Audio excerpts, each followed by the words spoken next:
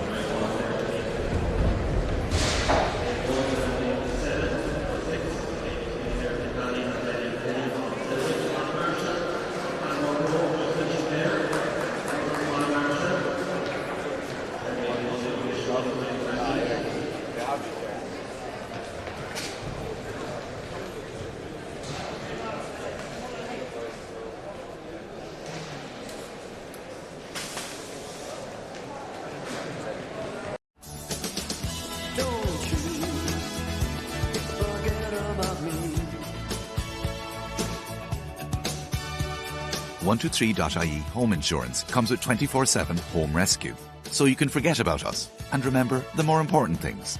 123.ie. Give better.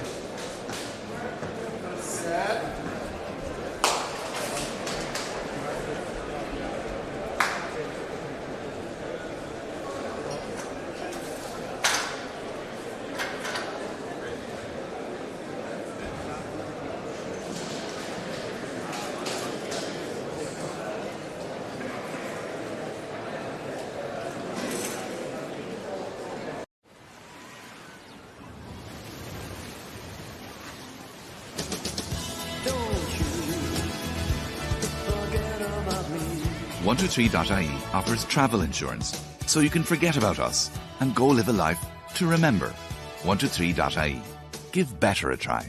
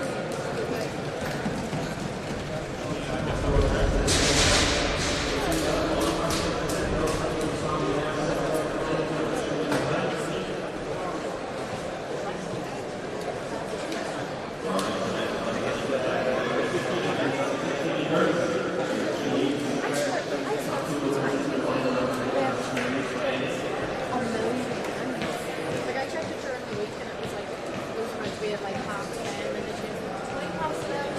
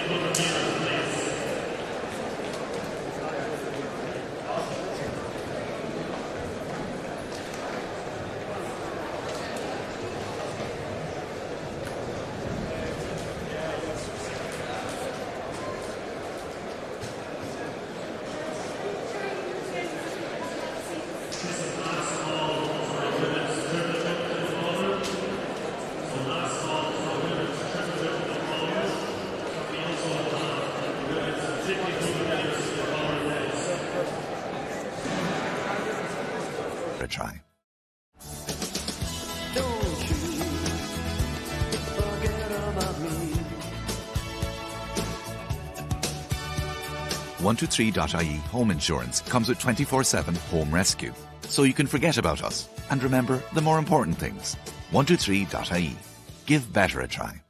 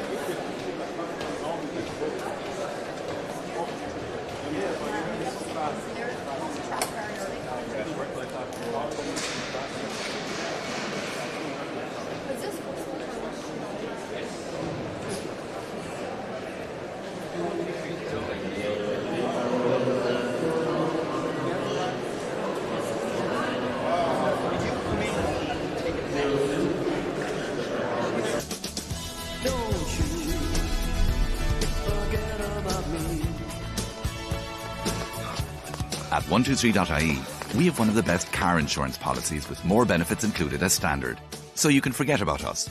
And remember the more important things. 123.ie. Give better a try. Don't you forget about me. At 123.ie, we have one of the best car insurance policies with more benefits included as standard, so you can forget about us. And remember the more important things. 123.ie. Give better a try.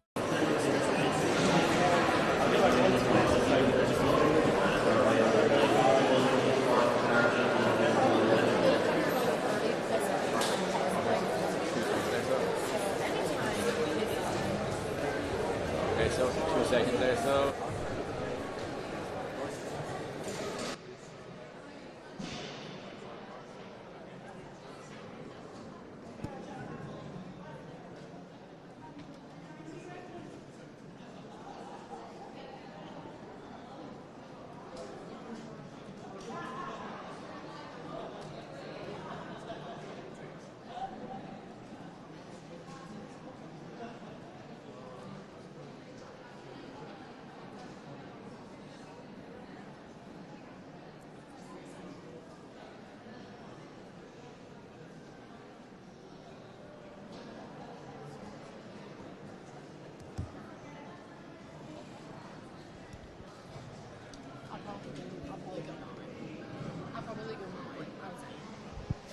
Well, hello and welcome to the 123.ie National Under-20 and Under-23 Indoor Championships in 2026.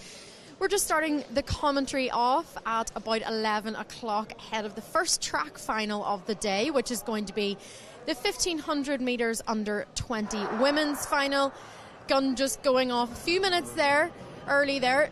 They were due off at 10 past 11, but the girls are ready to go. We'll take you through the lineup now.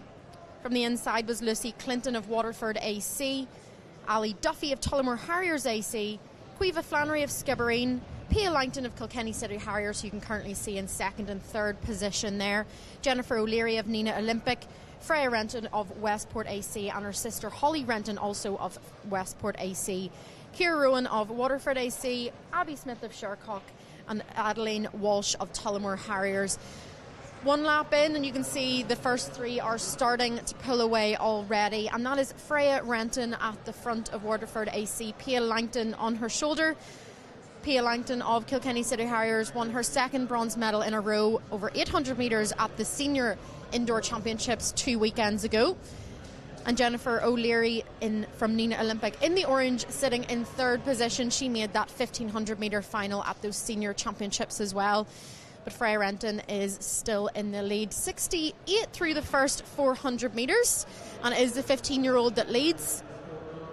Freya Renton won the Irish Schools Cross Country last weekend, and she is stepping up in age group today in Athlone. Pia Langton sitting right on her shoulder, looks like she's just going to take it on as they will be coming up to the 600 metre mark. Freya Renton having to take a check there as Jennifer O'Leary also slips into second place. They're going to hit the 600 metre mark in this race in around 1:44. So not too slow in this women's 1500 metre under 20 race. This is heat 1 of 2. A straight final situation here, so this is the faster of the 2 heats based on personal bests and season's bests. 4 laps to go, and it's still Pia Langton of Kilkenny City Harriers, Jennifer O'Leary and Freya Renton. And then behind them is Lucy Clinton of Waterford AC and Ali Duffy of Tullamore Harriers. Hitting the 800 metre mark in around 2:20. Jennifer O'Leary just moving round onto the shoulder of Pia Langton on the bend. Speed looks like it's pace looks like it's increasing a little bit here. Pia Langton still in the lead. She's not letting Jennifer O'Leary come around her here at this point. 3 laps to go. Freya Renton, the 15-year-old, still hanging in there. And it's still Ali Duffy from Tullamore Harriers and Lucy Clinton from Waterford AC in 4th and 5th position. With Freya Renton's sister Holly taking up in 6th. Still these 3, they lead now by around 30 or 40 metres. Big gap back to 4th place. The medals look like they're already decided as they're going to come up to 400 metres to go. Jennifer O'Leary making her move with 400 metres to go. Bashing shoulders with Pia Langton. Freya Renton probably tucked in there way out of trouble in 3rd place, which isn't a bad thing. Pia Langton just starting to stretch away from 2nd and 3rd position now. As they come up to 300 metres to go. Freya Renton going round Jennifer O'Leary. She looks like she could be the only one that's going to challenge Pia Langton in this final lap. And we're down to 2. Pia Langton and Freya Renton, the national senior medalist and the 15-year-old cross-country champion. Pia Langton takes a quick glance over the shoulder. She can see that Freya Renton is still with her. Jennifer O'Leary potentially looking beaten at this point, but Pia Langton is still pulling away. Freya Renton hanging in there. A little bit of a gap opening up between these 2 as they enter the final 100 metres. Pia Langton of Kilkenny City Harriers. Looks like there's only going to be one winner at this point. And it looks like it's going to be, closer finish than we expected. Freya Renton coming back there. Clock didn't stop, but I do think that could break the championship record from Eva O'Connor in 2020. Jennifer O'Leary coming through to take 3rd. And Ali Duffy of Tullamore Harriers, she looked disappointed with that. Close to the medals, chasing down Jennifer O'Leary in those final 50 metres, but just couldn't quite do enough to get past her and get on the podium. Very competitive race there. But Pia Langton, the certain winner. Here we can get a little bit of a replay, see how much Freya Renton made up in her in the last 20 metres. Took me by surprise.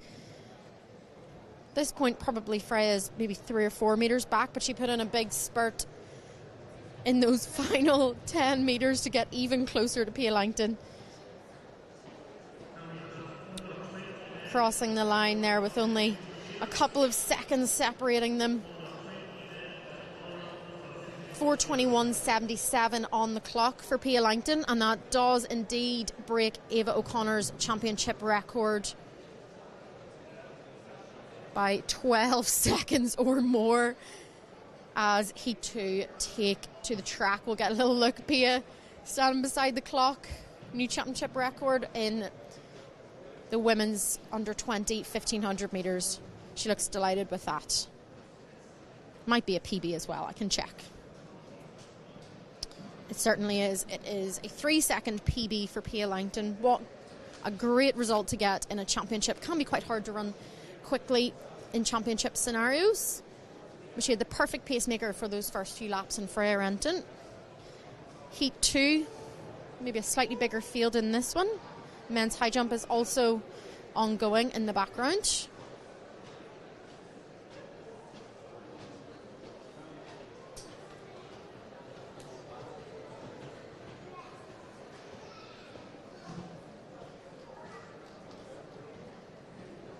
And that was Emmanuel Osas of Ratoath AC that we just saw clear the bar. He was a medalist in the National Senior Championships 2 weekends ago in the men's high jump.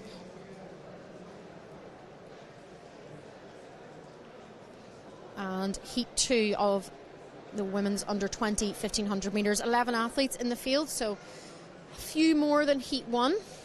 And of course, how the medals will be determined is that the results will be combined and that the fastest 3 times will be on the podium. But I would imagine, based on personal best in this second heat, that they've been seeded well. So in lane 1 from the inside, Hannah Cash of Newbridge AC, Isla Duncan of Clonliffe Harriers, Ashley Guinan of Lusk AC, Eleanor Kiernan of Mullingar Harriers, Lily Manning of Belgooly AC, Kyra Majara of Ratoath AC, Aoibhinn McEnany from Monaghan Phoenix, Clodagh O'Callaghan from Kilkenny City Harriers, Maeve O'Connor from Anracht, Clodagh Riley from Ratoath, and Ellen Sheridan also of Ratoath. So 11 athletes in this field.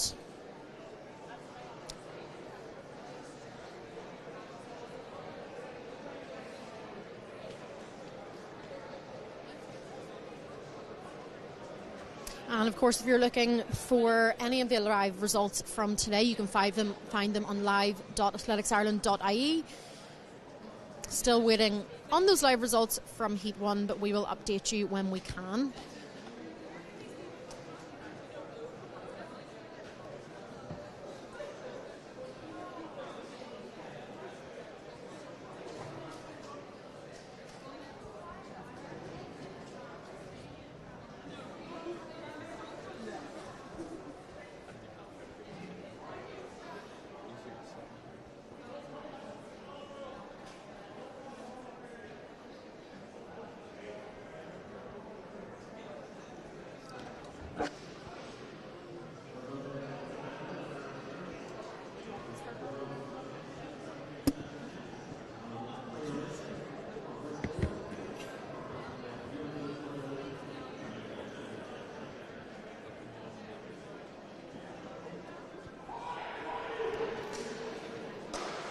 So Heat 2 of the women's under 20 1500 metres are on the track, and we're also having a look at the under 20 and under 23 men's triple jump.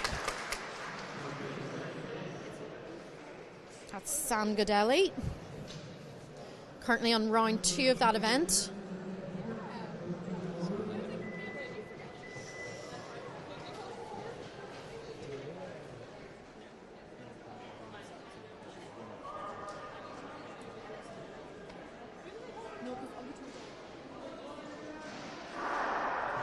And Heat 2 underway.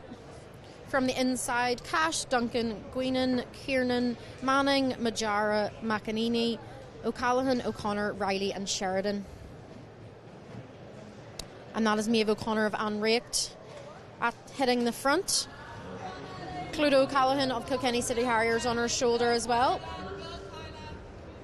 All very bunched at this early stage. And Eleanor Kiernan of Mullingar Harriers hitting the front as they go through the first 200 metres in around 35 seconds. They're not hanging around here. Well spread out at this stage. Bit of pushing and shoving in the middle of the pack. And it's still Eleanor Kiernan, Mullingar Harriers. Clodagh O'Callaghan of Kilkenny City Harriers on her shoulder. And Clodagh Riley of Rotooth AC in third position on the outside, with Maeve O'Connor of Anracht taking the inner position. The two athletes from Rotooth AC sitting in third and fifth. Looks like they might be working together. Slowed slightly there, 75 seconds through the first 400 metres. And it's still Eleanor Kiernan of Mullingar Harriers. No change in the order, as we see Ellen Sheridan, Rotooth AC, running really wide around that bend as they come on the home straight. 3 Rotooth athletes in this race. They could have a little bit of a plan together. Trying to pack well at this point. Pace is slowed a little bit, is bunched up again, as we'll get a split for 600 metres. 1:55 or so through that first 600 metres. No change in our leader though. Eleanor Kiernan is the one that is controlling this pace in Heat 2 of the women's under 20 1500 metres. Clodagh O'Callaghan of Kilkenny City Harriers also on her shoulder, and it looks like Kyla Majara of Rotooth AC was looking for a little bit of a run up on the inside, but she couldn't quite get there. And Isla Duncan of Clonliffe sitting in fourth position on the outside, with the 2 Rotooth athletes behind her, Clodagh O'Reilly and Ellen Sheridan. A little bit of a gap back to the rest of the field now as the gaps start to emerge. But we do have a new leader, Clodagh O'Callaghan. She was sitting on the shoulder of Eleanor Kiernan for a long time. She now hits the leads and she's stretching the gap back to Kyla Majara of Rotooth AC. Clodagh O'Callaghan of Kilkenny City Harriers now our leader, with about 8 or 10 metres back, I would say, to Isla Duncan of Clonliffe, but she looks like she has started to move. Sometimes you can get a little bit of a jump on athletes and they don't quite realise that someone is making a move. But Isla Duncan in second position of Clonliffe. Looks like she was maybe caught sleeping a little bit there, but wants to get back on with Clodagh O'Callaghan from Kilkenny City Harriers. So Callaghan, Duncan, Majara,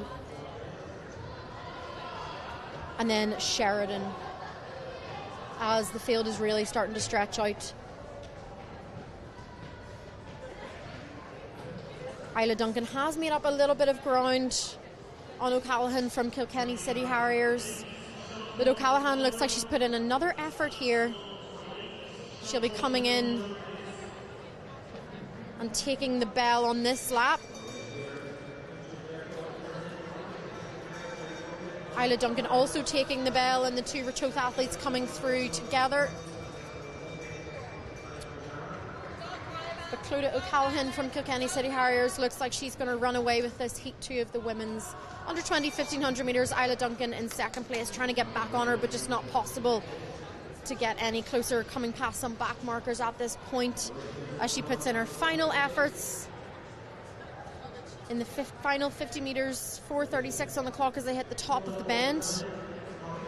No doubt about the winner of Heat 2, Clodagh O'Callaghan of Kilkenny City Harriers. Isla Duncan of Clonliffe, and then Ellen Sheridan of Rotooth coming through to take third.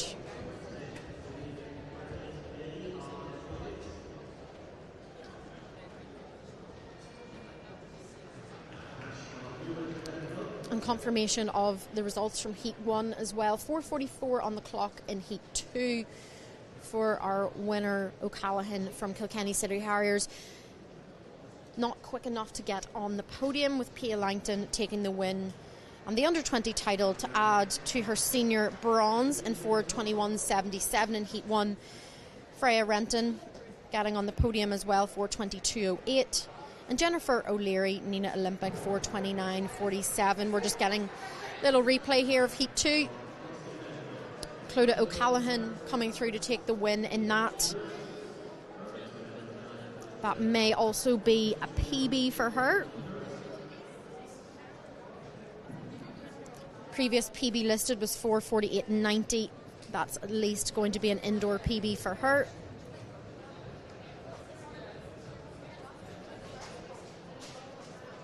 So yes, an outright PB for Clodagh O'Callaghan in the second heat of the women's under 20 1500 metres. As we see Emmanuel Osas take to the high jump runway. Oh, knocks that bar, gives it a good rattle.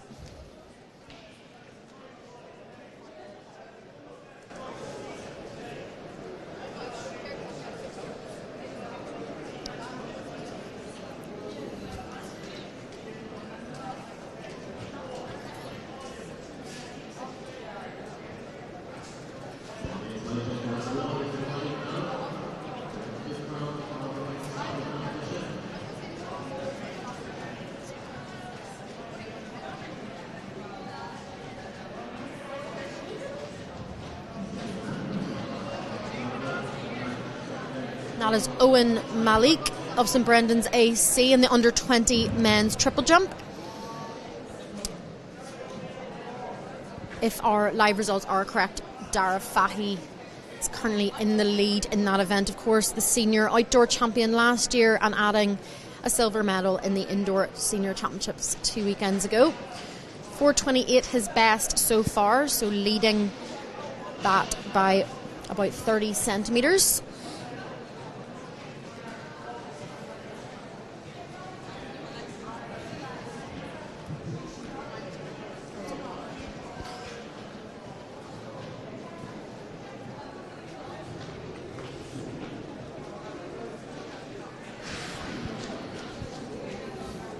Joined by Killian Sheeran in the commentary booth now. He's back from taking a few videos down on the track. Next up, we will have the under 23 women's 1500 metres. Just one straight final in this, Killian. Slightly smaller field, 9 athletes. Do you want to take us through them?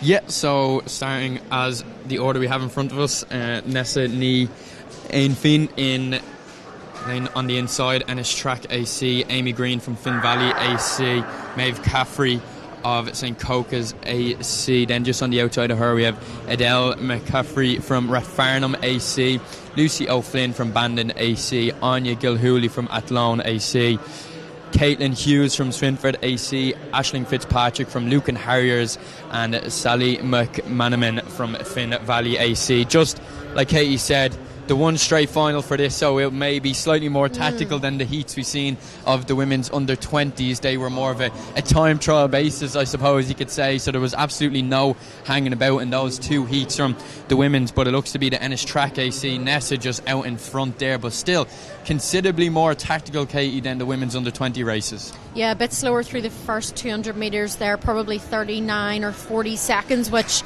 Nessa here at the front, she was 4th in the senior women's 1500 metres 2 weekends ago, and also represented Ennis Track at those European club cross country in the mixed relay. So she's a good athlete. She has an indoor personal best of 4:25.94, which she has set this year. So she's really the in-form athlete, I suppose, and is ranked 2nd in the under 23 age group behind Nicole Dinan so far. So she definitely looks like she could be the favourite, and she's definitely running like the favourite. Yes, she is indeed. She is indeed. These women still tightly bunched together, but Nessa, of course, had such a great run as well at those senior national indoor championships. Just behind her in the blue we can see the Finn Valley athlete Amy Green, and then Lucy O'Flynn from Bandon AC just sitting in behind as well. So there's still plenty of racing to be done. Nessa coming in with a PB listed of 4:27, so she's definitely the strongest athlete on paper coming into this field, and considering her form so far this indoor season. But these women have plenty of racing in their legs so far this year. Amy Green, of course, just coming off the back of the varsity indoor championships as well. This day last week she placed 2nd over the 3,000 metres. Of course, she's dropped down. A lot of the women in these races, Katie, possibly, and especially in the men's 1,500 metres as well, possibly 3,000 metre specialist, but the furthest any athlete has gone today is over the 1,500 metre distance. And as we say that, this field is really starting to string out with the Ennis Track AC athletes starting to put about 3 to 4 metres on the rest of the field. Yeah, 2:31 through 800 metres there, so not quick, and I don't think we're going to see NASA running a PB today, but she is stretching out the rest of the field, opening up a gap on Lucy O'Flynn from Bandon AC and Amy Green from Finn Valley in third position. Maeve Caffrey is also tucked in behind there in fourth, and it has Amy Green now making a move. She maybe got caught there a little bit, didn't realise that Nasa Nianafin was going to be making a move, but she is going to be trying to get back on her. Still Nasa Nianafin of Ennis Track. They're going to be coming up to take the bell. Or is this the 400 metre mark? I'm not sure. Nope, 400 metres to go. Would be the bell outdoors, Killian. It would indeed, yeah. A little bit more running to do here indoors, but there seems to be a serious gap between NASA and the rest of the field. An athlete, like we said, who is in such great form at the moment, but as you look further back in the field, just leaving your shot now, we can see a battle for second and third still on, but the winner of this race has been truly and well decided quite early on. We were expecting a possibly more tactical affair considering the straight final, but it seems to be NASA who, as she takes the bell, is going to enjoy this final 200 metres. The battle, like we said, for second and third and those podium positions is still very well on. Looks to be Maeve Caffrey of St Coco's AC has just cruised past Amy Green. She looks like she wants to try and take a claim for this silver, but Nasa Nianafin has opened up a massive gap on the field, almost 50 metres at this stage, just under around 45 as she enters the final straight in the women's under 23 1,500 metres. No doubt about the winner, Nasa Nianafin of Ennis Track taking the title. Clock didn't stop, but going to be a tough battle for silver and bronze. Maeve Caffrey of St Coco's AC just coming through, takes silver, and Amy Green of Finn Valley taking the bronze medal. 4:30.55 for Nasa Nianafin of Ennis Track. I suppose it's nice crossing the line there and knowing you've found your way onto the podium and there's no hanging about, no heats, just a straight final for these under 23 women, as you can see on your screen now. The final 50 metres for Nasa, and she looked really, really comfortable as she enjoyed the applause of the crowd here in the indoor stadium, and she was really, really strong in that race. I suppose, like we said, we possibly expecting a slightly more tactical affair there considering the straight final, but not to be on this occasion. And she also betters Emer Maher's championship record from 2024, so that is in both age groups. In the women's 1,500 metres we've seen championship records fall. If that time, of course, is accurate, 4:30.55 is showing up on the finish line clock in Athlone today, and that betters Emer Maher's championship record mark of 4:32.11, which she ran in 2024. Manuel Osas on the high jump runway. Second or third attempt at this, unless we missed one when that 1,500 metres was going on. Second attempt at 1:85. Unfortunately, another failure for Manuel Osas. Now, on the track, you can see the under 20 men lining up for the first of 3 heats. Big field, big entry in this one today, Killian. Yeah, there is, and a lot of these athletes here today got to experience a national senior indoor championships. I was chatting to Bobby Moore, who's listed in this race now, and he was made, of course, the men's 800 metre final, a truly strong up-and-coming athlete, but he just telling me about how he really relished in the moment. There was such a big crowd. Of course, there was a live stream as well, multiple photographers, and the atmosphere at those championships were such a great experience for these under 20 men, whether they were just in the heats on the Saturday or they found their way into the final on the Sunday, and to be kind of warming up amongst your amongst your heroes and idols. The 800 is an event in Irish athletics at the moment on both the men and women's side that's progressing at a rapid rate, and it was one of the blue ribbon events again on both the men and women's side of the weekend at the National Senior Indoor Championship. So a lot of these men are coming off the back of that great experience that they're going to take into today as they line up. It's a big field, like you said, Katie, for heat number 1 of the men's under 20 1500 metres. Ben O'Reilly, Murphy, Luke O'Sullivan, Sean Healy, Tom Murphy, Francis Donoghue, Charlie O'Neill, and a name to definitely keep an eye on in this race. Bobby Moore, like we mentioned, Matthew Mahoney, Jacob Kumek, Mate Ursachi, Jamie Wallace, Ferdy McDonough, Oisin Marr and Luke Merrigan. So a big field. Again, it's going to be on a time trial basis, similar to the under 20 women's 1500 metres. So I have a slight presumption that there's going to be a handful of men in this field that are going to back themselves from the start, and we could possibly see this race nicely strung out pretty much from the gun. There's a lot of men to keep an eye in. The Mullingar Harriers man Jamie Wallace coming in with illicit PB of 350. So there's a lot of men in this field who have been having really, really strong indoor seasons, like we mentioned, off the back of experiences at the National Senior Indoor Championship. So they're coming back to their own age groups now today, and they're going to be filled with confidence over a strong indoor season. But yeah, like we said, these men under 20 1500 metre heats are absolutely stacked, so don't be surprised if this splits straight from the gun, because there's going to be a lot of athletes in this field that are going to back themselves. Yeah, so Charlie O'Neill of Dunor Harriers, 3:56 this year, one of the fastest in the field as well. And they've started them in 2 separate banks, so as you can see there's cones on the track, and they will come together here at what is usually the 400 and 800 break mark, or the new 800 metre break mark. Lots of yells going through the stadium, lots of encouragement for Bobby Moore of Bray Runners as he hits the front. Also Jamie Wallace of Mullingar Harriers tucked in behind him.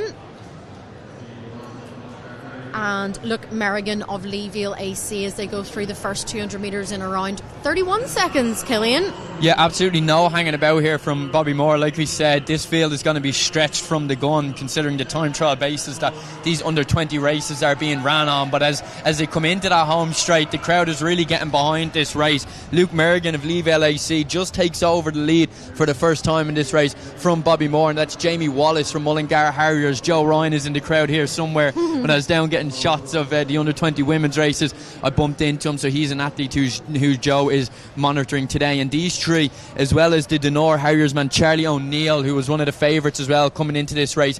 He was in the B 3000 metres at the Senior National Championships, Indoor Championships, only 2 weeks ago now, so he won't be letting the rest of this field get away. But it's nicely strung out at the front, but the lead hasn't changed since Luke Merrigan of Leeville AC took over from Bobby Moore. And with 5 laps remaining, there's a lot of racing left to do. It's nicely strung out, Katie, but there's a lot of men in contention here that's going to be back in their kick. Yeah, definitely. Almost looks like Luke Merrigan has opened up a slight gap on Bobby Moore. I'm not sure if maybe he's just feeling particularly good.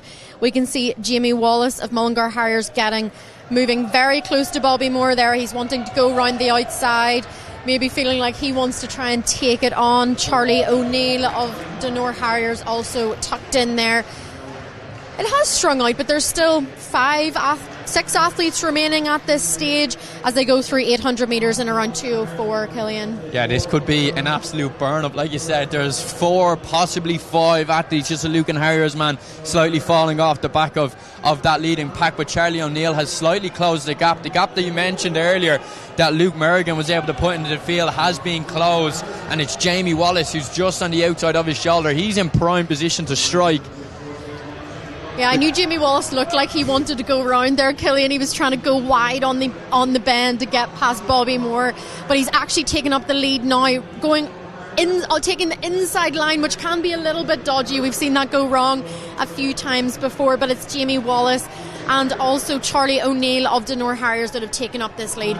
All the changes as we enter the final 400 metres. As you say that, as we enter I suppose, like you said, the final lap in outdoor conditions, but there's still plenty of racing to be done here as Jamie Wallace looks to put another surge in, but he can shake off Charlie O'Neill from the Nora Harriers. These two men having had such great school cross-country seasons this year, and they brought that form into the indoor season. Like we said, we've seen them compete at the National Indoor Senior Championships over the 3,000 metre distance, but they put their spikes on today for some faster racing conditions. They cut their usual indoor distance in half, but they're really putting on a show here. This race from the gun was completely strung out. You can see reams and reams of athletes as Charlie O'Neill takes the lead for the first time in this race. The black and white of the Nora Harriers is pumping his arms all the way with 100 metres to go. He's put about 5 to 10 metres on Jamie Wallace with just one kick. Jamie Wallace probably done too much of the work early on in this race as the crowd gets behind Charlie O'Neill of the Nora Harriers. He is going to be the winner of Heat 1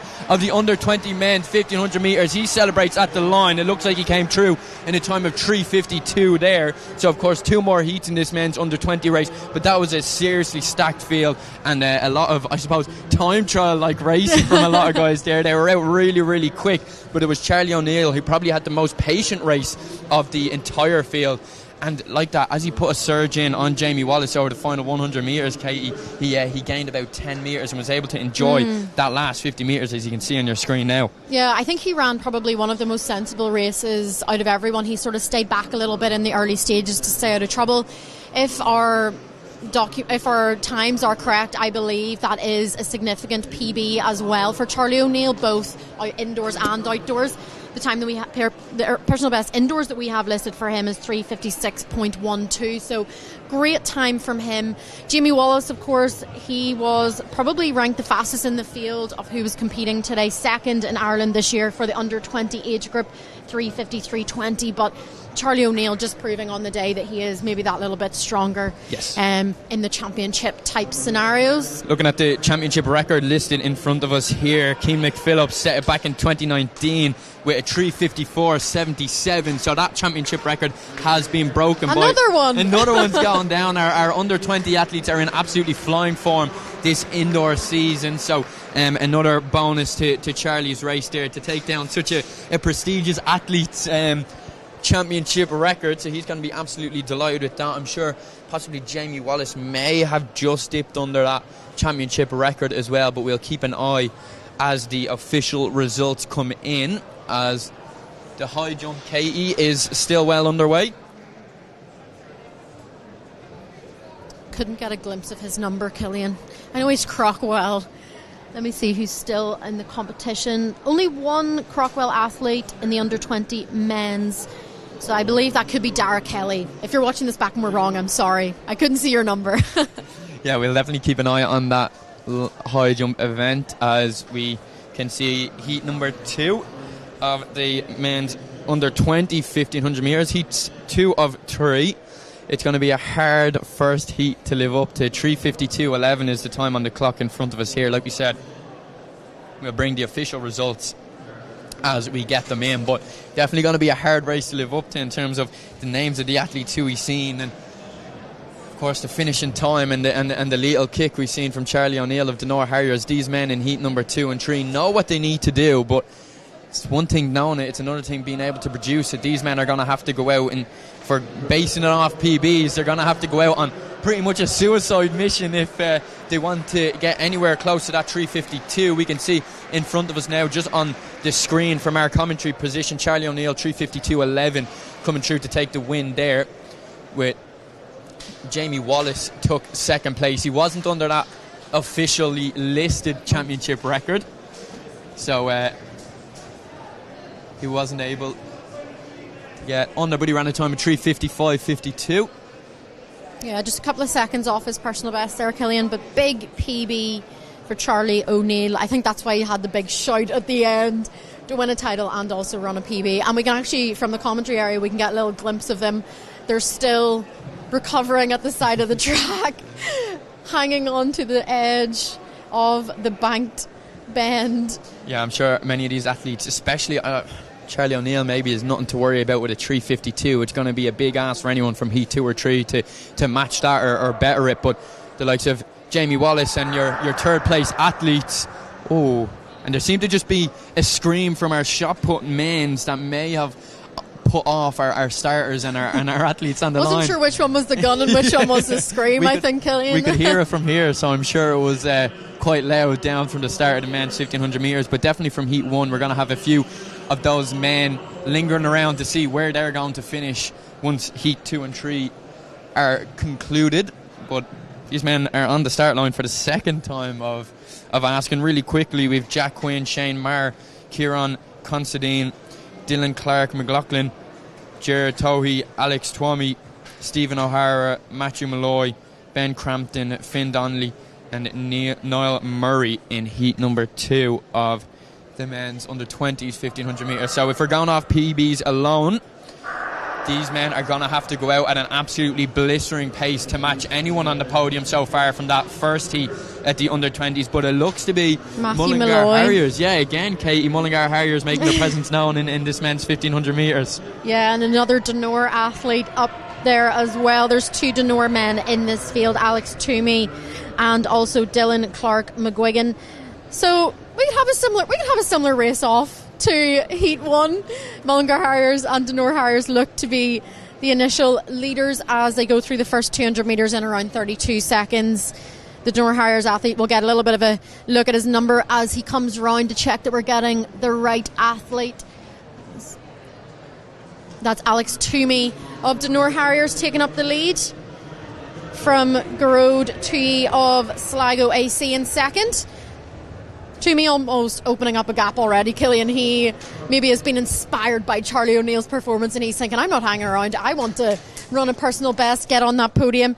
Yeah, pretty quick through 400 metres there, 62 seconds on the clock or so, and he's opening up probably a 5 to 10 metre gap at this early stages. Yeah, he knows exactly what he needs to do after watching heat number 1, so he's definitely not hanging about. And that's Finn Donnelly of Vertouth AC leading the charge behind him. Kind of looks like he's maybe slowed down a little bit, or else Finn Donnelly has realised what's going on and wants to take a little bit of chase.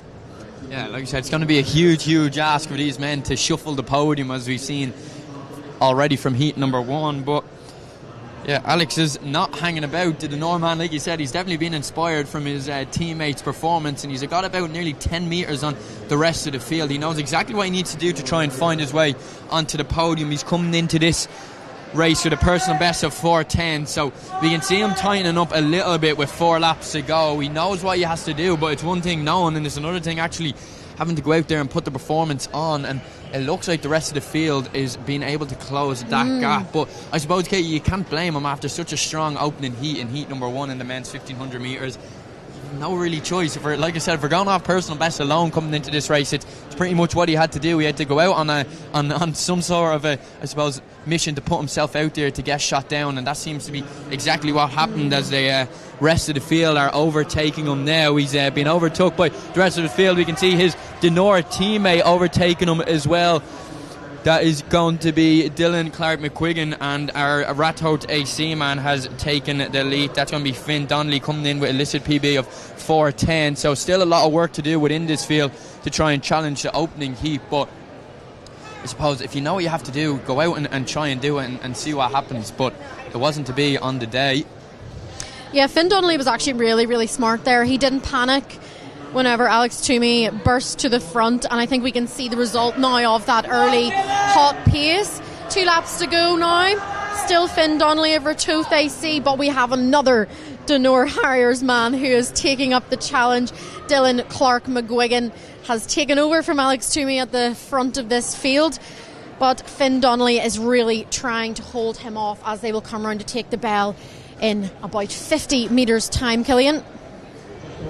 Yeah, it's look, it's one thing making it onto the podium, but it's another thing winning your heat, and you can only race the athletes that's in front of you. So there's going to need to be a strong last 200 metres from any of our 3 men currently who have broke away from the rest of the field if they want to find their way onto the podium. But it looks to be the Mullingar man Matthew Malloy who's taking the lead with 100 metres to go. A really strong final lap from him with that iconic leaning form as he seems to be struggling and feeling the lactic as he comes in with 50 metres to go. But is it going to be enough to find his way into even the 3rd place position?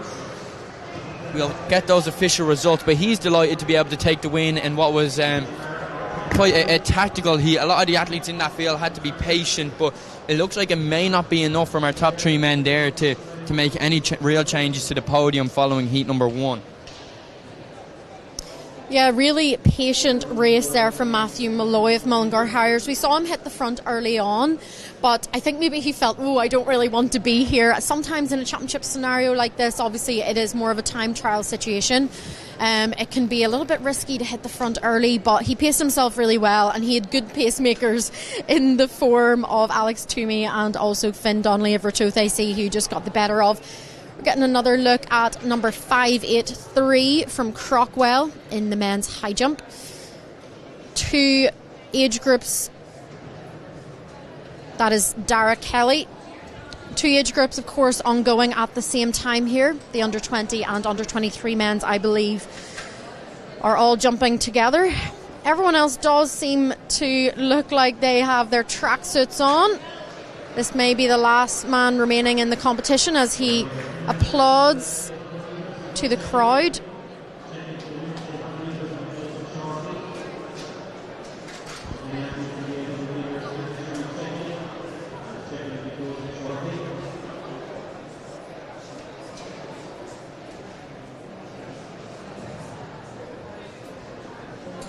Next on the track will be that heat 3 of the under 20 men's 1500 metres. 35 athletes competing in this event in total.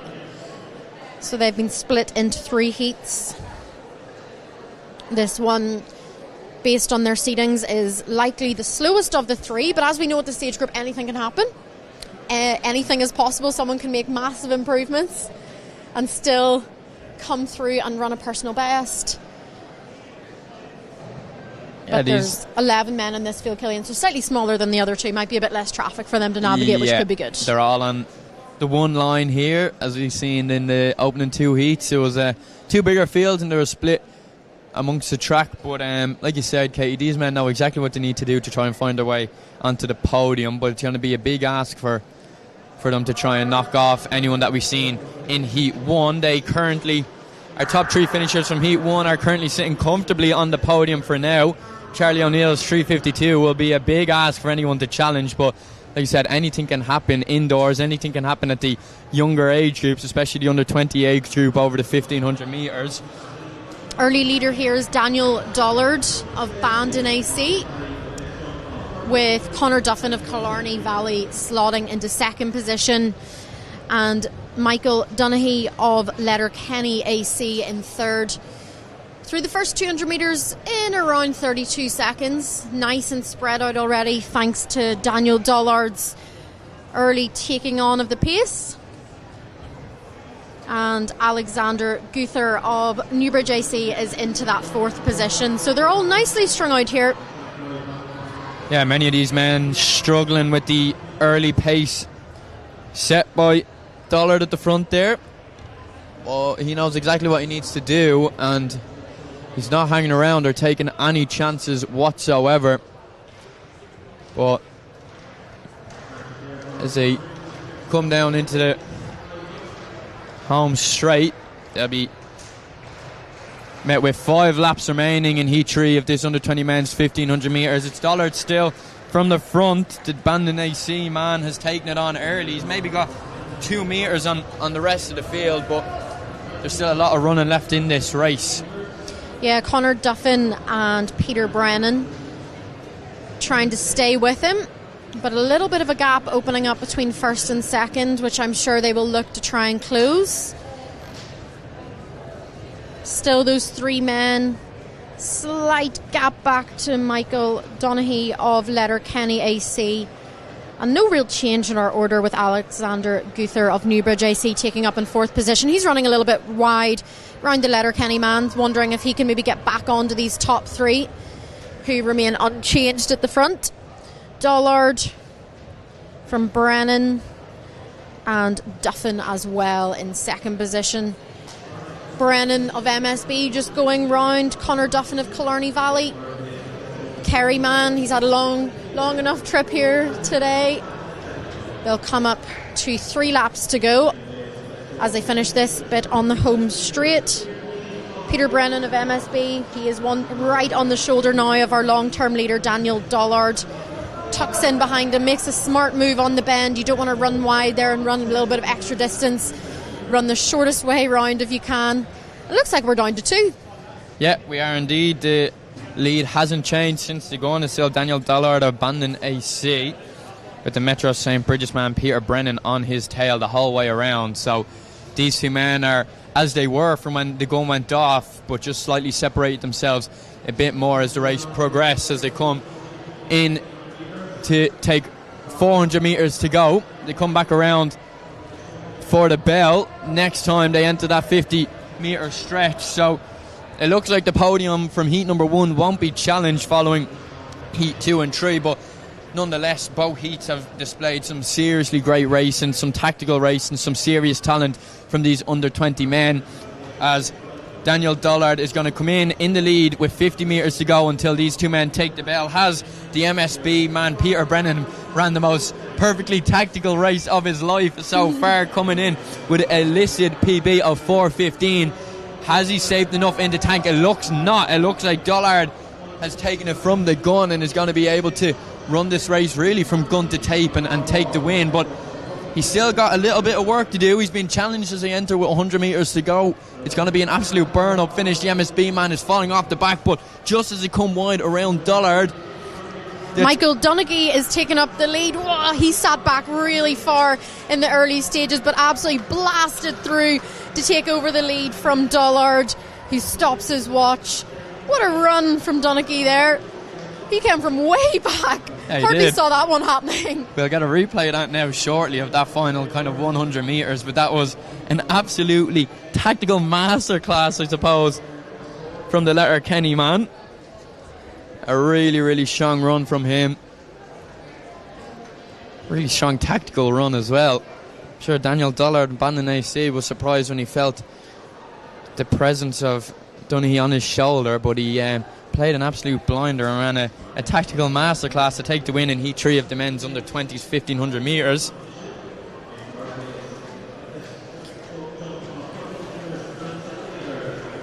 Still some athletes coming through here.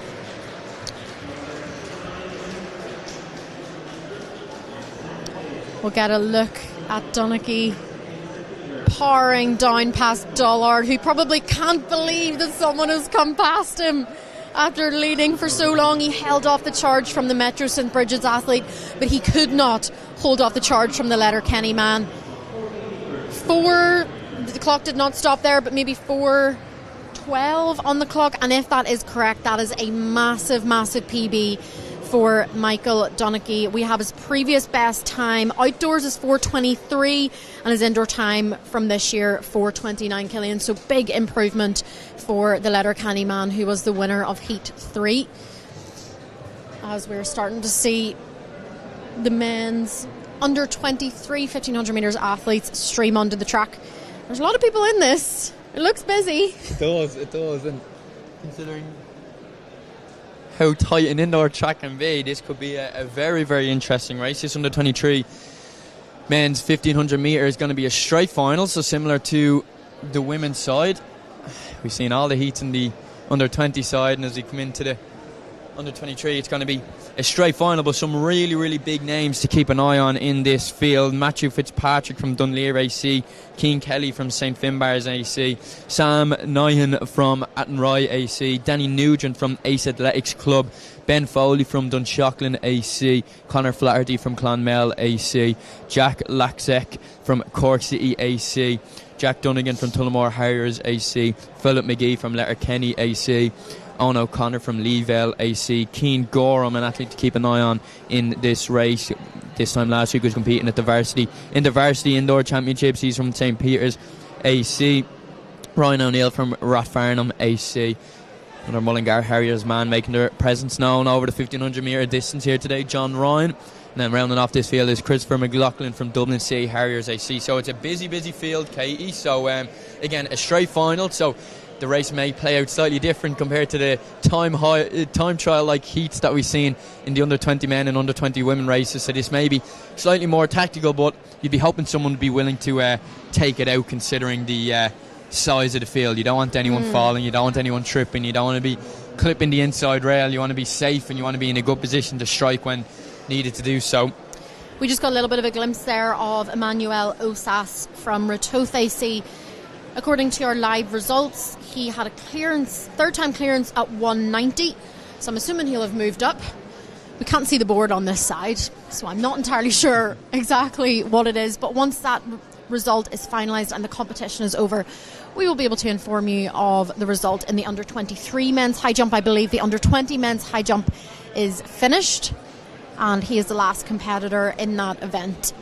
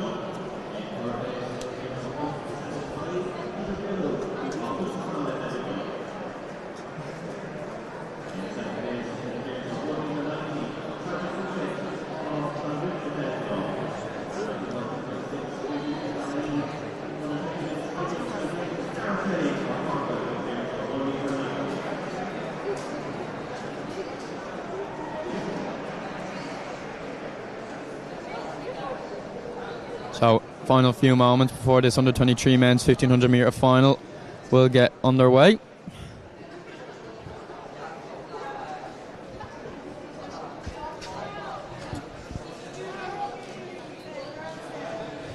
The races so far today have been really quick. We've seen 3 championship records broken so far in the first track finals. Luke McCann's 3:48.03, set back in 2019. Possibly not under threat here today, but, you know, considering it's a straight final, it might be a more tactical affair, but there's definitely some high-quality athletes in this field, just as they're under starters' orders now. And they are away. It looks to be Lee Vale's Owen O'Connor who is off to the quickest start.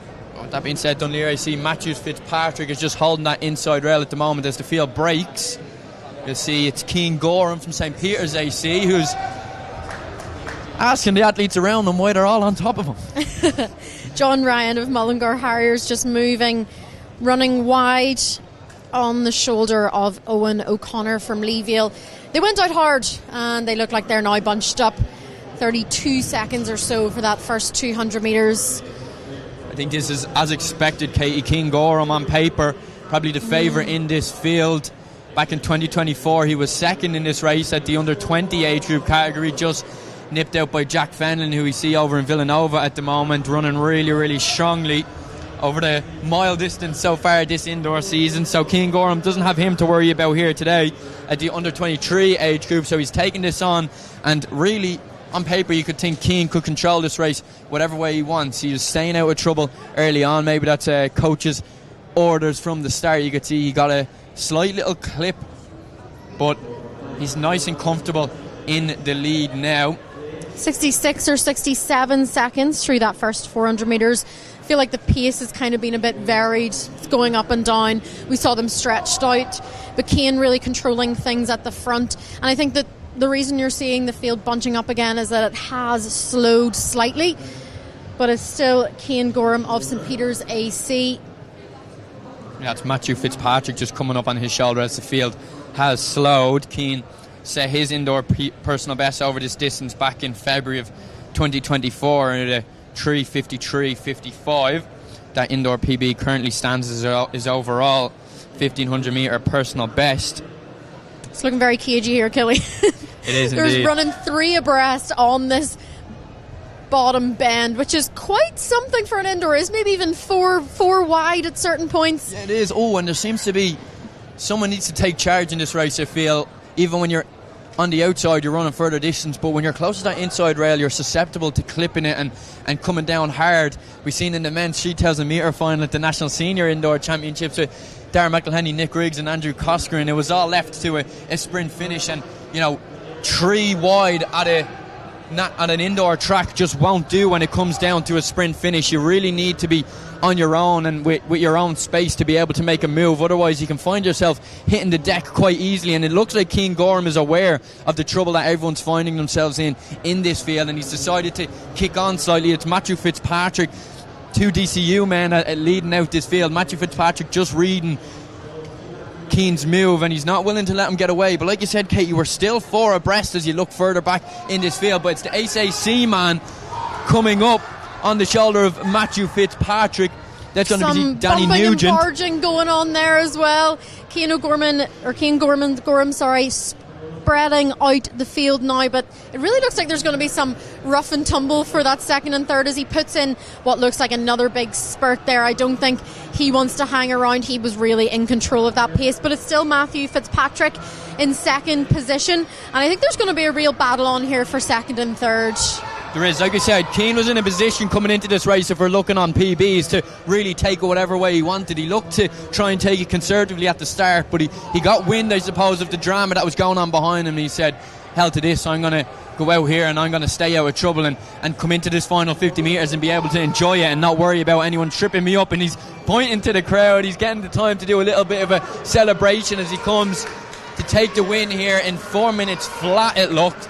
That's conservative enough for Cian Gorham. Ryan O'Neill of Rathfarnham AC, he made a really, really big move on that top bend. Almost used a back marker as an advantage to get past Matthew Fitzpatrick, who was a little bit caught up in that move. He ended up taking third position in the men's under 23 race.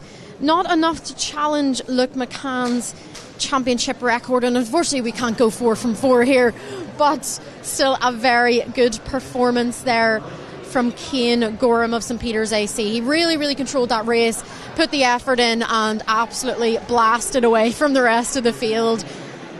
Yeah, you can see on your screen there 4:00:22 from Cian Gorham. If we're going off PBs, that's quite conservative enough for him, but he done what he needed to do in a championship race to come away with the win, and you can see the gap there that he has on the rest of the field, and we get a glimpse of his celebration, a little point to the crowd from the St Peter's AC man as he comfortably enjoyed that final 50 metres. But again, 4 minutes flat for Cian is conservative enough. He has a strong winter behind him, and he came into this race looking to try and take it from the gun, but take it conservatively, and was hoping to maybe be challenged slightly over the final portion of that race. But with all the drama that was going on behind him, he wasn't leaving it up to luck or willing to let anybody dictate the race in terms of possibly anyone hitting the deck. And that's the thing with indoor racing. Once the field is bunched together, it doesn't matter what personal best you have. If you hit the deck, you have a lot of work to do to try and come back and make up the ground. So Cian Gorham with a really, really commanding win there in the men's under 23 1500 metre final, as the women's long jump is just getting underway now in the middle of the field.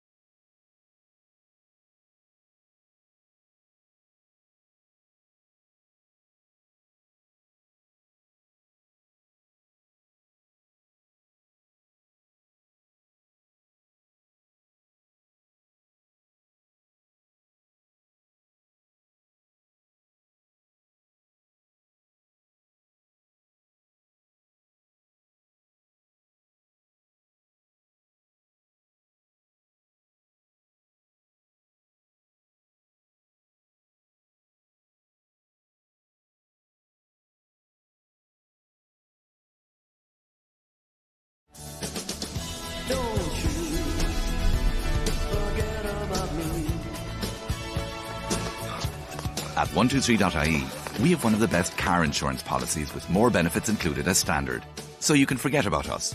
And remember the more important things. 123.ie. Give better a try.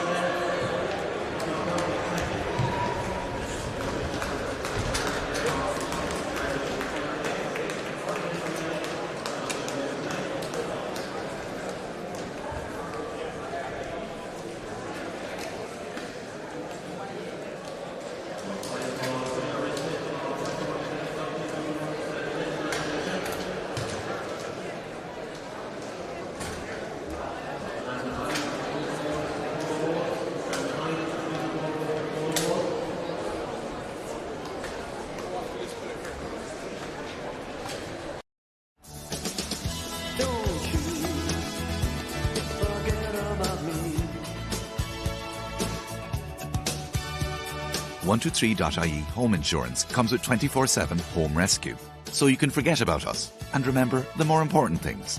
123.ie. Give better a try.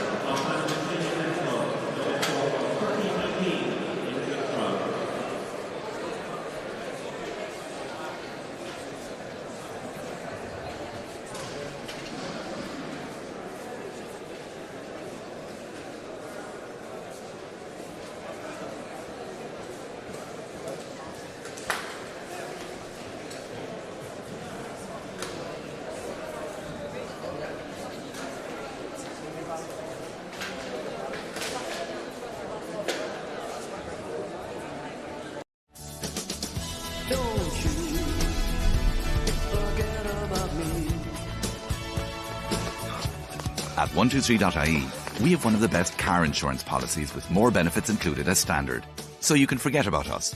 And remember the more important things. 123.ie. Give better a try.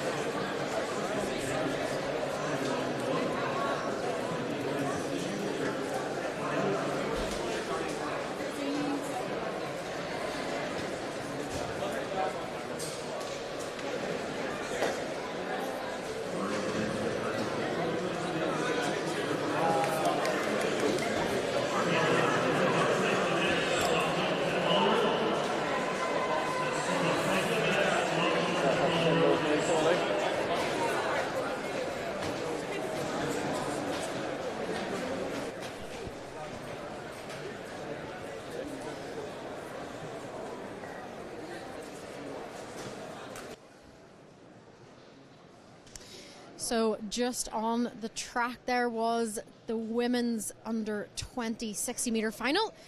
Going a few minutes early, but the winner was Angela Shalika of West Coast AC. 7:50 on the clock for her. We're just getting a little look at the replay. Pretty tight at the finish, it looked like, for those top three positions, all finishing within 0.04 and 0.02 of each other. But Angela Shalika of West Coast AC getting the win. Really tight finish with Tiffany Naugozi of Belguli AC and Gloria Ogby Bochi of Tala AC finishing in third in 7:56. Men's under 20 60 metre final is on the track next. Yeah, and I think it's important to mention Pia Langton's superb win in the women's under 20 1500 metres a little bit earlier on. Of course, there's a new personal best, a new championship record, and she also ran the qualification time for the World Under 20 Championships, which will be taking place in Eugene, Oregon later this summer. So well done to Pia. There was also some other qualification marks in that race. I think Freya Renton ran the under 18 time, so that was good for her. She was very close on under 20 time as well. She was right behind Pia in the race. Yeah, so really quickly, the 60 metre final for the under 20 men's: Matt Denzel Murgy, Ainan Duncan, Joshua Ayujula, Kieran O'Farrell, Kai Harris, Ronan Ryan, Philip Oforajama and Gavin Witter. So this is the final of the men's 60 metres at under 20. It looks like Ronan Ryan is coming through really, really strong. Similar to the under 20 women's, that was a really close finish. It looked like we lost two hamstrings. athletes, yeah, along the way, and I think we have another athlete cramping up just on the end of the bank there as we get the results. And it looked to be O'Farrell who came away. Kieran O'Farrell from the North Harriers AC, who took the win there in a time of 6:92. Personal best, I think, for Kieran. We'll have the live results. The board in front of us is just changing now, saying Kai Harris has come away. You can see a really strong start, really even across the field. And the Norman in the middle there just starting to pull away. Ronan Ryan working really, really hard as well. But possibly seemed to be the North Harriers Kieran O'Farrell.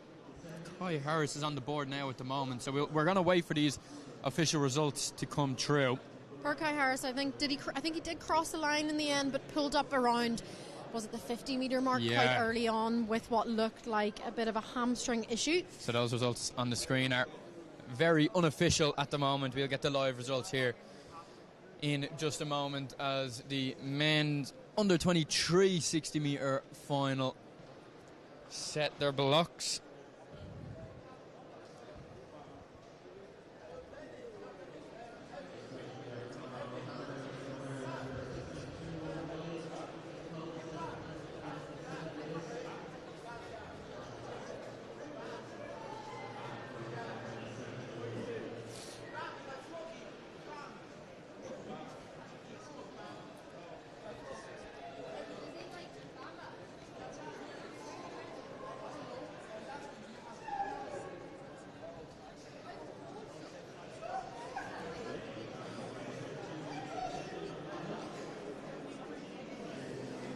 So the start list for this men's under 23 final: Keelan O'Coonan from Lagan Valley goes in lane 1. Sean Harmon of Clonliffe Harriers goes in lane 2. Luca Logue Fonseca of Clonliffe Harriers goes in lane 3. Jimmy Moffat from North Down is in lane 4. Manuel Akinrole of Titans AC is in 5. Kem Onwaruma of Metro St. Bridget's goes in 6. David Ogobu of Naas goes in 7. And Sean Owens makes up the field in this under 23 men's 60 metres in lane 8. Yeah, and really quickly, the official results for that 60 metres under 20 men's final. It's confirmed the North Harriers Kieran O'Farrell took the win there in a 6:92. He had a really, really strong second half of that race. The Olympics Ronan Ryan just on his outside came through. The margins were very, very close. His official time is 6:92 as well, so it came down to hundredths of a second there for the top two positions, and it was Joshua Ayujula from Fast Twitch AC to round off the podium in 7.01, with KED's men in the under-23 60-metre final are currently under the starting orders. Yeah, I believe Ken Omoruma is, I think, the fastest in this field today. 6:77. Personal best so far this year for him. Finished 4th at the National Championships 2 weeks ago.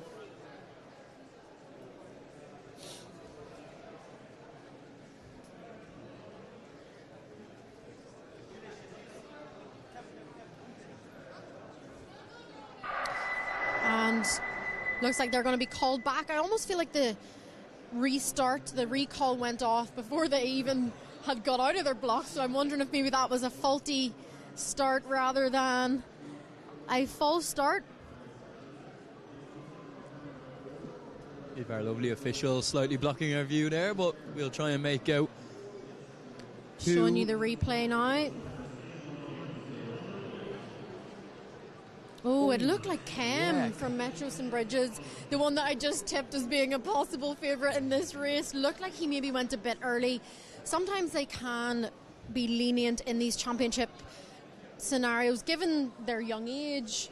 But it looks like she is approaching Cam, giving him a red card. Cam saying no, but as we saw in the replay there, he definitely did seem to go a little bit early. It can be very upsetting for athletes when that happens. I don't think false starting is an intentional scenario in any case, but yeah, it's really blown the rest of the podium wide open here for this race. I know Cam had some issues in terms of false starts this time last week at the InterVarsity Championships. He was lucky and he was just given a warning in that scenario. He was able to finish that race and finish second just behind Jesse Osas of UCD this time last week. So those challenges seem to be lingering slightly. We did see on the replay there that there was a twitch just before the gun from Cam. He is appealing it. We can see him for our commentary view. He's appealing it with the officials, so whether it's going to be a case of running under protest, I'm not sure if that's something that has been done at the under-20 or under-23 national championships, but he's persistent that he didn't false start, so we'll have to see the decision that these officials come up with. We can see him just moving away there. Is he going to head back to his blocks? There's a possibility he could run under protest in this scenario as well. So that is Jackie, top official from Athletics Ireland, on the right. Well experienced official. She knows what she's at, so I'm wondering. Okay, so it seems like he's going to run under protest. He's going to be allowed to run, but the false start is going to be reviewed once the race is over. So hopefully Cam can kind of settle down and, you know, run with a calm head. Of course, Emmanuel Akinrolli, another seasoned sprinter on his left-hand side, your national outdoor under-23 200-metre champion, of course, decided to step down the distance here. We've seen him, of course, in the national senior championships as well, so he's decided to come down to the 60 metres. On who's in lane 4? Is Jamie Moffat in lane 4? Jamie Moffat of North Down is inside. Him and Emmanuel Akinrolli are really, really close together on their season's best this year. So even if Cam does end up being disqualified, could be a very close race for that title between those two, Akinrolli and Moffat in lane 4. Another issue, the Crusaders AC man Sean Owens wasn't happy about something. He put his hands up and the rest of the field had to stand up, but just while they were under the starters' orders, Sean Owens didn't seem to be happy with something, so hopefully on the third time of asking they can get away. I will say this is good practice, right? Like, this can happen in any scenario. The waiting around, the nervous energy, learning how to manage yourself is really, really important. So hopefully this is a good experience for them all and they can resettle themselves into their blocks.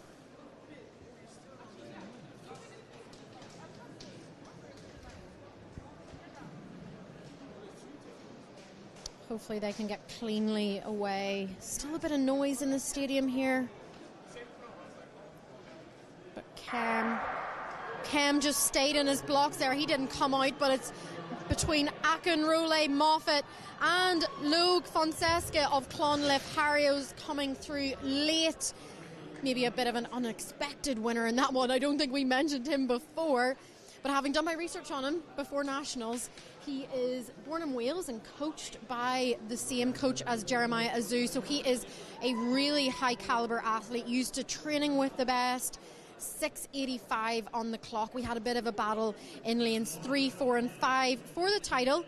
Kem staying in his blocks, which is an unusual decision in that scenario, but maybe mentally not able to go with it. Moffat got a really, really good start, along with Luca Logue Fonseca as well, who eventually took the win. He actually opened up a really big gap on the rest of the field in those final 10 metres or so. And his Clonliffe teammate, Sean Harmon, who put his hand in the air as well, he did pretty well as well. 4th place, 6:84 on the clock. Yeah, and disappointing there for Kem, of course, an athlete of high calibre, and was in real contention to find his way onto a national under-23 podium here today over the 60 metres. But, you know, something like a false start and an appeal and running under protest, you know, it's the 60 metres, it comes down to fine margins as it is, and when you have all that playing on your mind, it makes it even harder, and Kem obviously not able to settle down, unfortunately, enough to be able to get the start that he felt he would have needed to be in contention in that race. So he decided to just stay in the blocks, mind the body possibly, and that wasn't meant to be today. But we know the calibre of athlete that he is, and we know that, you know, if he was able to compete now, he would have been in real contention for a medal there.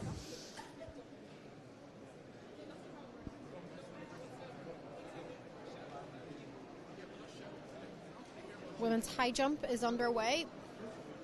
I think this is just the very beginning of this competition. No live results on the screen for us yet.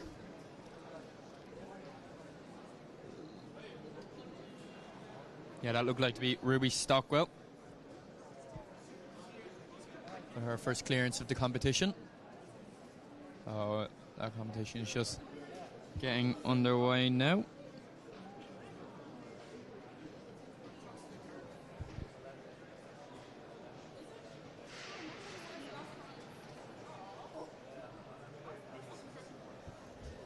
Jade Muirhead, Crockwell AC, competing in the under-23 competition, so those fields are combined. Quite a few athletes to get through. First height that the athletes faced was 145.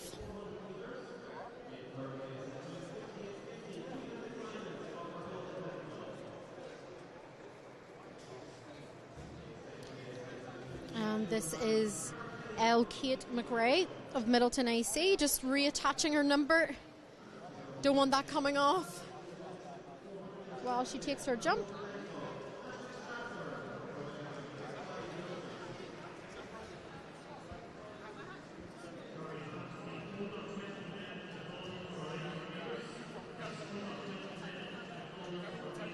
Failure at that height for Kate McRae of Middleton AC.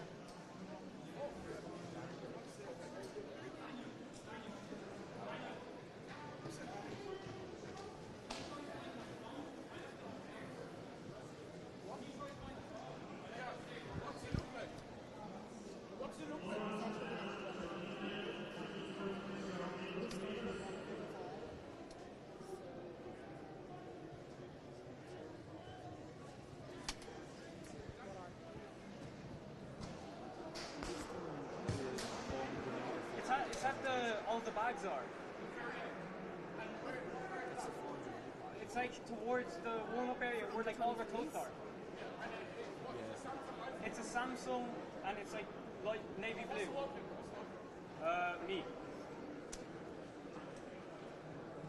Yeah, it must have been a straight final. The under 24.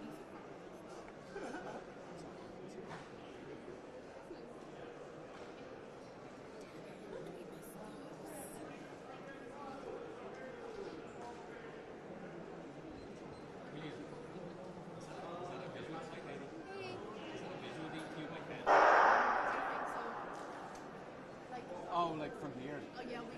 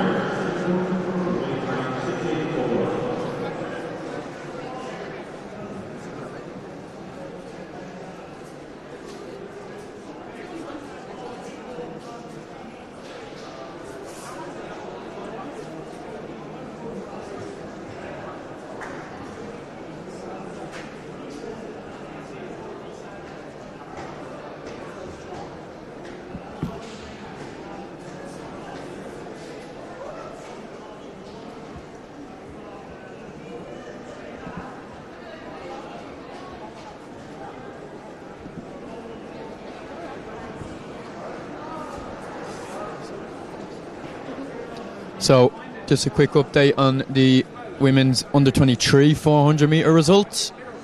That was a straight final across the heats. So, your winner in the women's 400 metres was Ashton Stratford, Ratho's AC, with a time of 55.06.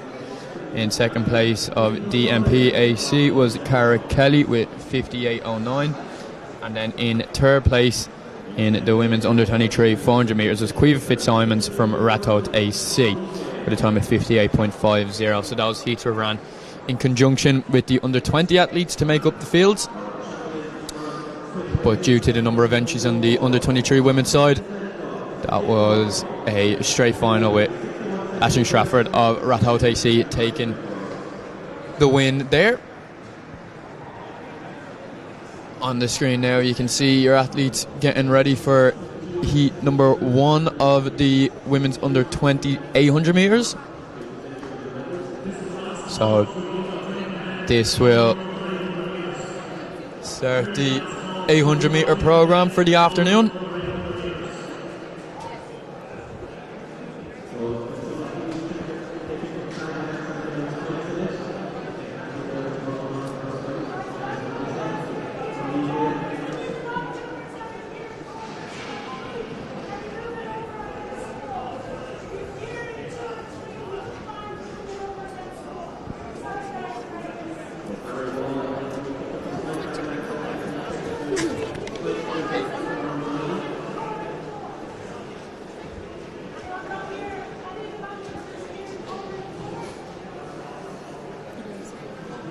So these under-20 women's 800 metres is also going to be a straight final. Of course, there's heats down on the timetable, but that's obviously subject to how many athletes actually enter into the competition. So a field of 12 athletes here for the women's under-20 800 metres.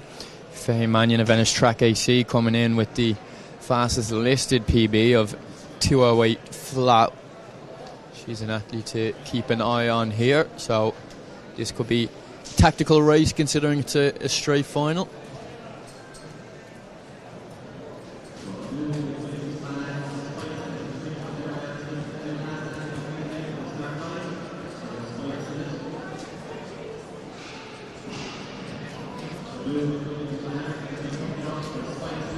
So they're going to start them in 2 banks, which will see them break at the old 800 metre break line, but in 2 groups.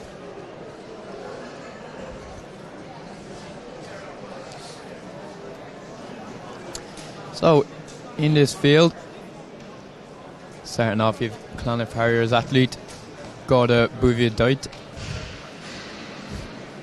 Lauren Dinan from Leeville AC, Ariella Crotty from Tullamore Harriers AC, Maria Murnane from Clarny Valley AC, Robin Carey from Lusk AC, Ciara Delaney from Skibbereen AC, Annabelle Lawler from St Albans AC, Neela McKenna from Monaghan Phoenix AC, Freya Bateman from Belgooly AC, Leah Ryan from Metro St Bridget's AC, Faye Mannion from Ennis Track AC, and Grace Connell from Ratho's AC.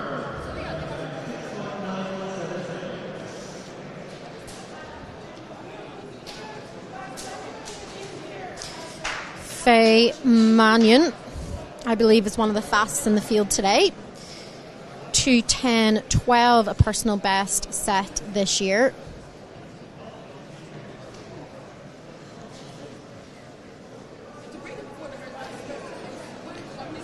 Freya Bateman as well has run 2:12.65. And Leah Ryan, 2:10.80. So plenty of quick times. And if this is following suit as our 1500 metres did, I don't know if they're going to hang around. We'll see. I don't know. It's tricky compared to the... I know we keep referring to them as time trials when there's heats and they're based off, fastest from the heats is your winner. They end up being probably slightly quicker because no one likes to take a chance. But as we can see here, this looks to be strung out from the start. That's Freya Bateman from Belgooly AC, who's took charge of this race pretty early on. Leah Ryan from Metro St. Bridget's just on her shoulder. So BNC, like you said, Katie, there's absolutely no hanging about here, and this field is stretched out early on. And they're going through pretty quick as well. 31 seconds high for the first 200 metres. Freya Bateman taking them through nicely there. Maybe having a bit of a target of some of those qualifications for underage championships later on in the summer. Faye Mannion of Ennis Track is also running quite wide in this race, right on the shoulder of Lauren Dinan of Leaviel AC. But Freya Bateman putting down a marker here, leading this field out. And right behind her is Leah Ryan of Metro St. Bridges. But she is opening up a little bit of a gap as she goes through in about 65 there, Killian. So this is a really good pace. Faye Mannion of Ennis Track, she sees the Freya Bateman has made a bit of a move, and she's looking to follow that. Yeah, she's not letting her get away that easy. She was trying to find a gap to get into that inside rail early on, but she just wasn't able to. And it's Freya Bateman who has a commanding nearly 20-metre lead on the rest of the field already as she comes in with one lap to go. Bateman takes the bell, and she's taken this race from the gun with an absolutely great run. Yeah, MSB really. athlete early on tried to hang on, but she just wasn't able to, and the rest of the field just let Bateman get away from them. Yeah, on indoor PBs as well, Bateman is actually 2 seconds slower than Faye Mannion. Faye Mannion. You literally would not know that based on the gap right now, but it does look like Bateman might be tying up a little bit. But I'm not sure if Mannion's going to be able to come back to her in this under 20 800 metres final. Lots of shouts for Freya up above us here. They are willing her home. 2:09.3 on the clock. Smiling there. That is a personal best indoors. Big improvement on her season's best so far this year. 2:10.82 was her previous best indoors, which she set in 2025. So taking a good chunk off that. Got a little look at that final 50 metres for Freya Bateman. Fantastic win for the Belgooly AC athlete. Led it out from the start, was brave, set a fast early pace, and was rewarded with the under 20 championship title. Coming through to take second was Faye Mannion of Ennis Track, and potentially Leah Ryan of Metro St. Bridges maybe getting the dip on the line there for second. But a fast time for Freya Bateman. I'm going to have a little bit of a look and see if that is a qualification time. Freya is still under 18, I believe. The time for those European under-23 championships is 2:09.50, and 2:09.31 would be under the required mark for those championships. Freya is still only 16 years old, so she would be eligible for those European under-18 championships, Killian. Yeah, she will she indeed. Secured the time. Taking place in Italy later on this summer, so we keep seeing, of course, multiple championship qualification times. Freya Renton in the 1500 metres a little bit earlier on in a 4:23. So you heard her European under-18 qualification standard. Of course, all those qualifications subject to selection a little bit later on this year, but nonetheless, some absolutely superb runs from our under-20 athletes this afternoon.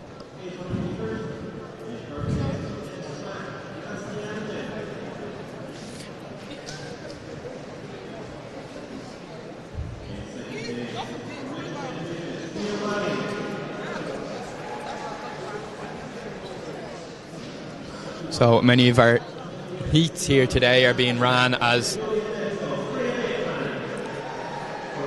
finals in terms of who the fastest qualifiers are.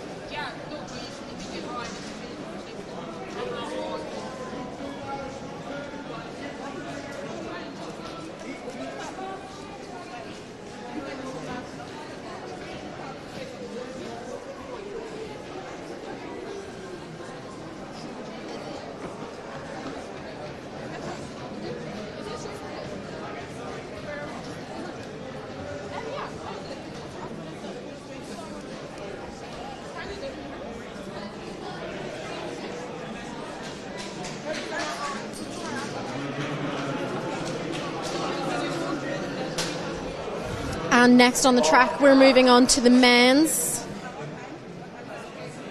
800 metres. Indeed. Heat 1 of 3 from the inside. You've Clonard Harriers, Edward Black. You've Finn Valley, Kieran McCarroll, Tala AC's Caleb Carini. Keelan McFadden from Cranford AC. Your school's national cross-country champion. He's having a great year. Ronan Ward from Metro St. Bridget's, Michael Moore from Cranford AC, and John Delaney from St. Albans AC. And it looks to be the Tala AC man, Khaled, who's taking the lead, with Keelan McFadden happy to sit in third, and it's the St. Albans man, John Delaney, in second. So you got to, I suppose, Keelan McFadden, with the form that he's in and the talent that we know he is, he's dropped down, I suppose, to the 800 metres, but he's a man who can run anything from the 800 to the 1500 to, of course, cross country. He's competed for Ireland on a European stage at the European Under-18 Championships in Slovakia in 2024, and he's here today in the 800 metres. But there's still plenty of racing to be done. Just coming on the outside there is Michael Moore from Cranford AC. He's covering the move from the St. Albans man. There's been a little bit of jostling for position, but Khaled, the Tala AC man who took this race from the gun, has unfortunately fallen back, and the pace has gotten slightly a bit too hot. But it looks like these two men are looking to break away. There's a pack about 4 there at the moment, but John Delaney and Keelan McFadden are looking to break away from the rest of the field as they take the bell. It looks like it's going to be a bit of a burn-up over the final 200 metres. This one is hard to call. First 2 and 2 fastest to make it through to that final, which takes place at 5:15 today, and there's still 4 in it. Keelan McFadden looks quite comfortable here, just moving around John Delaney of St Albans AC, but the other Cranford man, Michael Moore, is chasing, and a fellow Donegal man, Kieran McFarrell, also making chase. It's going to be tight on the line for that second position. Keelan McFadden just making it through, and very, very tight on the line between Michael Moore and Kieran McCarroll. Bit of a Donegal battle there to see who can make it through that finals, but we'll have to see which one of those men is going to make it through, potentially as a fastest, non-automatic fastest qualifier. 3 of them still with it on the bend. Bit of a bumping and barging. Keelan was way out of the way of it, looking round and cruising through. From this angle, it probably is quite hard to tell who got on the line there, but I think it might have been Kieran McCarroll of Finn Valley AC, and John Delaney of St Albans may have to wait to find out if he's qualified for that final later on. Yes, job done there for Keelan, pretty much as expected. Like you mentioned, an athlete of such high calibre, athlete of his age, coming through in a 156.41 to take the win there in such easy fashion, I suppose, is reason why he's such a talented athlete. Like we mentioned, his range, you can do everything from the 800 up to the cross-country distances, so keep an eye on Keelan McFadden as The 800 metre finals come around a little bit later on. We are now on the women's high jump.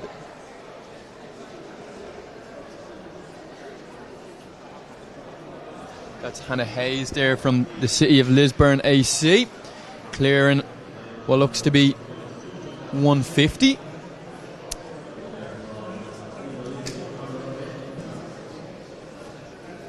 So that women's under 20 high jump is well underway as the athletes are out on the track now for heat number 2 of the under 20 men's 800 metres. In this field we have Jack Collins from Tralee Harriers AC. We have Isaiah Kearns-Hussey from Celtic DCH AC. We have Ryan Vickers from Farnford Main Valley AC. We have Adam Craxton from Bray Runners AC. We have Neil Kieran Barrett from Cork City AC. We have Ushin Dillon from Longford AC. Conor O'Brien from Skibbereen AC. And Oren O'Sullivan from Middleton AC. Oren coming into this race with a listed PB of 150.68.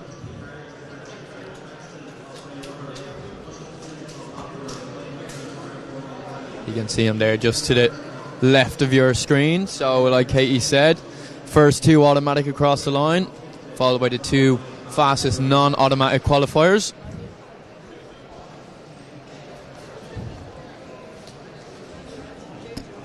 So this is heat number 2 of the under 20 men's 800 metres.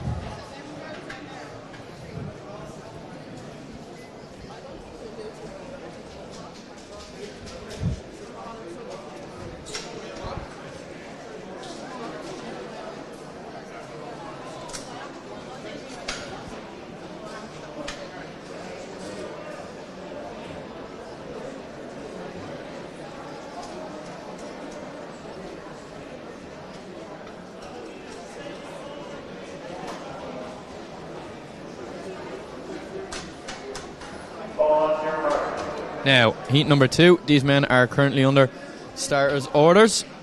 Again, it's Collins, Hussey, Vickers, Craxton, Barrett, Dillon, O'Brien and O'Sullivan in this heat. These men are not hanging about. That looks to be Conor O'Brien from Skibbereen AC, who started on the outside lane, tried to get away from the rest of the field quickly. We can see Jack Collins from Tralee Harriers holding that inside line as this field breaks, and they're 4 abreast at the moment. The man with the fastest PB coming into this race, Oren O'Sullivan, just sitting nicely just inside lane 2, but he looks comfortable as the pace settles down. They got off quite hot from the gun, but these men are tightly bunched together as the lead changes for the first time. That's Ushin Dillon from Longford AC. Dillon 2:02 with a listed PB here coming in, and he's looking to inject a little bit of pace into the rest of this field as they come around the 400 metre mark with a 60-second flat. So it's still as it was. Ushin Dillon, Longford AC, he's taking the lead, and he's put maybe a step or 2 between him and the rest of the field. But now Oren O'Sullivan, he noticed the gap and he's not waiting for anyone else to try and fill it. He said, I'm not letting Dillon get away from me, and it looks like, again, there are 3 abreast as they come in to take the bell, and this is going to be an absolute burn-up over the final 200 metres. There was a little bit of argy-bargy, a little bit of shuffling for positions over that 25 metres before this field took the bell. But O'Sullivan in the lead, the man with the fastest PB in the field, number 408, Jack Collins, just on his outside, tried to get in front of him, but O'Sullivan, like a veteran on the outside there with indoor racing, he held his line really, really well, which is something you don't see at this level. He's looking over his shoulder, he knows he's secured his position into the final of the 800 metres just as he takes a stumble as he tried to put the brakes on there, but luckily he got the job done before that. But Katie, just as this field took the bell, there was a lot of jostling for position, a bit of elbows flying, but I suppose that's indoor racing. There's not an abundance of space, and you have to get quite physical if you're trying to get a position. There actually was like 5 of them coming across as the bell rung.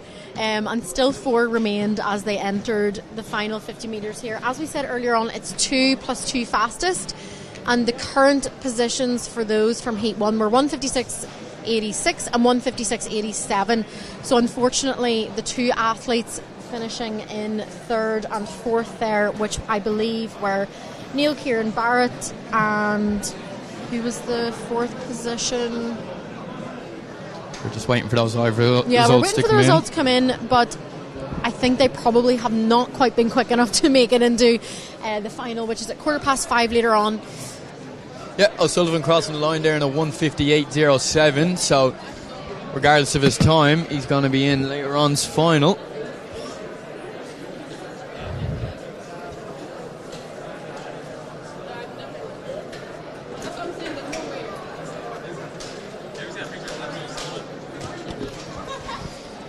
We're back looking at the women's high jump, under 20 and under 23 competition combined here. Just to make your life harder, Katie. Means you have to flick between each of the competitions, and that was Brynja's daughter of City of Lisburn. She had a first time failure at 1:55. And looks like she gave the bar a little bit of a rattle there again. Few first-time clearances at that height already in the women's under-23 competition. For Lauren Duffy of Boormeen AC, Maeve Fleming of Leeville AC, and also Laura Frawley of Nina Olympic have all cleared that 1:55 height in the under-23 competition. And then moving across to the under-20 competition, Lauren Healy of DSD has had a first-time clearance at 1:55, along with Cara Ryan of Clonmel. So we're currently on our second round jumpers on that.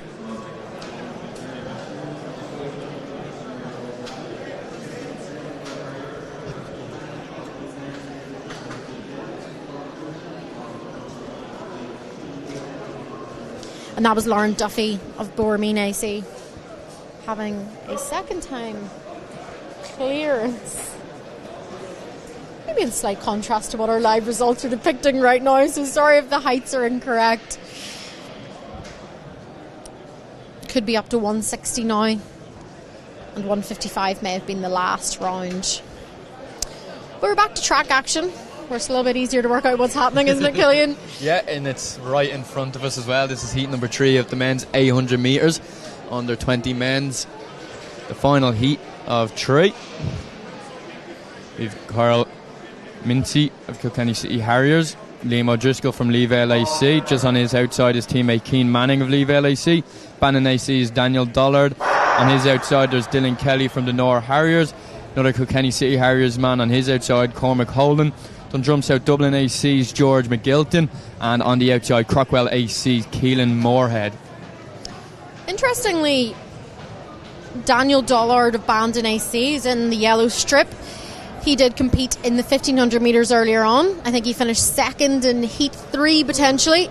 And he is at the back of this field, Killian, so I'm wondering if maybe that has taken its toll. But it is the man from DSD, George McGlinton, who is at the front in this Heat 3 of the under-20 men's 800 metres. Dylan Kelly of Dunor Harriers is right up with him. And the Leeville AC athlete, there's actually 2 of them there, Liam O'Driscoll and Cian Manning. And they're running wide on the straight here, Killian, again. Seems to be a theme of the day. Crockwell AC's Keelan Moorhead also tucking in there. Oh, a bit of a shove there between the teammates from Leeville. Almost looked like he actually gave him a benefit rather than a negative there, pushing his teammate on round the bend. And it looks like Dylan Kelly of Dunor Harriers has taken up the lead from George McGlinton of DSD. We have a new leader. And they're going to get the bell here. Potential again for another messy finish. And that's Liam O'Driscoll of Leeville coming round the outside of George McGlinton. But no doubt it is the Dunor Harriers athlete Dylan Kelly that wants to secure his spot in the final later on this evening. He is stretching away from the field in these last 200 metres, was obviously feeling pretty comfortable there George McGlinton is going to have to try and hold on. He's holding on a late charge from number 511, Liam O'Driscoll of Leeville. He managed to hold him off. So that is Dylan Kelly and George McGlinton securing their position in that final.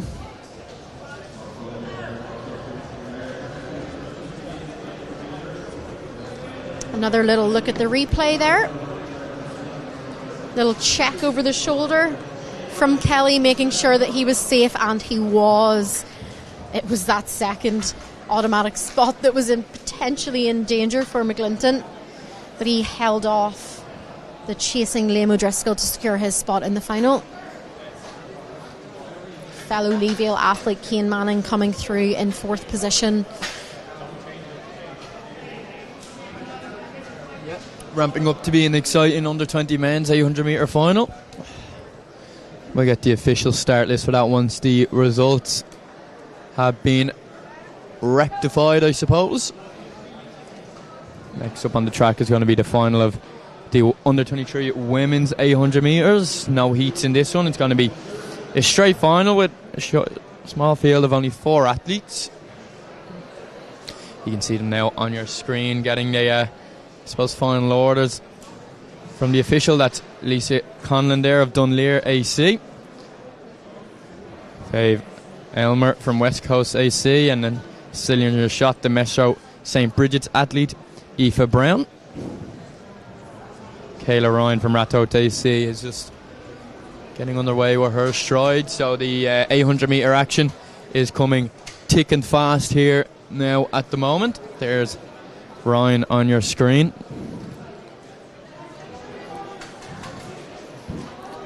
Coming in with a listed personal best here with 2:13. Indoor PB for the West Coast AC athlete this year, 2:11.81. So the fastest in the field this year on season's best. Only one person not going to make the podium today. If anything, I think that's added nerves. If it is. You don't want to be that one person. If you're in a big field and only 3 people out of that big field make the podium, then it's an easier pill to swallow. But I think if you're in this race and there's only 4 athletes, you really don't want to be just that one person who isn't able to make the podium. So it's going to be an interesting race. They'll be getting under starters' orders now in just a few moments' time.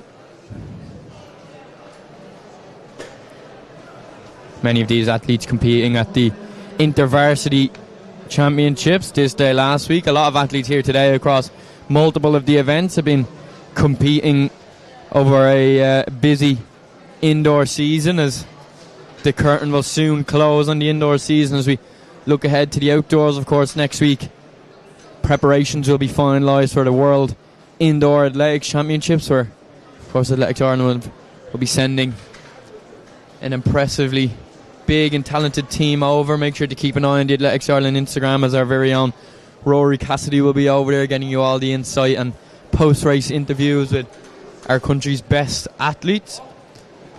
Of course, we've had the National Senior Indoor Athletics Championships only 2 weeks ago. We've had the InterVarsity Indoor Athletics Championships, of course, today the Under-20 and Under-23 Indoor Athletics Championships. We had the AAI Games to kick things off in January. So it's been and then, of course, all of the NIA live meets where we've seen multiple new national and national Under-23 and national Under-20 records. Amy Wallace with a new national Under-20 1,000 metre record, which was soon broken over in the States. Of course, multiple women's and men's 800 metre records, and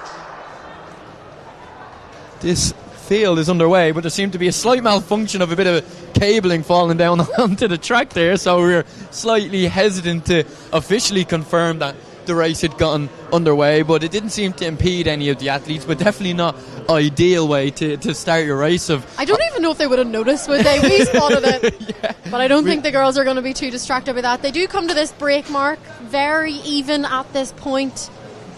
Elmer from West Coast AC wanting to take the win, but battling with Lisa Conlon of Dunleer to try and They're running two abreast at the moment. Neither wants to take it, Killian. I'm wondering if this is not going to be particularly quick as they go through the 300 metre mark. But the West Coast AC athlete hits the front. I think maybe it was a bit inevitable that might happen. I believe she is fast in the field this year.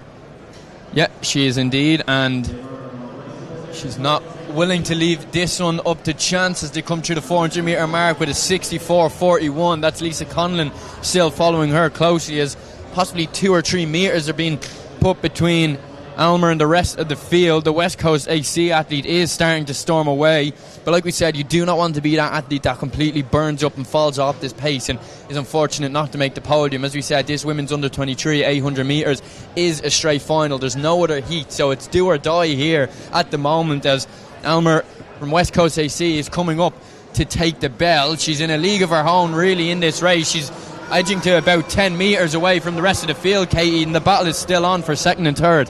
Yeah, Fove Elmer really hitting it hard there at the bell. She sort of toyed with the other athletes in the field at the start, but she's absolutely stretching her lead at the moment.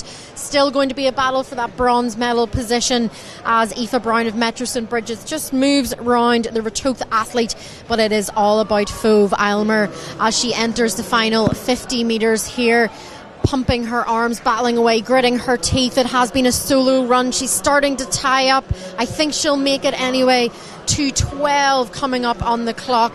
She looks pleased with that performance.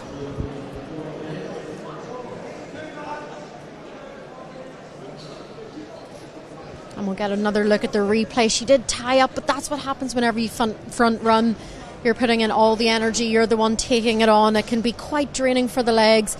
And then there was a battle for that silver medal position between Lisa Conlon and Aoife Brown.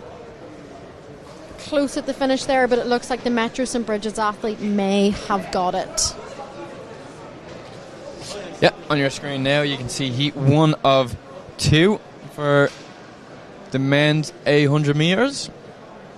Owen Elward from St. Senan's AC, Ben Clavin from Coran AC, also a member of the newly established Heavies Track Club, coached by Simon Devney. Godwin Matthias from Dundrum South Dublin AC, Andrew McGilton, also Dundrum South Dublin AC athlete, Ennis Track AC's Cian O'Boyle, and rounding off this field is Unreact AC's Lachlan O'Shea. So a really, really strong field. This one is going to be top 3 automatic plus your 2 fastest non-automatic qualifiers, so I'm sure the men in this field will be well aware of that. On your screen there's Godwin Matthias from Dundrum South Dublin AC, as these men are just a couple of moments away from being under the starters' orders. See Ben Clavin in the background there as well, so it's teeing up to be a really, really great heat 1 of 2 in the men's 800 metres. The qualification for this slightly different to the men's under 23 plus 2 fastest in this instance, so a little bit less cutthroat, and hopefully plenty will come from this heat. This race won last year by MSB's Finn Woodger. It was MSB taking up 2 spots on that podium in the men's under 23 800 metres, with Tryon Rabesh also on that podium. Ben Clavin in this field was just behind Finn Woodger last week, finding his way on the podium in the 800 metres of the InterVarsity Athletics Championships, as this race is underway. So there's national medalists in this field, there's collegiate medalists in this field. It's a really, really strong field. Heat 1 of the men's 800 metres as they enter the break, and it looks like it's going to be Dundrum South Dublin AC's Andrew McGilton who's going to take this on. Came through 200 there in about 31 high, so conservative enough for these men. Yeah, he's run really well. He's run a personal best indoors this year, 1:53.78. So he's obviously feeling confident. And I am wondering, there was a McGilton that we had maybe in the under 20 men's not that long ago. So I'm wondering if maybe they're related, GSD as well. So I'm assuming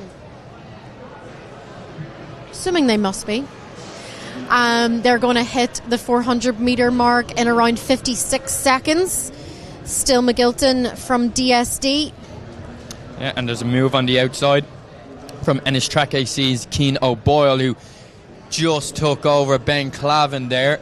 Ben's been waiting patiently on the back of McGilton, but there seems to be a step forming between Clavin and your two leaders, Ennis Track and the DSD man, as these take the bell. Ben Clavin just closing that 1 or 2 metre lead that the rest of the field had on him, but it's as they were from the gun.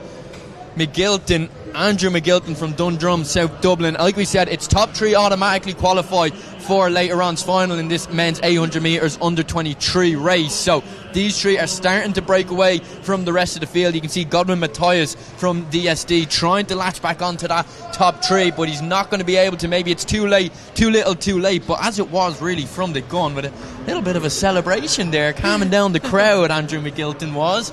He's obviously taking these heats in the 800 metres very, very seriously. But look, he got the job done. He looked calm, he looked smooth. Just behind him was Ennis Track AC's Cian O'Boyle, who also gained his automatic qualification for later on's final, and rounding that off as Corran AC Ben Clavin, rounding off that automatic qualification. You can see the final 50 metres on our screen now. Godwin Matthias from Dundrum, South Dublin, just trailing off the back of that top 3. He was working hard trying to get back on, but we can see that celebration then again. I'm sure our photographers down there, Mark Kavanagh, probably got a cool shot of that. It's always good to see a bit of emotion, a bit of expression down on the track. It's some people call it somewhat of a stage that people get to go out and express themselves on in any way. When I say that, I suppose an athlete that comes to mind is Bori Akinola, our national 60 metre record holder. He likes to express his ways not only through his fast running but also through his stylish socks that we see all the time. We know our relay girls express themselves through their new trend that they set with their new hair bows, and we can see that trend seeping into the underage categories as well. So they've been very much inspired, and of course people like to pick up some trademark celebrations as well, like we just seen from our Dundrum South Dublin Andrew McGilton there, who took the win in that 800 metres heat number 1, as heat 2 of 2. Katie are on the track now as she's continuing her match streak from national senior indoors. It was we were very much reliant of Katie's mats at those championships as well when we were determining who our qualifiers would be in those That's what finals. I'm just working out. So the 2 non-automatic fastest qualifier spots are held by Godwin Matthias from Dundrum South Dublin. So the eye on that time is 1:58.68, and then the second one is Owen Aylward, 2:01.36. So I definitely think that is achievable by this field if they want to go out hard. They have the advantage. They will have seen what the other race has gone out in, and if you're in the second heat, you're definitely in a better position in terms of knowing what you need for qualification. Heat 2 underway here. From the inside, Hodgkins, Kelly, McCarthy, McDermott, McLean and O'Donnell. 6 men in this field. They all get their own lane, which is always nice. Means like you're not having to battle and rub shoulders with someone else. But it does look like the athlete from Rotooth AC on the outside, Jack O'Donnell. Looks like he could have been the early leader, but they are coming to this break mark. There's a lot of men involved. Oisín Kelly of Cranford looks like he's going to be the one to take it up at the 200 metre mark. 31 seconds or so there through the first 200 metres. Cian Hodgkins of Nina Olympic slotting into second place. And Jack O'Donnell, as I mentioned early on, went out hard but then put on the brakes, just moving round into second place, making sure that he is in a good position. If we want to the 1:58 clocking that needs to be run for these guys who are going to be in 4th and 5th position, they'll need to make sure that they can achieve that. 3 athletes running almost side by side at this point. Potentially Jack O'Donnell of Rotooth wants to push it on a little bit. Cian Hodgkins of Nina Olympic moving back around the Cranford AC man, Oisín Kelly, our early leader. But it is now Jack O'Donnell of Rotooth AC that is taking up the running in this second heat of the under-23 men's 800 metres. These two athletes look like they might want to break away from Oisin Kelly of Cranford.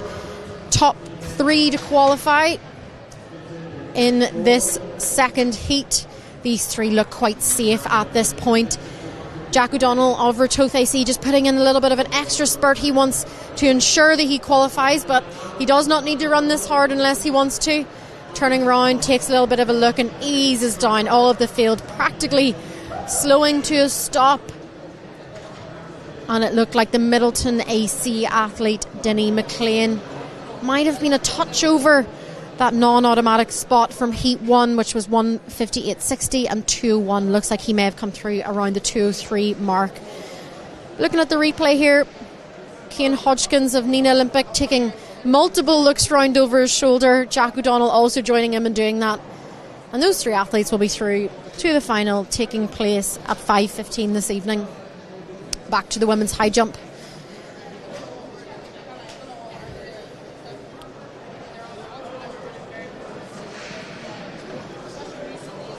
Laura Frawley of Nina Olympic AC.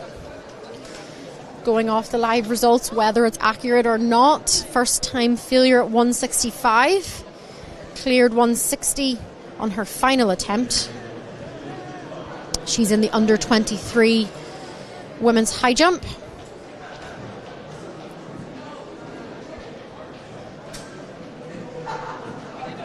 Few athletes remaining at this height in the under-20 competition is Cara Ryan of Clonmel, Lauren Healy of DSD. And in the under-23 competition, 3 athletes remaining: Lauren Duffy, Maeve Fleming and Laura Frawley. And that's Lauren Duffy of Bowermeen, her second attempt at 165. She had a first time clearance at 160, so she'll be hoping that she can also get over that 165 on her final attempt in the next round. Well, we're sticking with high jump for now. Next on the track will be the heats of the men's and women's 200 metres. Of course, if there are less athletes, if there's only 6 athletes entered, it could be a straight final, but I highly doubt that'll be the scenario for the sprints, where there generally is quite large entries. Maeve Fleming, Leeville AC, taking a clatter at 165. Second time clearance in the last round at 160. It's going to be very tight for those medals. 3 athletes remaining in the women's under-23 competition and 3 athletes remaining in the under-20 competition.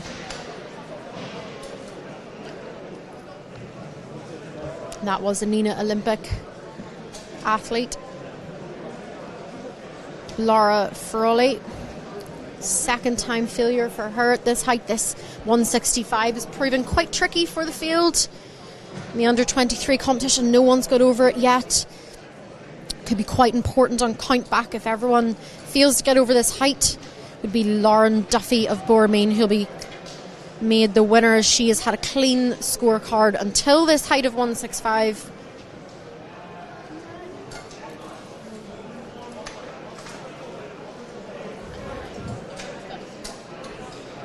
This is a big moment for Lauren Duffy of Bowermeen AC. Stepping up. Third attempt at 165. If she gets over this, a medal, the gold medal, could be hers, and she does. She gets over it. After that first time clearance at 160, the 165 definitely was on the cards, and now the pressure is on the rest of the field to clear this height. Otherwise, the title will be hers. Really nice clearance. Give the bar a slight rattle. We're just going to watch the replay here. Focusing in on that bar. Slight brush with her heels, but nothing much. It stays on pretty securely. And this is Maeve Fleming of Leeville AC. Running up to the bar. Ooh. Lands down on top of it there. It's all down to Laura Frawley of Nina Olympic now. She fails to get over this, then it will be Maeve Fleming receiving the silver. So this is for a potential silver or gold for Laura Frawley. Oh, she had the height, but just came down on top of it there for Laura Frawley. So it will be a bronze for Laura Frawley, silver for Maeve Fleming. Lauren Duffy of Boormeen AC is your under-23 champion.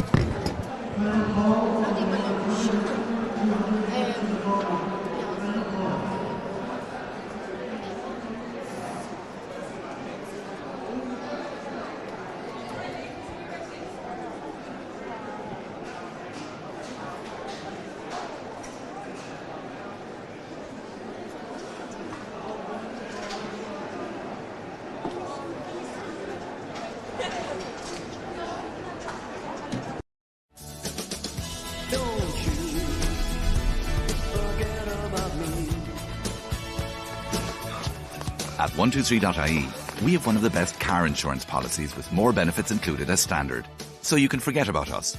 And remember the more important things. 123.ie. Give better a try.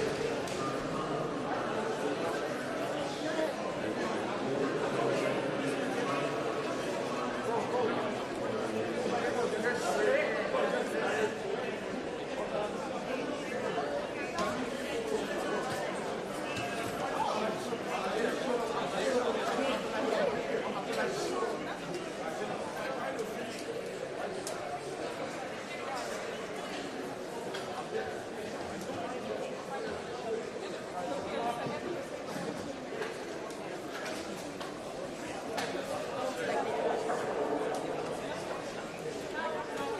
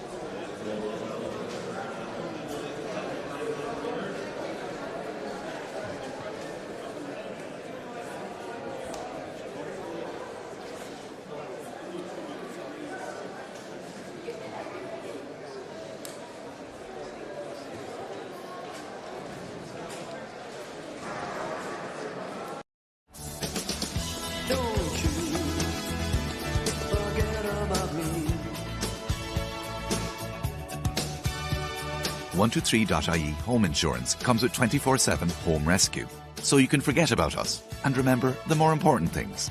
123.ie. Give better a try.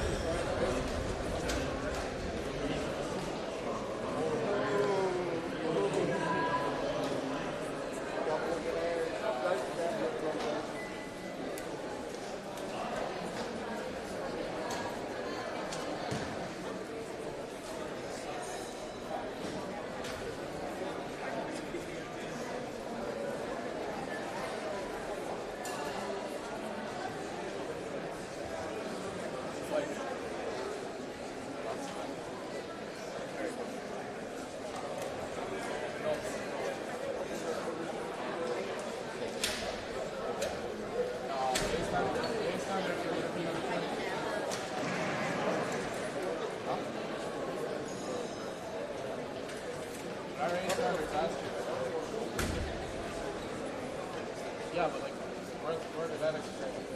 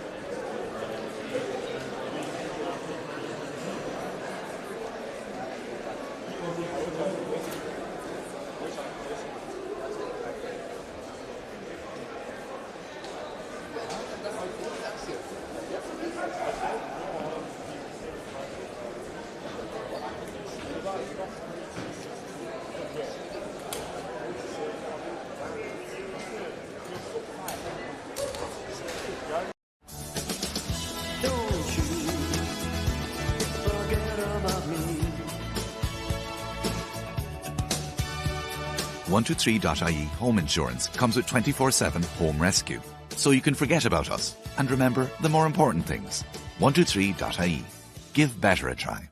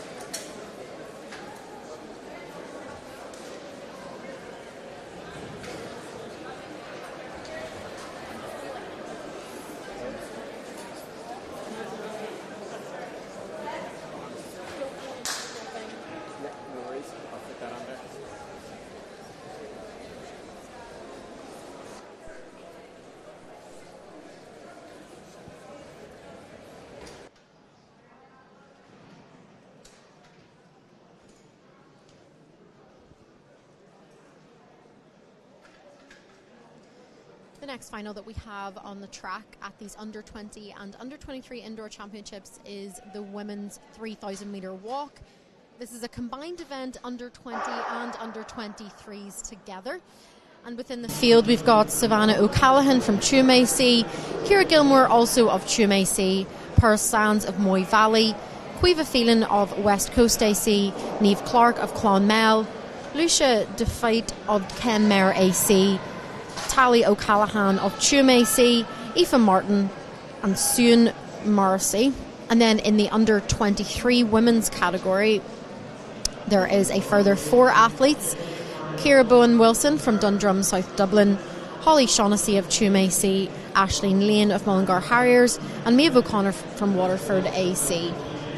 It does look like the race favourite, Aisling Lane, is hitting the front for Mullingar Harriers already. Quite a big field in this event when you combine the 2 age groups. 13 athletes in total choosing to compete here today. We will update you as we get to the closing stages of the women's under 20 and under 23 3,000 metre walk.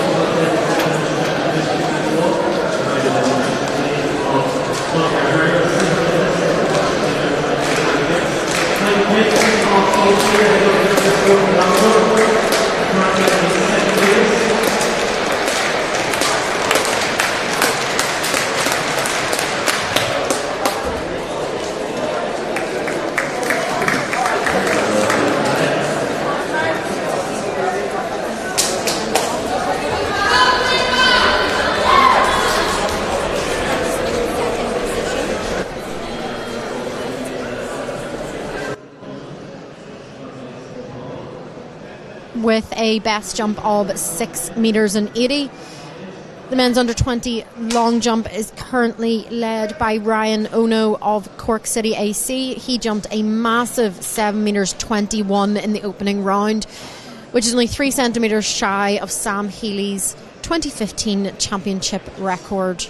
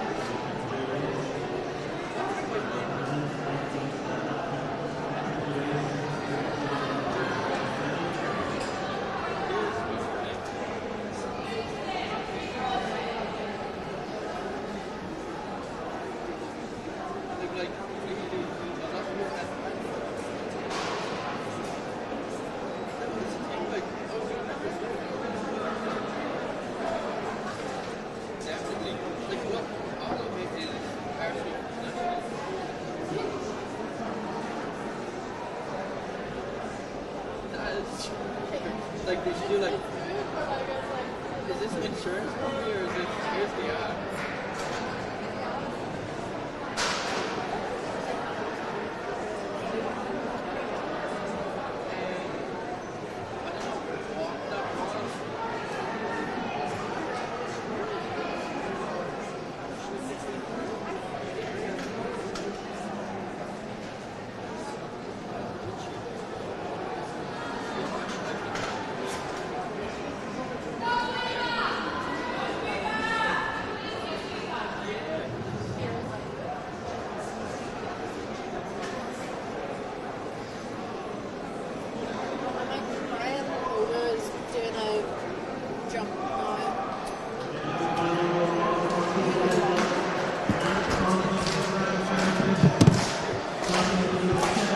Ryan Ono on the runway in the men's under 20 long jump. Can he improve on that massive first round jump? 7:21 in the first round.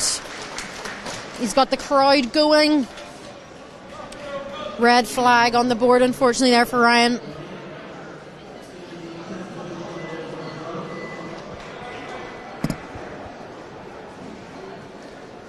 And just back to the women's race walk, 3,000 metres. That's Ciara Wilson-Bowen on your screen there now from Dundrum, South Dublin, currently in the lead, navigating a bit of traffic. Mullingar Harriers, Aisling Lane, national senior indoor medalists, these two from just 2 weeks ago. But Ciara in absolutely flying form here today.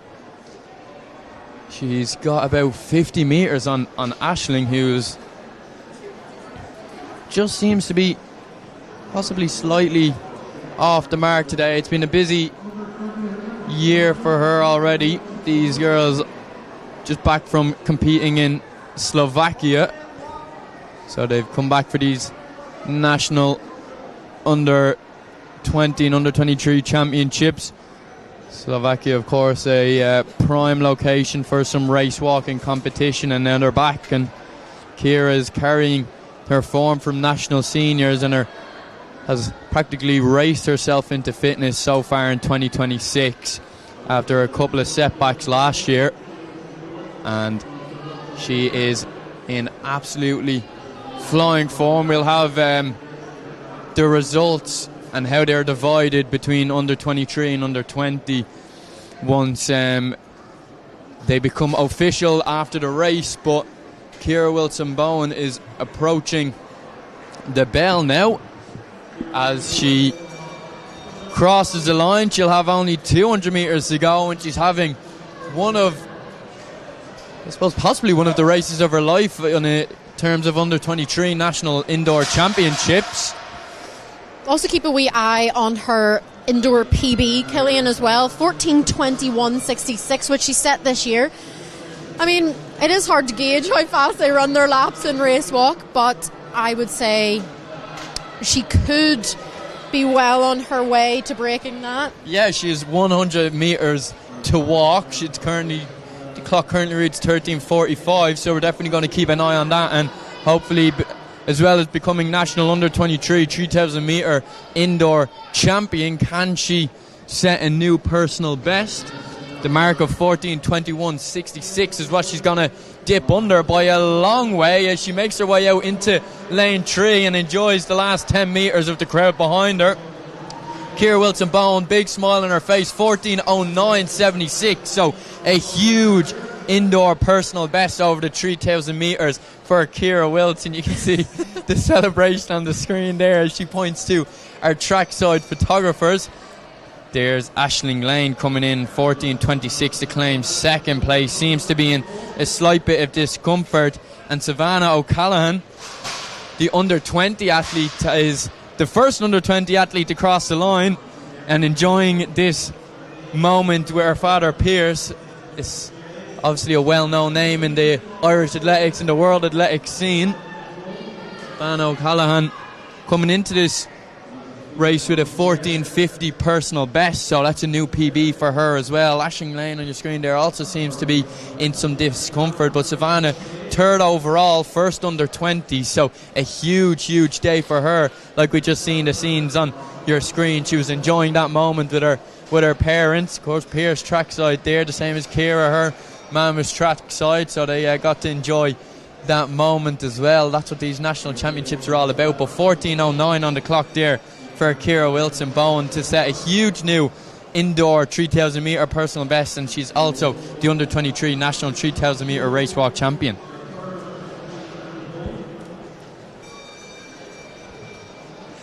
And you see just on the right of your screen, that's Savannah's younger sister.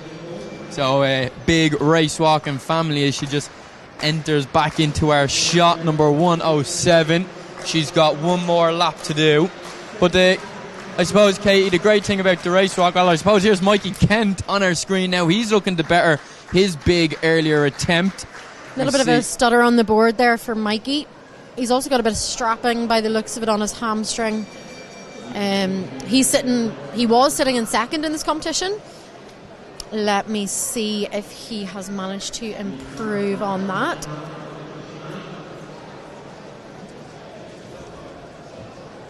If everyone in the stadium could get off the Wi-Fi, that would be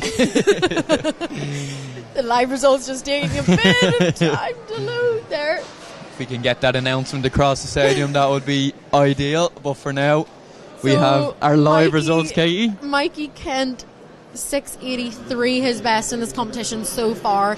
Actually jumped 6:83 twice, and I believe that puts him into second position behind Ryan, who had that amazing jump in the first round, 7:21. I think it was like a 10 centimetre PB, possibly. Wow. Maybe based on his indoor best previously. Such an imposing and athletic stature Ryan has. He was, of course, in Mannheim in the summer last year, competing abroad for Ireland. So he's got his first, I suppose, sniff of international competition, and he's carrying his great form of 2025 into this indoor season. Of course, we've seen him compete national indoors, NAA lives this year, so he's making his way up the ranks in terms of his long jumping capabilities. But yeah, the pictures on your screen there now, I was going to say the great thing about the race walk, both on the men's, women's, seniors, under 20s, under 23s, it's the camaraderie. It's such a tight-knit community. Of course, it's part of the overall athletic spectrum, but it's in its own way, its own niche little community, and they wait for each other. I think Kate Veal is a perfect example of that, of how she waits for the athletes to finish the race. She's multiple national outdoor and indoor champion and medalist, and even after all these years and all these medals, she still waits for her compatriots, I suppose, to cross the finish line. And you can see Ciara Wilson-Bowen there kind of replicating the same thing. And yeah, it's such a tight-knit community within Irish athletics, and it's great to see the camaraderie at the finish line. But Well done to our podium finishers, Ciara Wilson-Bone taking the win, Aisling Lane in second, and Savannah O'Callaghan, who you can see just at the results board there, getting her photo taken, and you've seen her celebrating with, of course, Pierce O'Callaghan. Has well done to our 3 national medalists in the women's 3,000 metre race walk. Of course, we'll get the results of how the under 20 and under 23 women were divided in that race in a moment's time. Here we go. That is the under 20 race. So Savannah 14:31. That's a big PB for her if the stats are correct, but they usually are very accurate. Our statisticians are on the job. 15:10 was Savannah's season's best, and her previous best indoors was 14:50. So big personal best for her indoors. The men are also getting ready. Yep, they are indeed. Again, many of the female field will be very aware of. Again, it's such a close community, so they'll be, I'm sure, staying trackside for the time being to cheer these men on. There's Seamus Clark, the now under 23 athlete. He competed at the European under 20.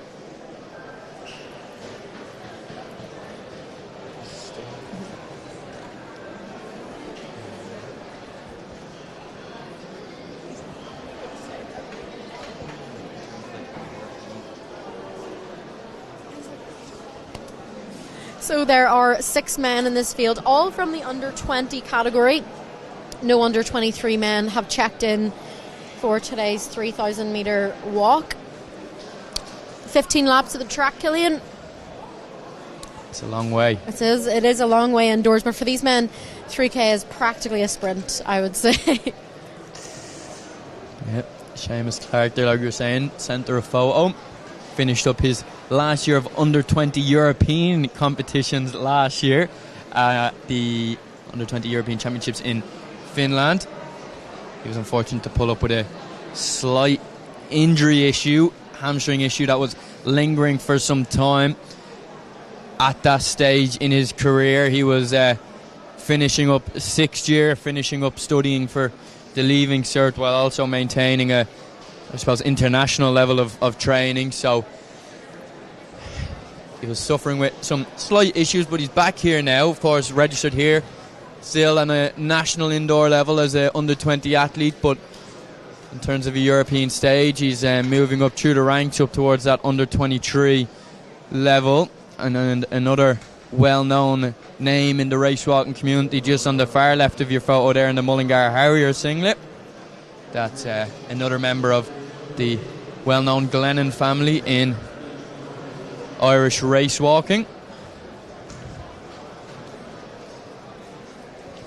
Seamus also broke the national under 20 record for the 5K race walk at the national championships on the 1st of March there, so he's been in really good form. Also he was one of the ones who raced in Slovakia. Was that last week or the last week as well? Week, yeah. So very busy racing schedule for Seamus at the moment, racing 3 weekends in a row, but I would say this is like a little bit of a step down in distance for him. So, a bit of speed work. Quickly to go through the field, we have Kieran Kelleher from South Galway AC, we have Luke Fitzmaurice from Sligo AC, we have Daniel Glennon, the youngest brother of the Glennon brothers from Mullingar Harriers. We have Seamus Clark, of course, from Moy Valley AC, a well-known race walking club, and we have Evan Walsh from St Joseph's AC and Senan Markey from Tirmona AC. So in the lead at the moment is the Mullingar Harriers AC man, Daniel Glennon. He's setting an early pace as they come through the 200 metre mark in about 50 seconds. So these men are moving nice and swiftly. Of course, Seamus Clark just on the back of him, and then we've Luke Fitzmaurice from Sligo AC. So these 3 men breaking away nice and swiftly from the rest of the field.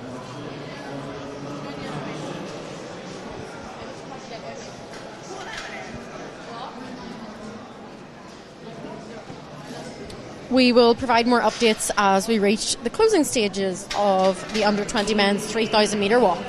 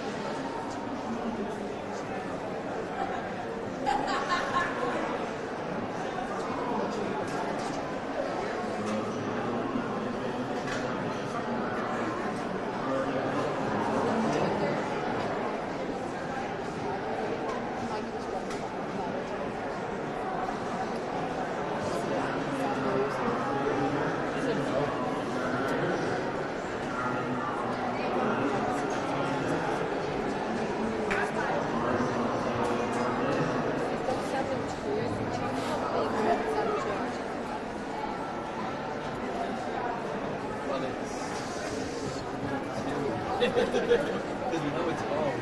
And we know it's 7.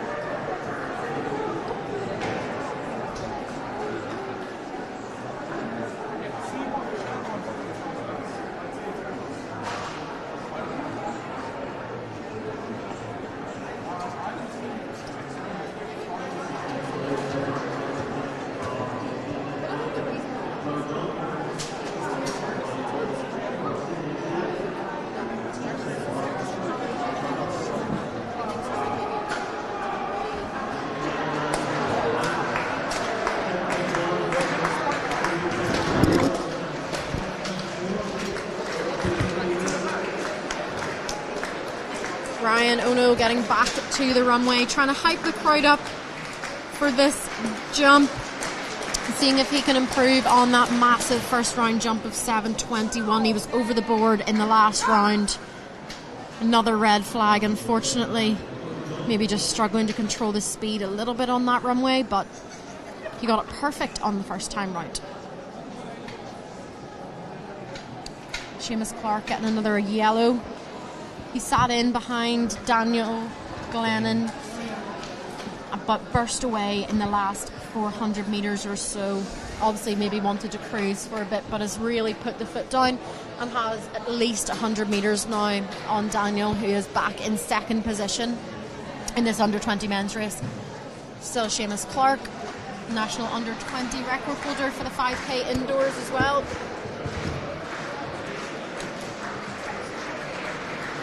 He's going to be coming up to 400 metres to go when he comes through the line.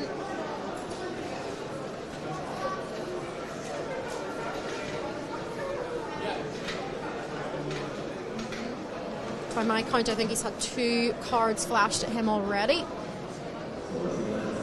So he's going to have to keep the technique tight in this final 400 metres.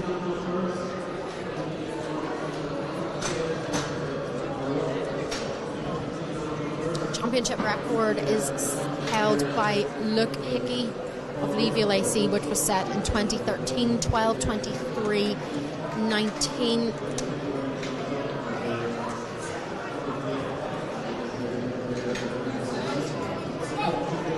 Seamus's PB for the 3K race walk is 11:57.47, which he set outdoors in 2025 and is also the national under-20 record for the event. I think he will be a little bit off that today. 11:30 on the clock as he enters the final 300 metres.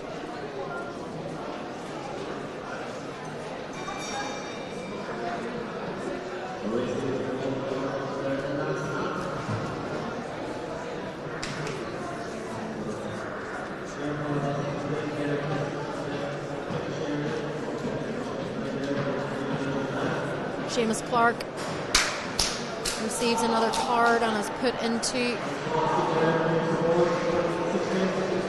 told to wait at the side. That'll be a tough one to take, but he does have a big enough gap on the field. Can Daniel Glennon get round in time before Seamus Clark is released from the penalty zone? Seamus might have to watch his title slip away from him as Daniel Glennon. Seamus will have to walk this one in. Daniel Glennon taking the win in the under-20 men's 3,000 metre race walk. Seamus Clark comes through to take second after receiving that time penalty in the final 50 metres. I'm sure that was a difficult one to take. But plenty more to come for Seamus Clark. He is, of course, the European under-18 silver medalist over 5,000 metres from 2024. Going over for a chat with his mum. She is a race walk judge, but only allowed to do the women's as her son was competing in the men's event. She'll be an expert. She will know exactly what he did wrong or what happened there. I'll maybe have to go and confer with her after to confirm what happened, and hopefully this video is maybe useful for Seamus if he looks back and can reflect on this experience. But title goes to Daniel Glennon of Mullingar Harriers. He looks pleased with himself. Still very young, 16 years of age.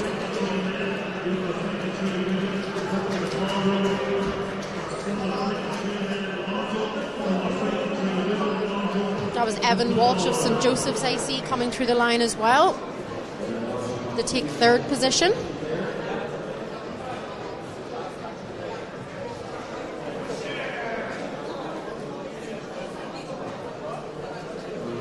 Kieran Kelleher of South Galway AC.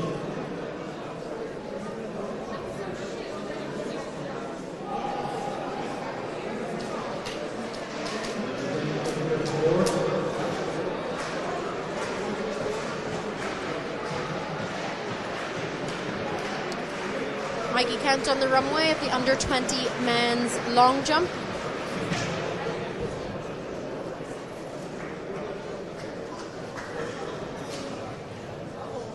.709 in round 4, his best, and he gets another white flag here. That was his final jump of the competition. Currently sitting in that second place behind Ryan Ono, who jumped 7:21 in his first round, and he takes to the runway again. Ryan is back after that massive 7:21 personal best in round 1. He jumped 7:62 and has had 3 no jumps since, 2 over the board. He's looking hyped up here. Fans are getting behind him. Good speed on the runway, good knee lift. Hit the board well there. Gets the white flag. Only his 3rd jump of the day that he's managed to get with the white flag. He's waiting to see what flashes up. He was nodding to himself just as he took off, a little skip, and he is ready to go. Perfected his run. 7:20 for Ryan in that 6th round jump, so just 1 centimetre shy of his jump in round 1. So a really good, consistent series for Ryan, getting 2 jumps in the 7:20 region. A couple of no jumps in the middle, but still a very, very strong performance.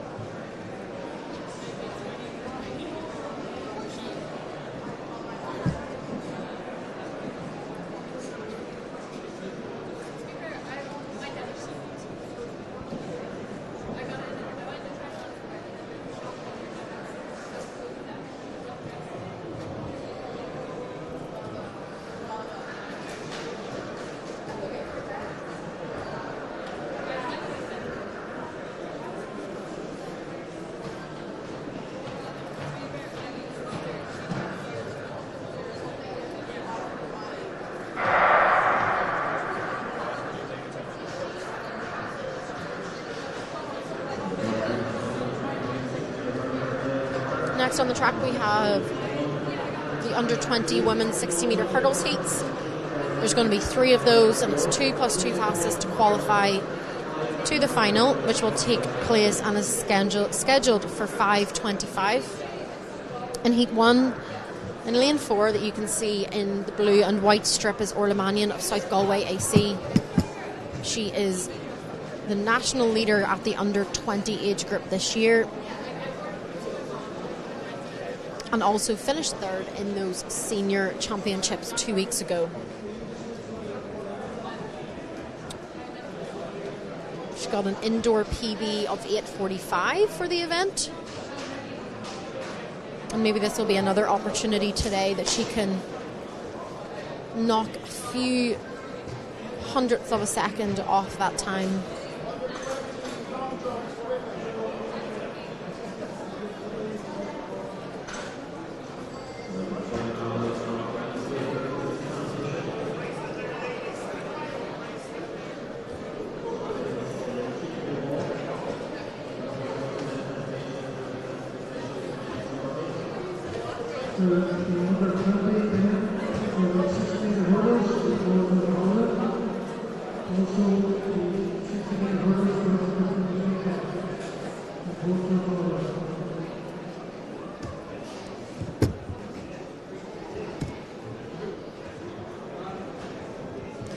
So 6 athletes in this field from lane 1, Mia Cocourt of Metro St Bridget's, Aoife Callan from Bandon AC, Emma O'Donovan from Crockwell AC, Orla Mannion from South Galway AC, Rachel Ward from Crockwell, and Lauren Kilduff from Crockwell. 4 Galway athletes in this.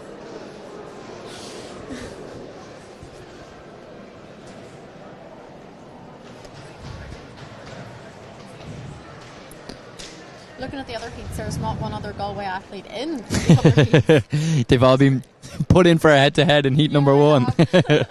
Metro St. Bridget's holding down the fort for Dublin here. And a bit of a cork in the mix as well. Yeah. And they're off. Does look like Orla Mannion has opened up a lead on the rest of the field, but Rachel Ward of Crockwell and Emma O'Donovan of Crockwell coming through close together there. Will be a bit of a tight finish for that second automatic spot, but no doubt for Orla Mannion, she will easily secure her spot. 8:46 is flashing up there. Yeah, here's the replay now. Orla Mannion, like you said, Katie, national medalist from 2 weeks ago at the National Indoor Senior Championships, of course, on the podium in absolute world-class company with Kate O'Connor in second and Sarah Lavin taking the win. Both athletes who will be competing in the World Indoor Championships next week in Poland. So Orla Mannion holding down the fort in terms of national competitions and cruising through her heat there in reasonable fashion, I suppose, by her standards. It was tick the box. She's in great form at the moment. Really, really strong run. She looked like she really went for it as well. Like, it's for Sarah Lavin's style. Put it all out in the heats. The hurdlers do not like to have an easy round. You cannot run the hurdles easy. So no. She looked very strong. She was gritting her teeth as she got to the finish once she cleared that final hurdle. But 8:46 in the clock for Orla Mannion, if that is correct. It's only 100th off her PB, so maybe we can expect faster later on. Yeah, Orla obviously European international athlete in 2024 and 2025, and she's getting the job done here on a national stage as well. So definitely your, I suppose, heavy favourite in terms of later on's final, considering she was on a national podium only 2 weeks ago with Sarah Lavin and Kate O'Connor, and the standard in terms of Irish athletics doesn't get much higher than that. So definitely looking forward to seeing her back in action later for Heat 2. We have Oriana Node from Ratot AC. We have Martina Winzeka from Fingalians AC. We've Lucy Hunkponu from Galway City Harriers AC. There is another Galway person in this. So apologies, Lucy, for that. We've Quiva Murphy from Tremor AC. We've Emily Hessian from South Sligo AC. And we've Marta Fisher from Celtic DCH AC. First 2 and 2 fastest to go through in these women's 60-metre hurdles heats. It's really great to see so many athletes coming out and supporting this event. 3 heats, 6 athletes in each is really impressive and good to see. A little bit of an eye on that championship record as well. 8:43 held by Elizabeth Moreland from 2016. So if Orla Mannion can take 3 more hundredths off, that championship record could be hers. We've seen quite a few on the track so far today already. It'd be great to see a sprint championship record added into the mix. Of course, we've seen multiple European under-18 standards as well. Charlie O'Neill earlier on in the under-20 men's 1500 metre also secured his qualification, of course subject to selection a little bit later on this year. But can we see more records fall as the day goes on? Heat number 2 of the women's 60-metre hurdles. That looks to be Lucy Hokaponu from Galway City Harriers AC, who came through in really strong fashion there. We'll have another look back at that race.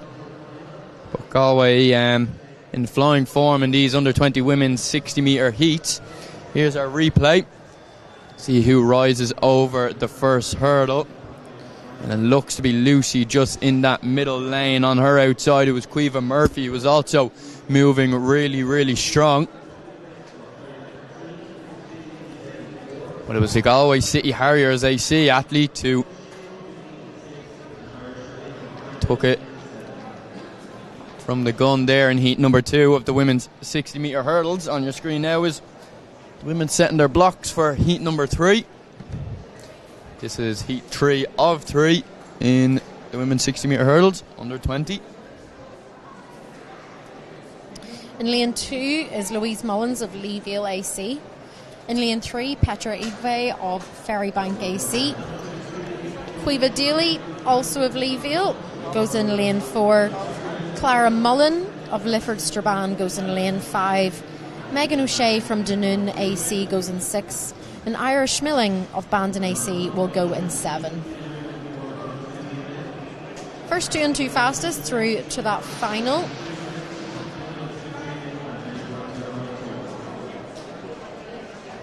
Which will be held at 5:25. So make sure you stick around for that. That'll be our last individual final of the day before the relays step onto the track. Always an exciting way to end the programme with the relays, similar to the national championships, senior national championships.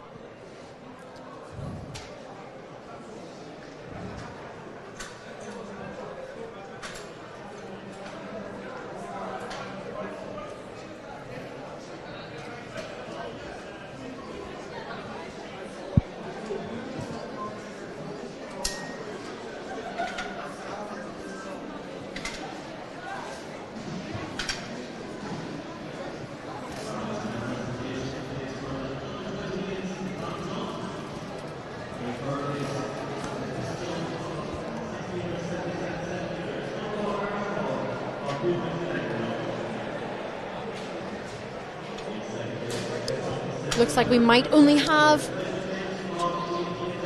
6 athletes in this race as well. Been pretty stacked fields in this women's 60-metre heat so far.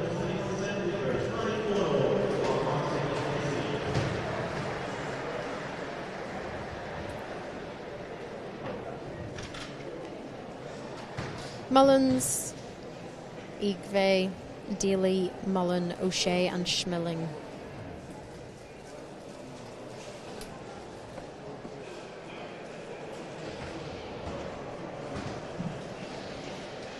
As they take to their blocks, heat 3, final and third heat in the under 20 women's 60-metre hurdles.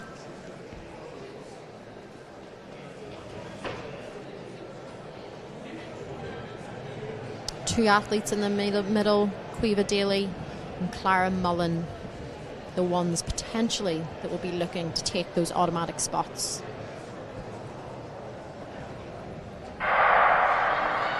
Quiva Daly getting a great start there from Leeville, but unfortunately Clara Mullen of Lifford Strabane looks like she's just pulled up, and there's been another casualty there, as well as Igve Petra from Ferrybank AC fell on just before the final hurdle.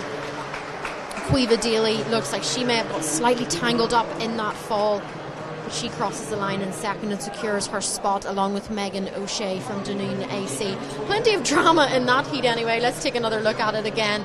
As you can see, Clara Mullen of Lifford Strabane clipped that first hurdle and went down, and it was actually Petra Igve at this point was in the lead, but clipped that second to last hurdle, sliding on her belly, almost distracting Quiva Daly in the process, which allowed Megan O'Shea from Dunoon AC to take the win in that third and final heat. Plenty of drama.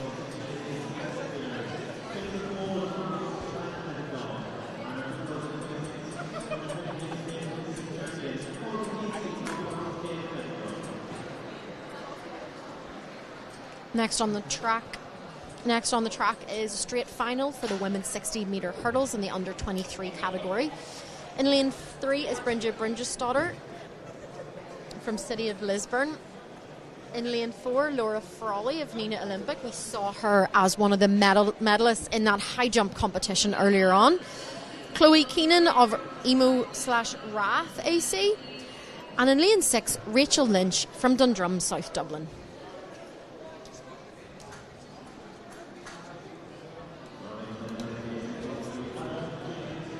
Laura Frawley, the fastest in this race, based on personal bests and potentially season's bests. 8:86, her personal best set this year in those national championships 2 weekends ago.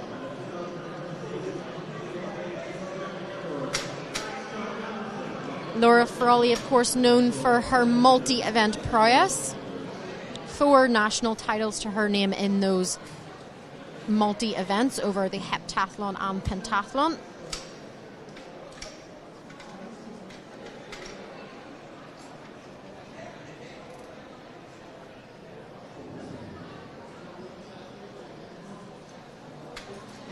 And Brynja from City of Lisburn on lane 3, qualified to compete for her mum's native country, Iceland, but competing here today for City of Lisburn. Trains at the Mary Peters track, coached by Wendy Phillips. So 4 athletes contesting for the 3 medals in the women's under 23 60-metre hurdles. Brynja Stoddard, Frawley, Keenan and Lynch.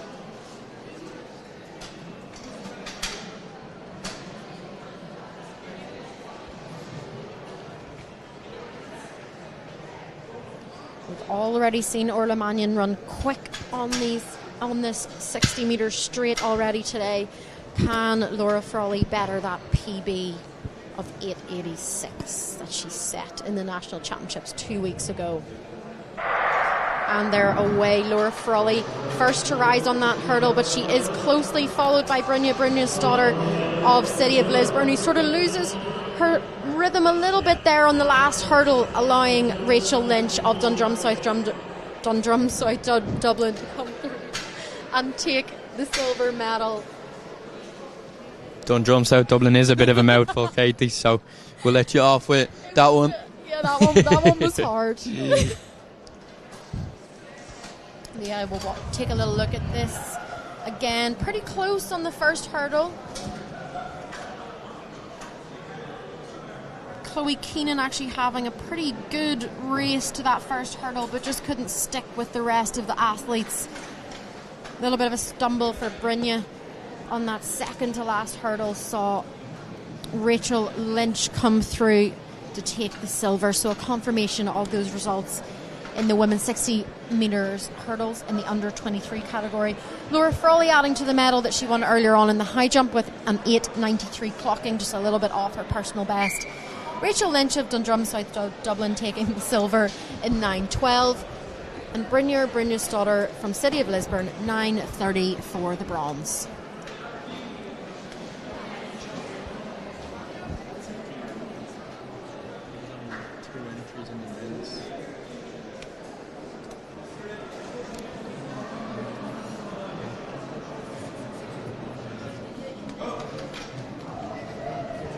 Oh, the officials down on the track now, just getting hurdles ready for the under 20 men's 60-metre hurdles. Seems to only be 2 entries officially in that event. The under 23 men's will follow closely after, and always has the action with some big names and some national medalists. Of course, Adam Nolan, your national indoor senior champion, Sean Carmody, who was just behind him. Those two went head to head in the InterVarsity Championships this day last week, and the results stayed the same. Nolan first, Carmody second, so they'll follow shortly after the 60-metre hurdle under 20 men's, just once our officials have completed setting up those hurdles. But it seems both the under 20 and under 23 men's will be straight finals, one followed after another. So they'll be coming up shortly now. Can they run them together? I'm actually curious. I don't know. They are different hurdle heights, so But I mean, can you have different hurdle heights in the same race? I think I have seen it at national kind of. That's a good point, actually. Yeah, and stuff like that before. Don't know. We're about to find out. I suppose if we take a quick they look. They definitely all look the same height. Yes. The officials have them all. I don't know, would that be off-putting if you're running beside a hurdle that's... it means you could have your trail leg, like if you were beside at the... clipping. Then you could hook your trail leg round... a taller hurdle, yeah. A lower hurdle. So as you're coming down... As you're going over it, you can you can get disqualified. Oh, yeah, and you just end up like chipping it up. Almost. Just like swing your leg. We don't need anyone kicking hurdles here today. The idea is to go over them, but by the looks of things, they're setting up for a 2-man race over the 60-metre hurdles here at the under 20s. In lane number 4, we've Kevin Monelli from Tuam AC. coming in with a PB listed of 9.99, so just dipping under that 10-second barrier based off personal best. His competitor just outside him in lane number 5, Adil Prochowinic from Galway City Harriers AC. Coming in, his personal best on screen is listed as 9.86, so not too much to decide between these men. Of course, the hurdles events are ones that can go either way, and I'm just taking a quick look down onto the track. It looks like the officials are raising those hurdles again even more, so we potentially could see the under 20 and under 23 races be joined up into the one, but I suppose all will be revealed now in a short couple of moments. The Galway clubs love their short hurdles by the look of it. Another 2 Galway representatives in the under 20 men's.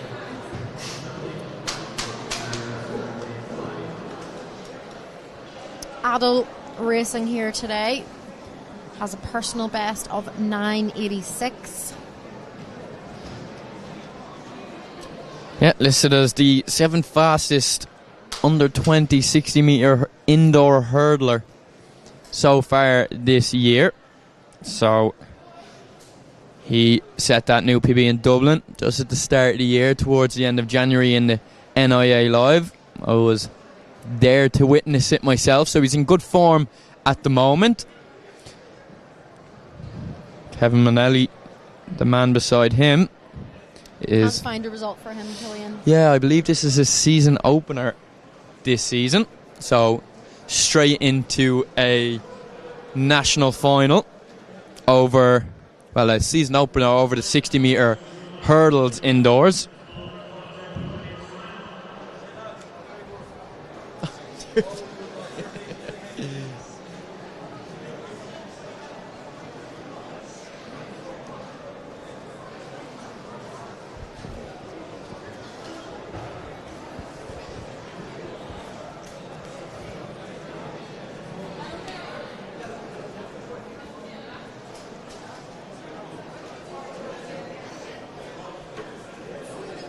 So these two men guaranteed a spot on the podium, which is just makes your life a little bit easier, I suppose.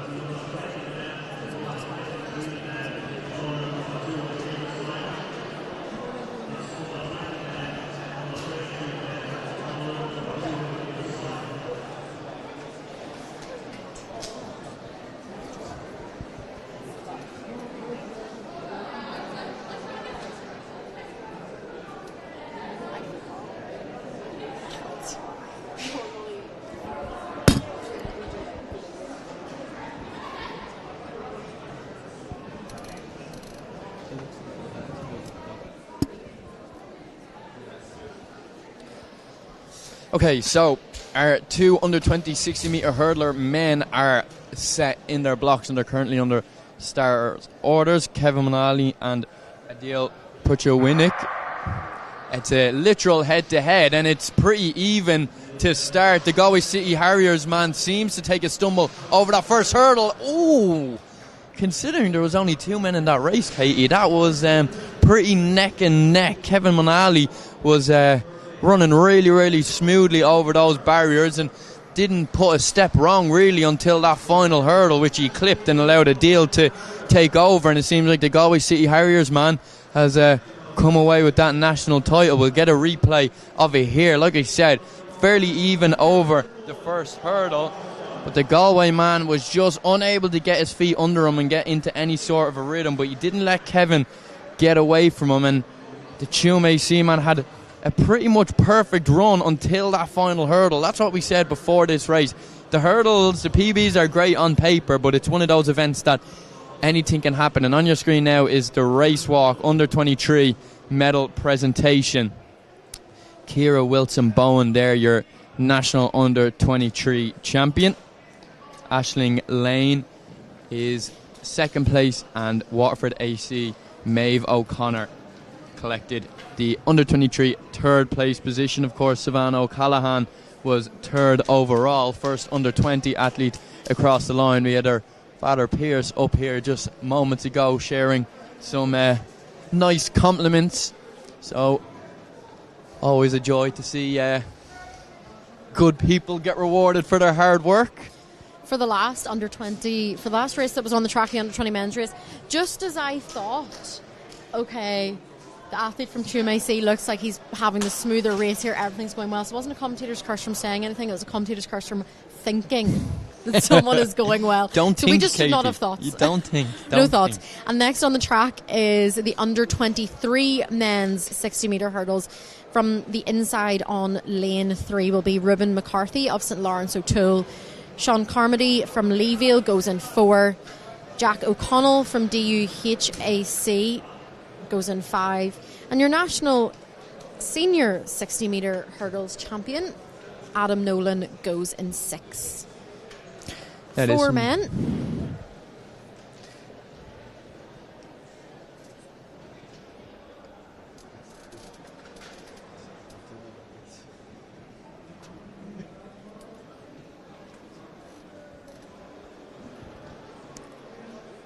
Jack O'Connell in lane 5, just standing behind his blocks there, wearing Trinity College Dublin strip.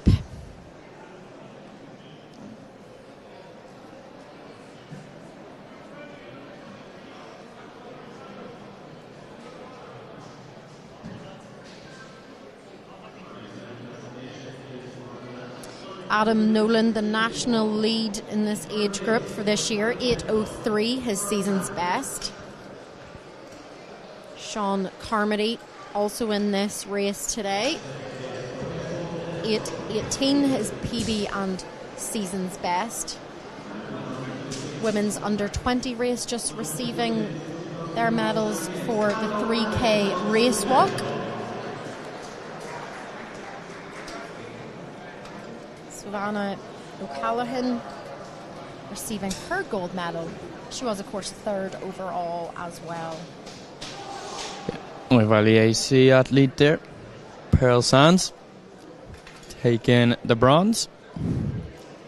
Rounding off the women's race walk medal ceremonies, Katie, as the under 23 men are in their blocks.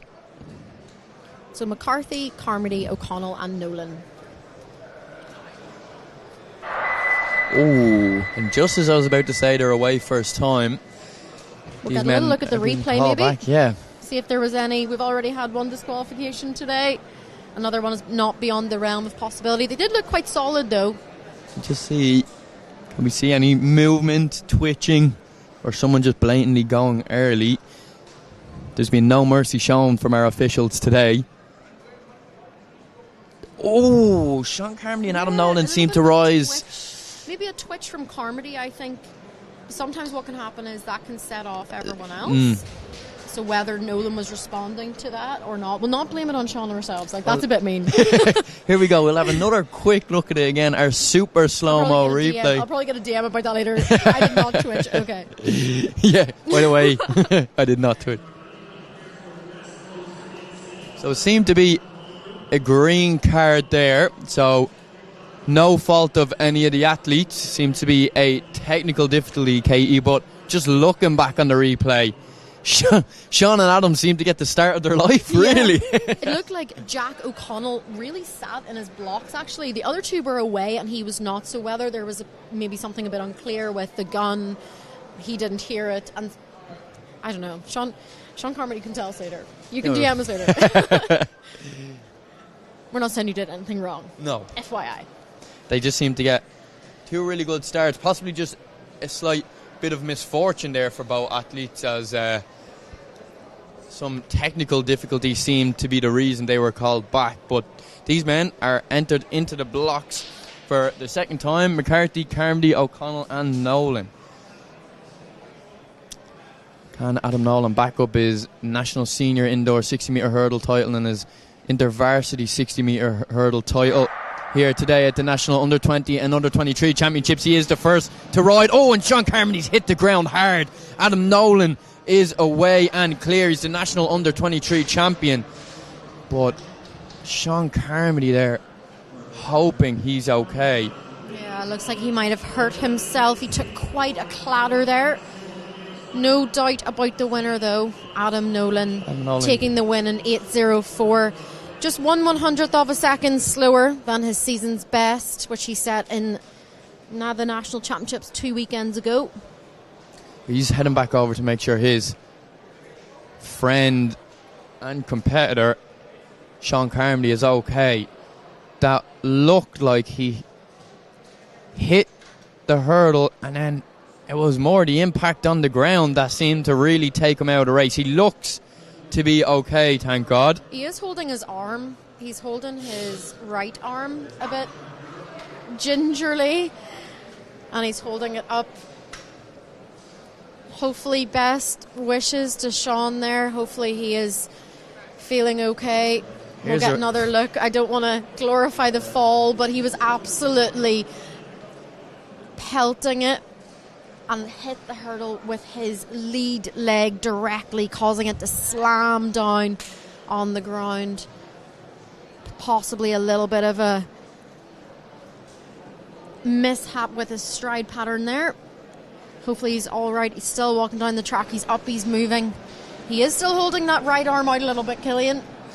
Yeah, I know your pain, Sean. You do indeed. How to make this about me. I've also broken my arm. Hopefully Sean's arm is not broken. No, but hopefully it's just a bit of hurt. the impact.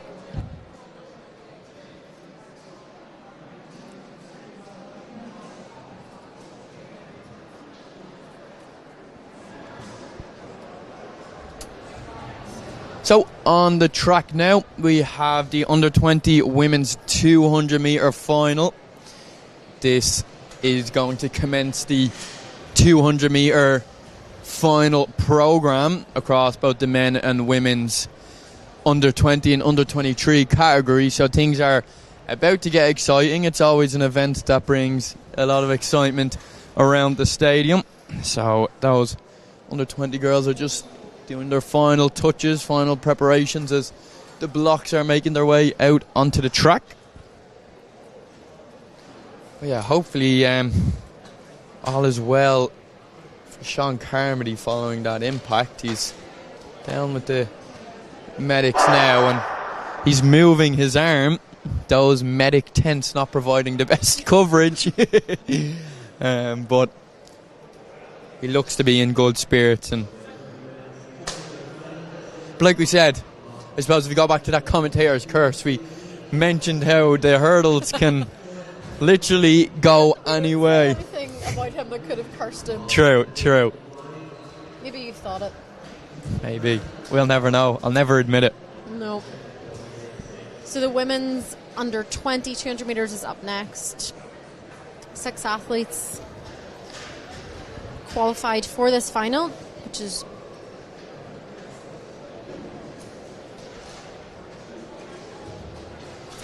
But yeah, just before those 60-metre hurdles got going, we obviously touched on the fact that we seen another Under-18 European qualification standard hit by the Nor Harriers' Charlie O'Neill, taking the win in the Under-20 men's 1500 metres with a time of 3:52.11. So that's an outright PB for Charlie, both indoors and outdoors. We saw his lethal kick over that final 150 metres just to beat Mullingar Harrier Jamie Wallace, who finished in a time of 3:55.52. Of course, in the meantime, Charlie O'Neill setting a new championship record, beating the infamous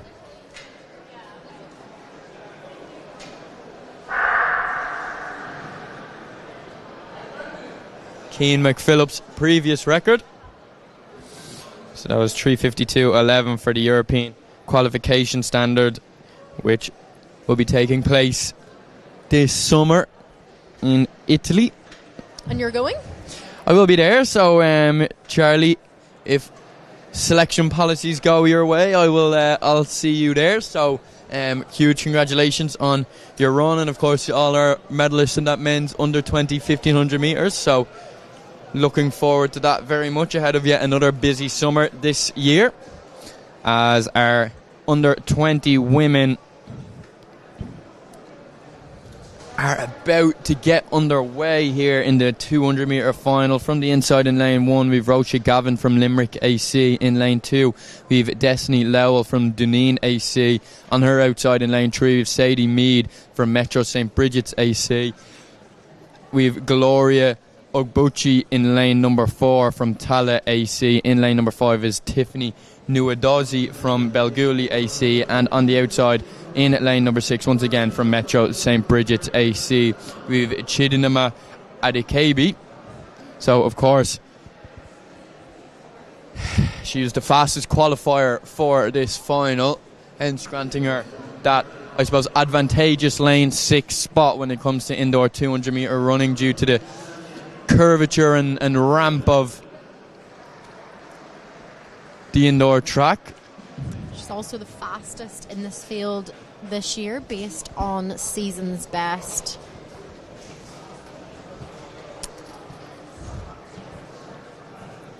And finished 4th in the National Senior Championships 2 weeks ago.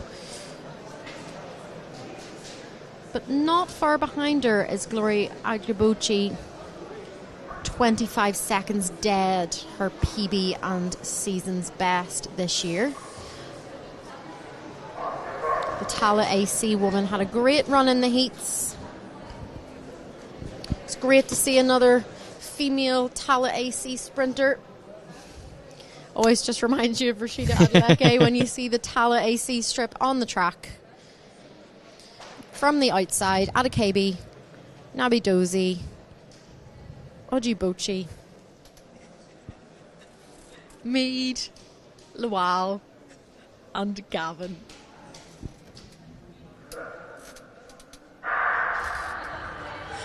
And away well is Adekabi Shaminda of Metro St. Bridget's on the outside. But she is being chased hard by the Belguli athlete on her inside, who's almost trying to make up the ground on her. It looks like it's going to be a bit of a fight between these outside 3 lanes. But don't write off Destiny Lowell, who's also on the inside. It does look like it's going to be the Metro St. Bridget's athletes. Adekabi coming through to take the win, 24.5 on the clock. If that is correct, that will be a big personal best for the Metro St. Bridget's athlete. The Tala AC athlete, Ogibochi,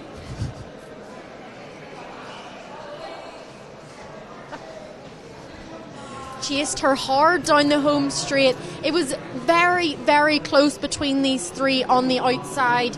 Gloria, Tiffany and Chidinma of Metro St. Bridget's. But ultimately it was the Metro St. Bridget's athletes that came through and won it on the dip.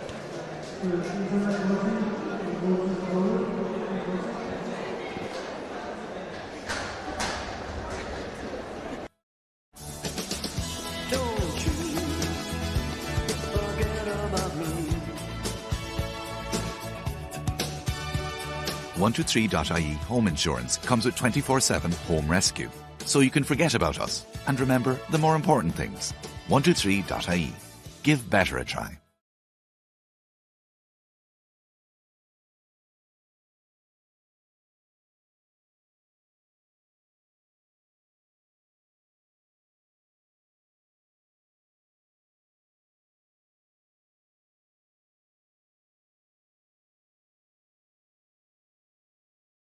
The results up from that yet? Oh no, it is there.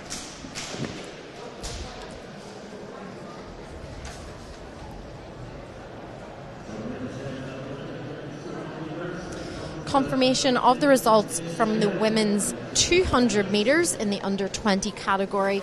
Adekabi of Metro St. Bridget's taking the win, 24.48. Big PB for her, which is great to say. Tala AC athlete coming through as well for a personal best, 24.63. And Tiffany Newadozi of Belguli AC, 24.72. Really tight finish for those medal positions, which is what we want to see. Under 23 women on the track right now, Killian, if you want to take us through the lineup. Yeah, so from the inside we've Fatima Amousan from Leavelle AC, who I believe, has not made her way to the start line for this final. On her outside is Eve Ford from Dundrum South Dublin AC.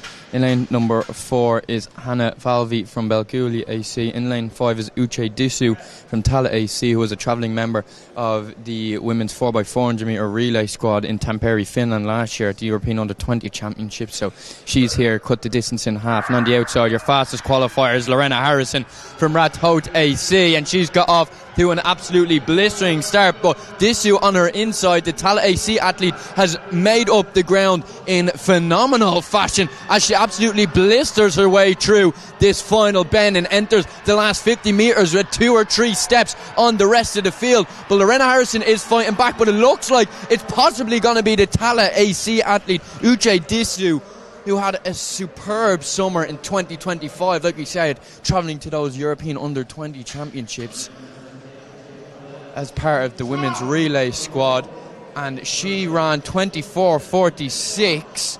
So if our personal best in front of us here are right, which was listed as 25.19, is correct, that's a huge PB. I'm getting confirmation here that 24.46 for Uche Disu is an absolutely huge PB for her, and rightfully so. She absolutely flew around that opening 150 metres, making up the stagger on Lorena Harrison on her outside, who, like we said, had that slightly advantageous lane draw of lane 6, and you get the nice downward slope. But you can see her here possibly starts to tie up slightly over that final 50 to 40 metres, allowing Lorena Harrison to close on her just about, giving us a very, very exciting finish. But she's looking strong, she looks determined, the arms was pumping, slightly tiring, or maybe Harrison was just fighting back and closing that gap. But either way, the opening 150 metres and 100 to 150 metres, I suppose, of that race was absolutely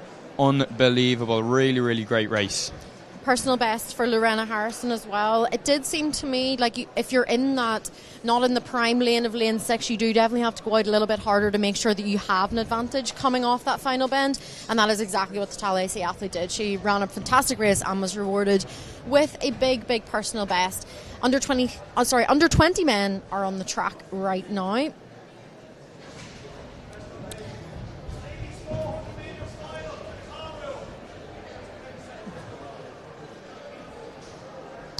Six men in this field. Ronan Ryan on the outside was a finalist, or did he medal at the National Senior Indoors? Let me check. But I think he ran a personal best in the heats here today as well, so he's in really, really good form too. Yeah, a man who we see ranging in both the 60 and the 200 at both National Senior Championships, and of course here as an under-20 athlete, so a huge talent. The Nina Olympic athlete is coming in with a PB listed here of 21.81, of course, coming in as well as the fastest qualifier, hence him on the right hand side of your screen in lane number 6.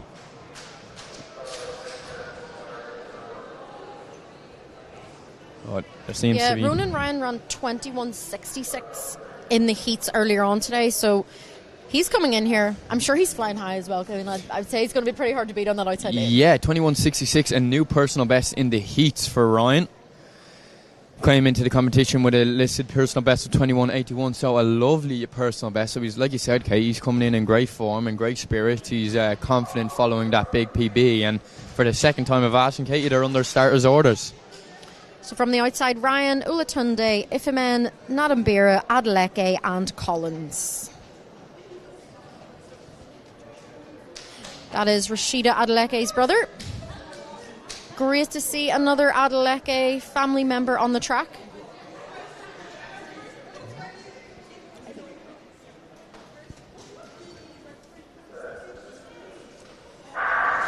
And these men are away. First time of asking. Ronan Ryan, Nina Olympic on the outside. The man that myself and Katie put a bit of a target on. Keep an eye on him before this race. He's a man that ranges all the way from the 60 metres to the 200, and that's flying around that final bend. We know his finishing speed in terms of his 60 metres, and look how he's pulling away from the rest of the field. Keep an eye on the clock. 21.74, not as quick as his qualifying time, but not to worry. He's the national under 20 200 metre champion. What an absolutely flying run. We'll get the official results now. Like we said, it seemed like the Rathot AC man just on his inside. Christopher Olatunde was trying to close him down, but Ronan Ryan had too much for the rest of the field. In front of us, 21.72. Olatunde coming in 21.95.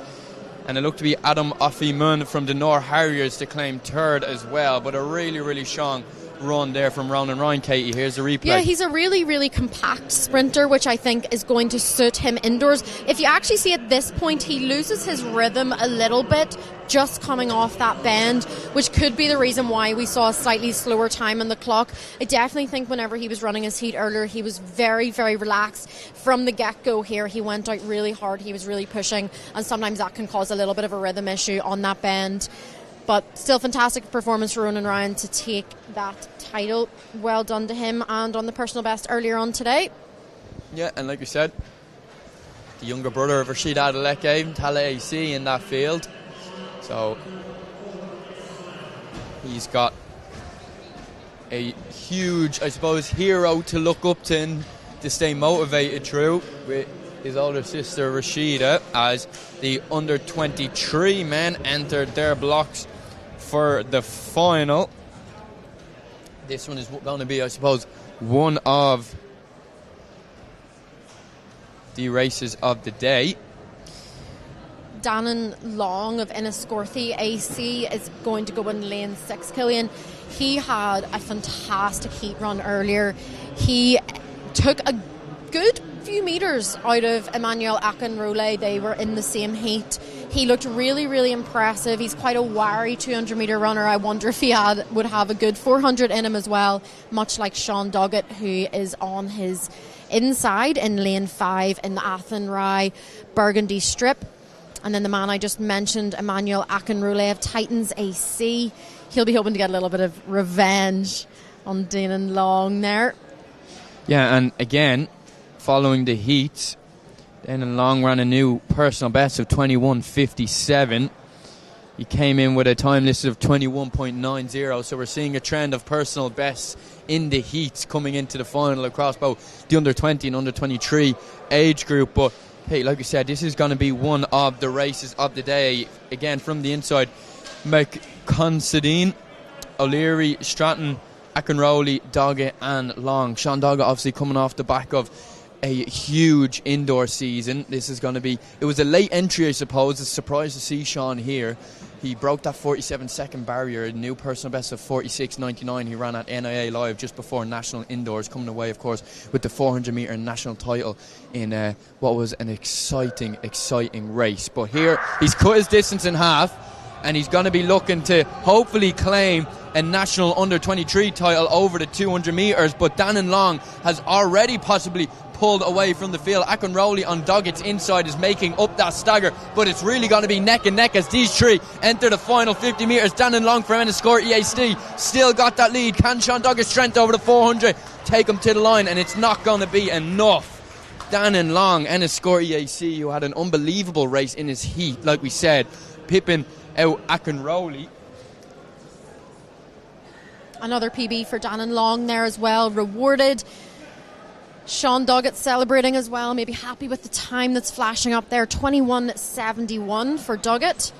Yeah, I suppose if you're Sean, your national 400 metre senior champion, you've broke this 47-second barrier this season, and this was, I suppose, a late call in terms of him and his coach slash father, their plan for this indoor season. So he's coming away in high spirits. But the man on your screen now, Dannon Long from Enniscorthy AC, is the man of the moment. He had an absolutely unbelievable heat, and he came into this final, of course, with that lane number 6, but also with a brand new shiny personal best and a chest load of confidence as well, I suppose, after a nice PB. But here we go. Here is that final, I suppose, 50 metres. It's in terms of the curve, Kate, you could nearly say they were neck and neck coming into that final 50 metres, but Long just started to pull away towards the end. I think Long actually had, like, not to contradict you, but I think he had a very slight lead coming off that bend, and Doggett just didn't have enough time to make it up. As we know, in these 200 metres, there is such an advantage to being on that outside, and Akinrole really tried to make up for that. He went out really, really hard and had probably made up most of the stagger on Doggett as they were coming into that bend. But unfortunately, as if you go hard early, you're going to run out of a little bit of steam. But yeah, Dannon Long, really great performance from him. Another big PB, and great to see him performing so well.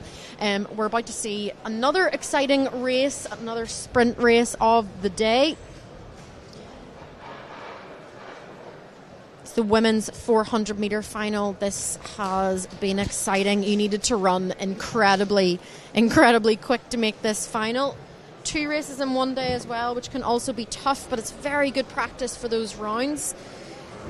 Killian, you had to run 56.20 to make this final. I think it's testament to the athletes in this field. You look through the list: Roisin Murray, Maria Zakarenko, Molly Daly and Erin Friel, just to name a few, are international European athletes from both the European Under-18 Championships in 2024 in Slovakia, as well as the European Under-20 Championships last year in Tampere, Finland. The field is stacked with international talent. Molly Daly on the outside, the 200 metre specialist from Kilkenny City Harriers with the fastest qualifying time. No, apologies, Erin Friel with the fastest qualifying time, just on her inside from Letterkenny AC.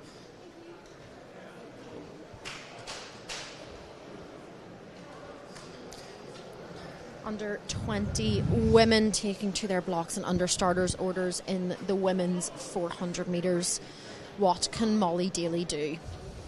Medalist at senior level over 200 metres. Can she add the under 20 title to her repertoire?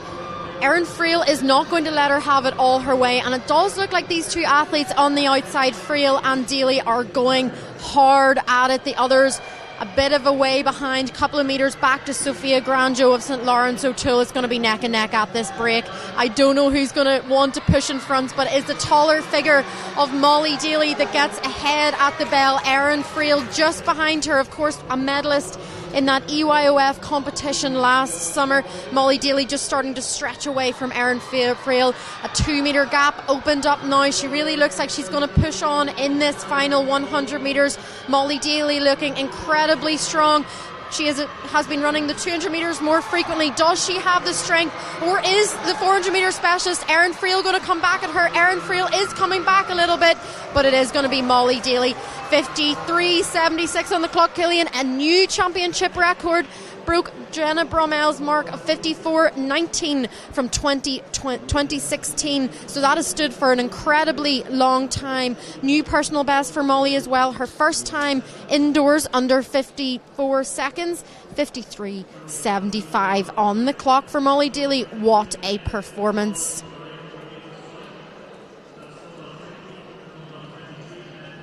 And an outright PB as well for her. What a fantastic race. Get a little look. What do you think of the replay here, Killian? Yeah, Molly Daly, like we mentioned, usually a 200 metre specialist, I suppose, but these two, Erin Friel and Molly Daly, pulling away from the rest of the field was nearly as expected. Definitely the two strongest. Molly Daly coming in as the fastest qualifier, starting in that outside lane 6. But these two know each other very well from being teammates on European stages and European championships. There's your official results on the board there. Molly Daly with a 53.74, so by right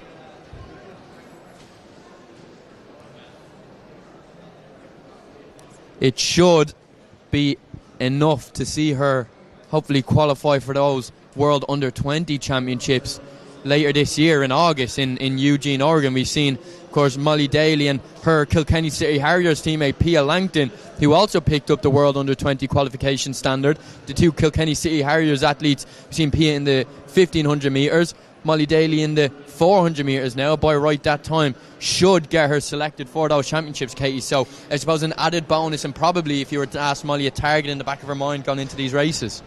Yeah, and Erin Friel as well, also hitting exactly on the standard of 54.20. So it'd be great to have a couple of girls representing Ireland Definitely. at an individual level at those World Under-20 Championships. The standards for those are really, really difficult, and I think, if you're watching at home, that is testament to the quality of that field, that you had two athletes under that time for such a prestigious and difficult championships to get into. Because there's been chat obviously about the World Under-20 Championships, considering the level of success that we've seen at the European Underage Championships, and obviously we have your young stars coming up through the ranks. Conor Kelly being the name, of course, the 400 metre European champion. He's still at the under-20 level, but there's more than that coming through the ranks. Today alone we've seen 2 standards for those World Under-20 Championships. We've seen 2 more standards for those European Under-18 Championships. So there's been championship records, there's been standards, but I think, like you said, Katie, testament to the level of competition that we've seen in these fields to get 2 qualifying standards for those World Under-20 Championships. Apologies, to get 3 qualification standards from across Pia, Molly and Erin. Like, it's a huge testament to the quality that we've seen here today. I mean, I think that it's previously, sometimes these championships, you wouldn't necessarily see all the big names coming out to support, but I think that these championships have been really, really well supported, and usually we see our younger athletes absolutely scrambling to find those qualification marks, but so many are getting them ticked off really, really early, and I think Jackie and the rest of the Performance Pathway team are going to have a really hard job of picking those teams for the European Under-18s and those World Under-20s come the summertime. But on the track now is the Under-20 men's 400 metres, and the lineup from the outside is Wayne, Dewhurst, Hayes, Downey, Leonard and Constable.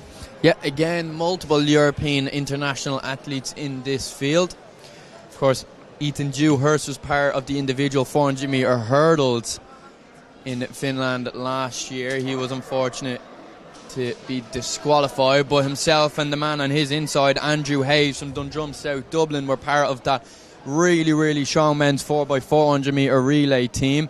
Of course, would have been strengthened by the likes of Conor Kelly and Sean Doggett, but they were off competing in a European final. So European Under-20, I suppose, talent from an Irish perspective is at an all-time high, and we're going to see that on display here now in the men's Under-20 400 metre final. Like you said, Kate, from the inside, Constable, Leonard, Downey, Hayes, Dewhurst and Wayne. Sean Doggett, last year's champion in this race. So we're going to see a new champion as these men are away for the first time. On the outside from Leevale AC, there's Reuben Wayne, who I believe that stagger has been made up at a rapid pace from Ethan Dewhurst. Like I mentioned, the Irish international athlete has made up that stagger, and as we see this field break, just trying to grab that inside line is Andrew Hayes, and it's getting really tight as they come through the 200 metre mark. It's getting physical. Ethan Dewhurst just outside all of that action. He's had a clear path all the way due to his really strong start, and he made his way into that inside line nice and quick. He's holding his position in first place. The battle on for second and third, but it looks like it's going to be Dewhurst who's going to take the under-20 men's 400 metre title. Second and third is to be decided. I believe Andrew Hayes from Dundrum, South Dublin, came through to take that second position. But what a race. Katie, Dewhurst from the start had a really strong run, but there was a real battle going on once the lanes broke between Reuben Wayne and Andrew Hayes to get that inside line. But that's what I suppose indoor 400 metre running's all about, and I suppose the National Senior Indoor Championships 2 weeks ago, I think, was a perfect example of that. Yeah, there was a bit of a coming together at the bell between Wayne and Andrew Hayes, and I think that it's one of those things that it can feel that can really, prevent your momentum, but I know it was Hayes that got the better of Wayne in the end in that point, and that's because that positioning at the bell is so important. Wayne then had to go wide and try and come round the rest of the field, and they were catching Ethan hand over fist at this point. It was, an incredibly exciting race in the finish. Ethan did go very hard from the start, and he thankfully did have the legs to hold on. He did really well to just maintain his form when clearly he was swimming in lactic, And it was very, very close there. Even across, you could have thrown a blanket over them, as the saying goes. Dewhurst now slotting himself into the third fastest time ran in Ireland so far this year from an under-20 perspective, with a 48.35, just ahead of, or just behind, Reuben Wayne, who was behind him there. Wayne ran the second fastest time under 20 this year with a 48.3. And a PB for Ethan as well, an outright PB.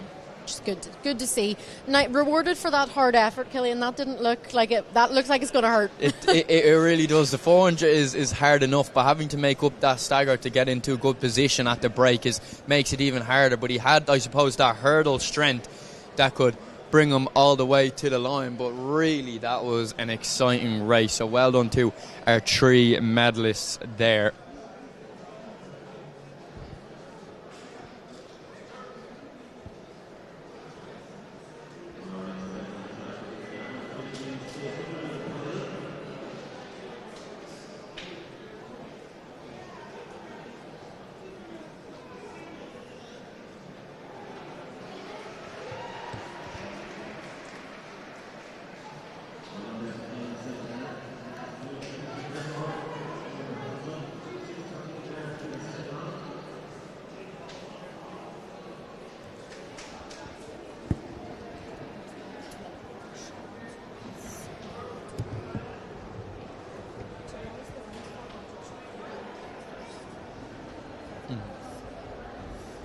Now, on the track, I know we keep saying this, but as we get into the finals, each race becomes more and more exciting.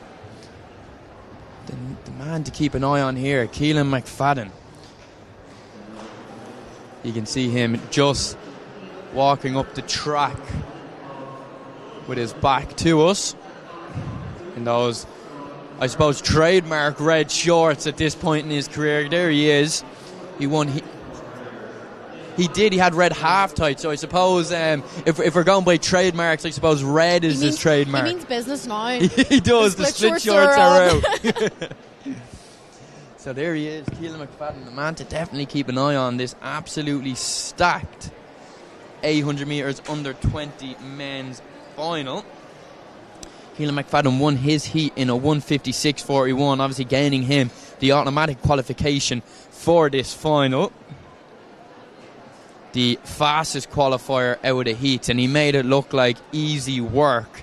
If he takes us back to that heat, he was happy enough to sit back and then had the speed to just inject a little bit of pace into the rest of the field, and was able to pull away and comfortably, I suppose, take the win in heat number 1.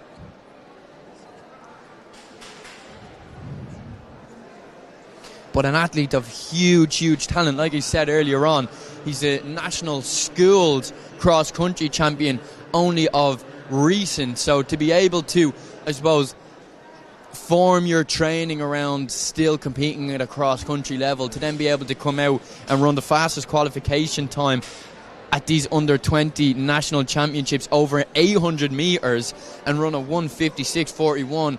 Of course, he's got a personal best of 150 flat over the 800, but to kind of be able to have that range with not tailoring your training to the 800, because we know some 800 metre athletes are nearly like 400 metre athletes. You know, you can be an 800 metre and a 1500 metre athlete, or an 800 400, and you know, this is an event that requires serious speed. So for Keelan to come out here and dominate the heats the way he did, but also off the back of becoming schools national cross-country champion, it just shows the talent, the range, the ability he has to jump into any event and make life difficult for what some may say other 800 metre specialists in this field. But really quickly, as these men take their marks on the inside, we've McGilton, Collins, McCarroll, Delaney, Kelly, Moore, O'Sullivan, and of course Keelan McFadden, Cranford AC on the outside. The fastest qualifier, the fastest on paper.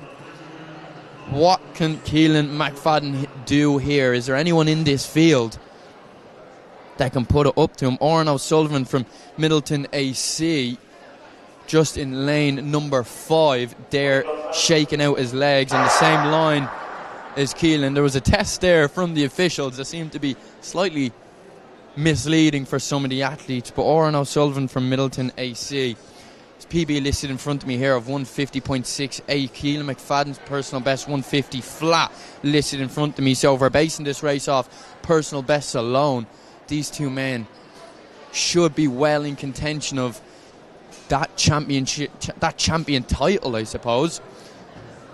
Oran O'Sullivan also had a really, really strong heat.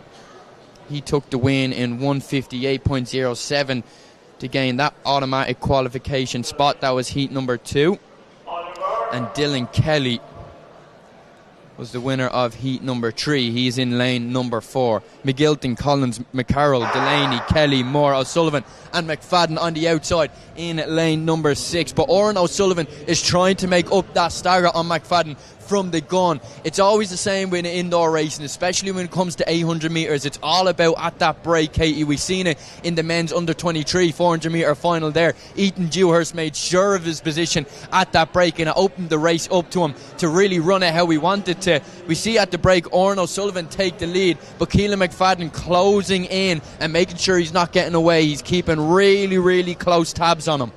Yeah, 27 high seconds through that first 200 metres there. So quite a swift pace being set by Oran O'Sullivan of Middleton AC. Keelan McFadden very happy just to sit in behind him at this point.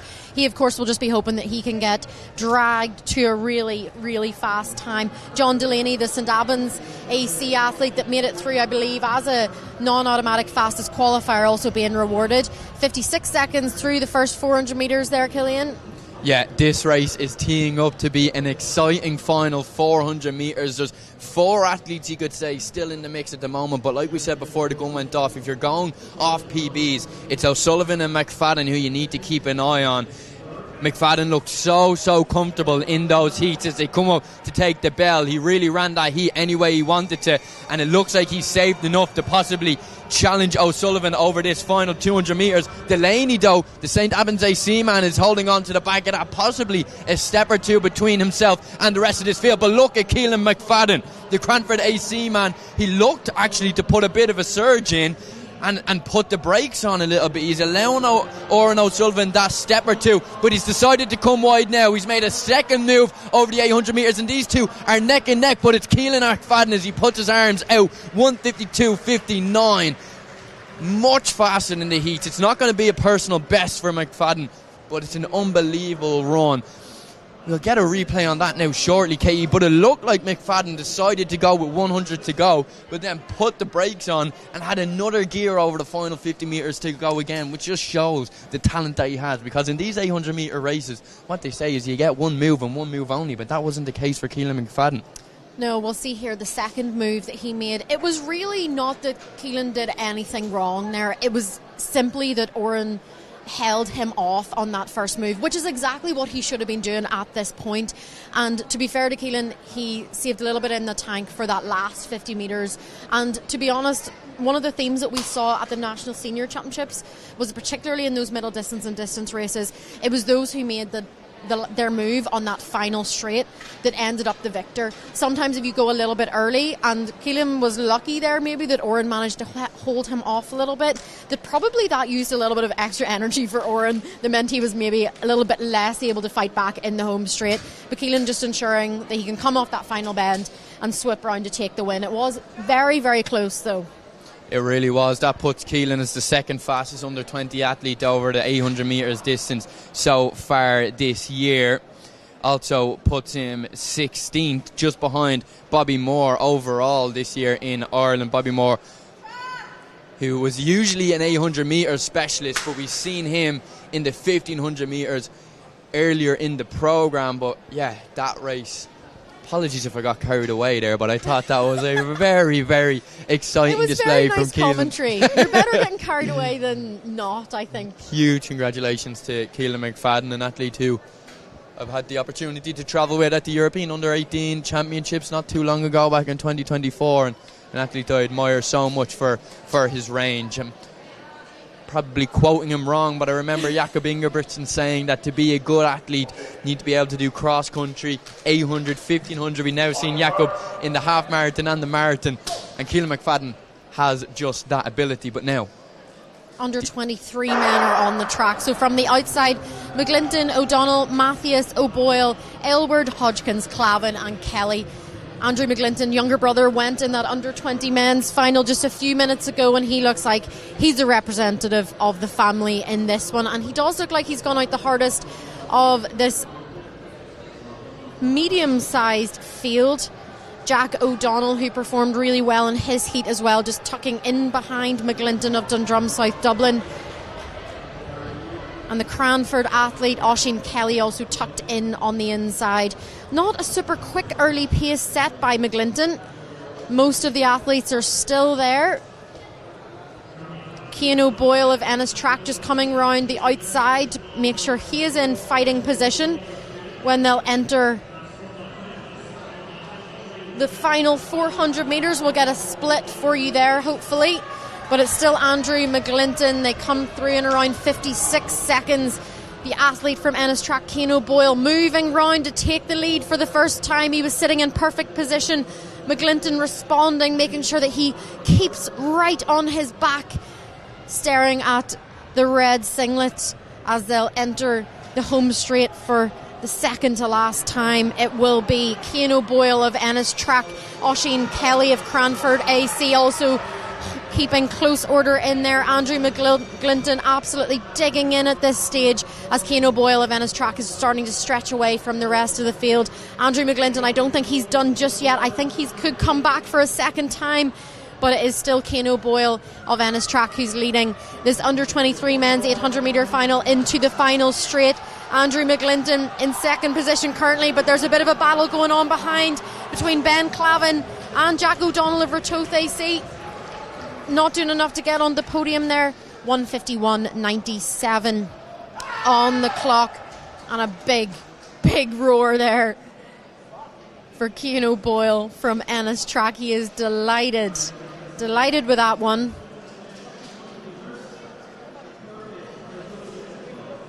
That's been rounded down to 1:51.96 there officially on the clock in front of us, putting O'Boyle fourth all time, or I suppose I should say under 23, fourth under 23 fastest time this year. So a really strong run from him, as you can see the result on the screen there now. It's been a seriously exciting end to today's under 20 and under 23 programme. 1:52.81 on the clock there for Andrew McGlinton. That's a new personal best as well. He only ran a PB last week in the varsities as well, so 2 PBs in 2 weekends is a really good result for McGlinton there, who took on the early pace. Oisín Kelly 1:53.57. Yeah, like you said, it's been a really exciting, I suppose, tailor end of these under 20 and under 23 championships. Just a point to touch on from that exciting 400 metre under 20 women's race, which we will come back to once we look through this replay, Katie, of the final 50 metres of the men's 800 metres under 23. You can see our Ennis man is of course away. 1 and 2, the positions were decided, but the battle was on for third place. Oisín Kelly is the man who came away for that third place position, but the battle really was going on behind our top 2 winners. Why don't we talk about our favourite events of the day? I think the women's 400 is definitely one that stands out for me. That performance from Molly Daly was just spectacular. Erin Friel coming back at her in the last 50 metres, really showing that true 400 metre strength, and I think it will really just mean that relays going forward, we don't really have anything to worry about. Personal best for Molly and a championship record of 53.74, and we think that Rashida is the only other under 20 to have ever gone faster indoors, and it was only Molly's third ever 400 metres, so a fantastic achievement for her. Of course, she has really great pedigree. Her parents were both great athletes, and I think the future is bright for her on the 2-lap or the 1-lap race, depending on whether you're indoors or outdoors. What was your favourite event of the day? I gotta say, Keelan McFadden there, the way he ran that 800 metres under 20 race was really impressive. Even how he showed his form in the heats, I thought was so suppose, so experienced looking, and then to come out and run 4 seconds quicker in the final with two moves, moved at 150 to go, and then he moved at 50 metres to go, which is something you don't see very often in the 50 metres, especially off the back of just becoming the national skills cross-country champion. I think the reason that race stood out to me is just the range that Keelan has showed over the past couple of months. But look, it's so exciting from a under-18 and under-20 national perspective in terms of the talent coming through. When we look ahead to the World Under-20 Championships, of course, Conor Kelly, the the European Under-20 400 metre champion. Sean Doggett, of course, was a finalist in that same race, but Conor Kelly will be hoping to make his way over to Oregon for those World Under-20 Championships. So that men's 4x400 metre relay team at the World Under-20 Championships can be so strong. Even what we've seen here, like you say, Katie, Molly Daly and Erin Friel both dipped under that World Under-20 qualification standard. So even that 4x400 metre relay team on the women's side can be so exciting. Pia Langton, Kilkenny City Harriers as well, also getting the 1500 metre qualification time for those World Under-20 Championships. So these championships here today have grown that World Under-20 team substantially, both from an individual and a relay perspective. It's made things really exciting as we look ahead to the summer. I'm really looking forward to that women's 4x400 metre under-20 relay team, which could, on paper be a really strong team, again subject to qualification standards and who's available at the time. But it's looking to be really exciting off of these championships today alone, and there's still a busy summer ahead, Katie. Yeah, there is. There's still 2 events left on the track. There is the women's under-20 60 metre hurdles final to come. Saw some really great performances earlier on from the likes of Orla Mannion. Very close to her PB. She'll be hoping she can go one better and maybe claim another championship record of the day. That will be great to see. And then 2 events to finish us off, which are the 4x400 metre relays. Yeah, the relay is always a great way to end off a programme. But you can see there on your screen your finalists for the women's under-20 60 metre hurdles. And no doubt Orla Mannion from South Galway AC is the athlete to keep an eye on here. Fastest qualifier in the heats, national senior medalist, multiple time Irish international on a European stage.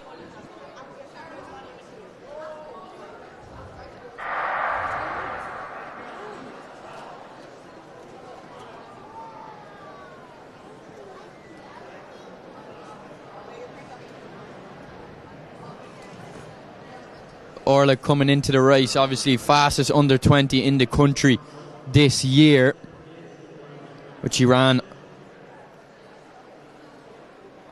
on the first day of those National Indoor Championships, 28th of February, with a new personal best of 8:45.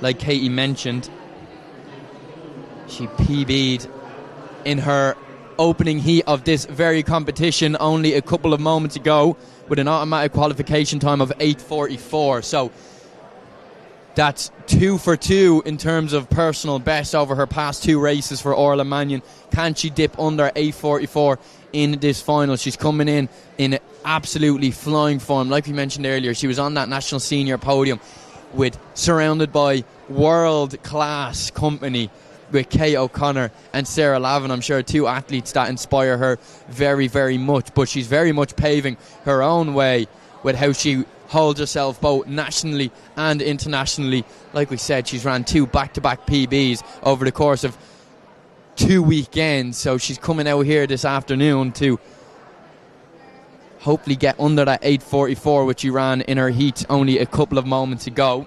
So hopefully she's recovered, hopefully she's fresh. She's, like we said, the athlete to keep an eye on in this final.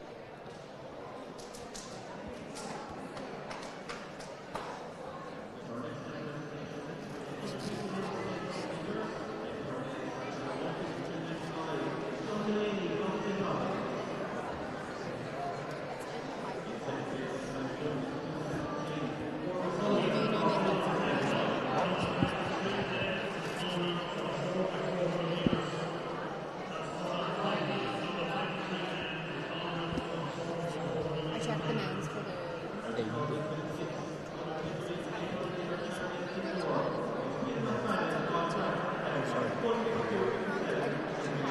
On my laptop, but I checked it.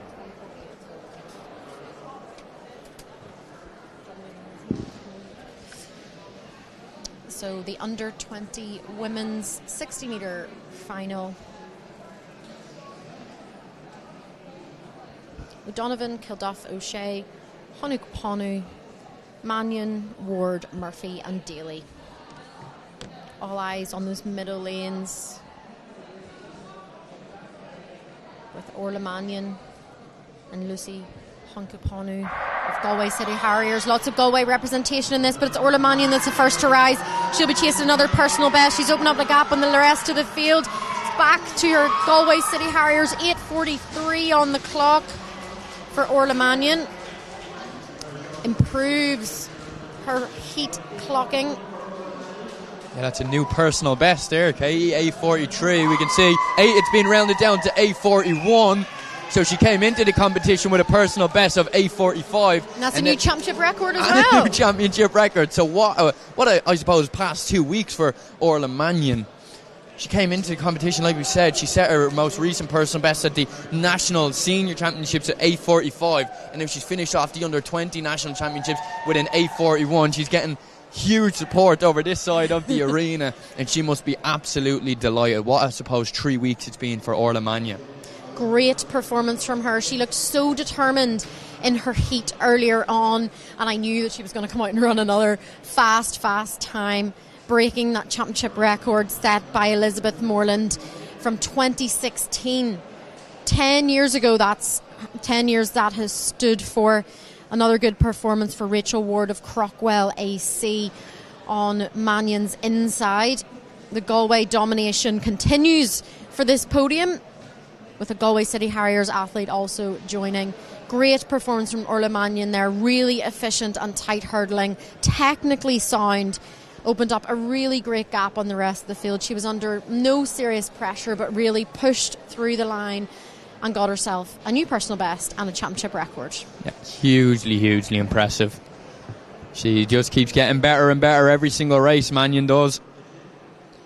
And it was as expected in terms of who was going to be your champion there, but in 8:41, she just can't stop PBing, this girl. And finding her way onto a national podium. It doesn't matter if it's senior, under 20, she'll be there.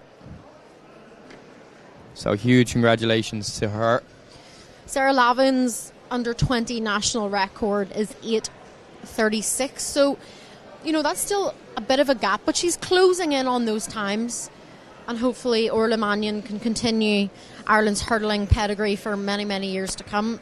She's certainly got plenty of good idols to look up to at this point. Women's long jump still ongoing. Callan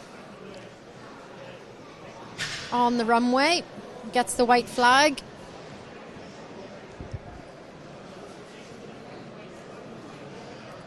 Yeah, that was Aoife Callan there from Bandon AC, as the under 20 women's long jump competition continues on the screen now.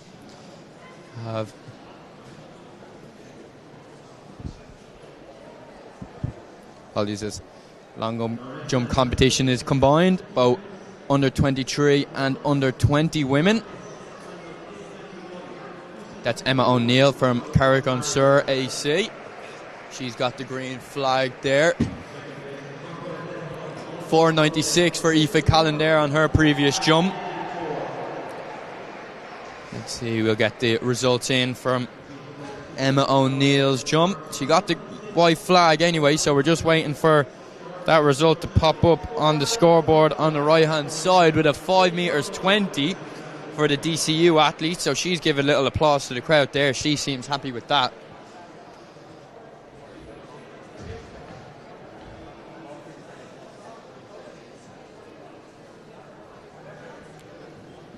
That was Gabriella Bowen from Leva LAC.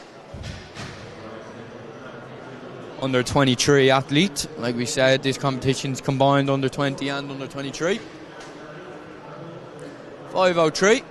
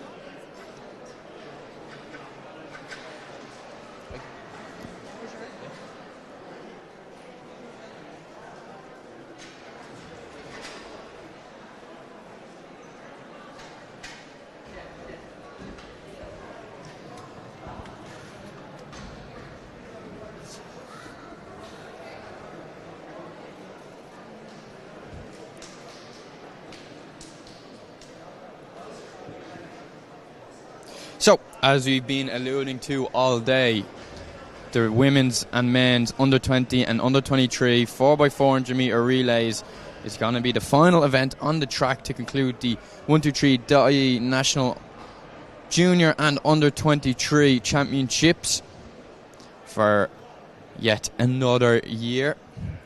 On the track now, we have the women's under 20, I believe, 4x400 metre relay team.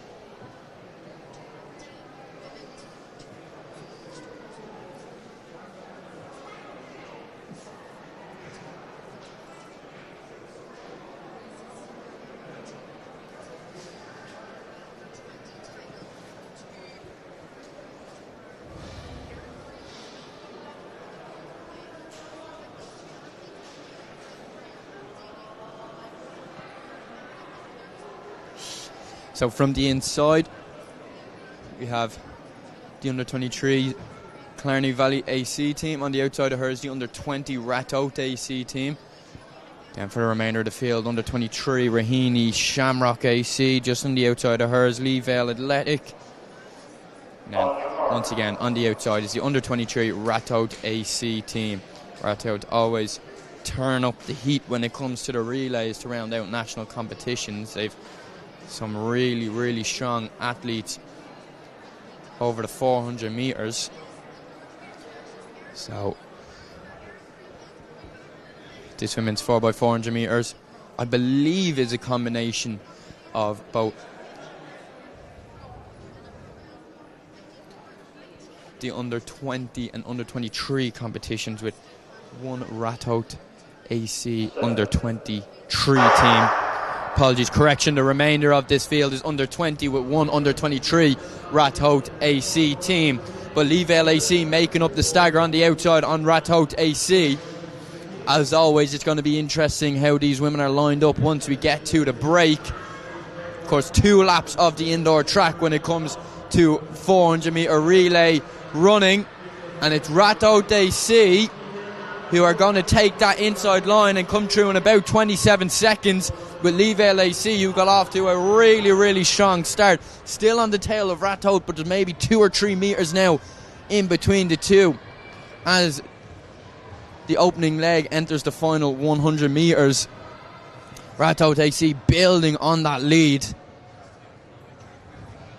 as they enter into the final changeover with about 50 metres to go. It's going to be clear as day. Ratoath AC are in the lead. Then it's going to be Lee Vale, Ratoath again, Raheny Shamrock, Killarney Valley AC with a little bit of work to do to make up any sort of ground to get back into this race. But it's Ratoath who got off to the best start in leg number 1. They're holding that inside lane really, really well with about, I suppose, 5 to 6 metres back to Lee Vale AC, but that gap is closing. Lee Vale AC are coming back. Leg number 2 has 200 metres remaining, and Lee Vale AC have done tremendous work here to close that gap and take over Ratoath AC for the very first time in this women's 4x400 metre under 20 and under 23 relay. And there now, Leave LAC are putting the 2 to 3 metres on the rest of the field. Rathout AC just lost that commanding lead that they had over that opening leg. So, as we enter into the second changeover, it's going to be Leave LAC to Rathout, but things started to get closer over that final 20 metres. Leavell seemed to have about 3 to 4 metres over Rathout, but over that final portion of the second handover, Rathout came back really, really strong, and this race is officially on. Rathout looked really strong over that opening leg, but there's a surge being put on now by Rathout AC, who's looking to give the final changeover as big of a lead as they can with 200 metres to go with the penultimate leg of this women's 4x400 metre relay. Again, it's back and forth between Rathout and Leavell. It was Leavell who got off to the best. Oh, apologies, it was Rathout who got off to the best start. Leavell got a gap over in that second leg, and now Rathout seemed to have about a metre on Leavell. But did they leave enough in the tank to close this final 100 metres? We will see as they enter the bend for the penultimate time.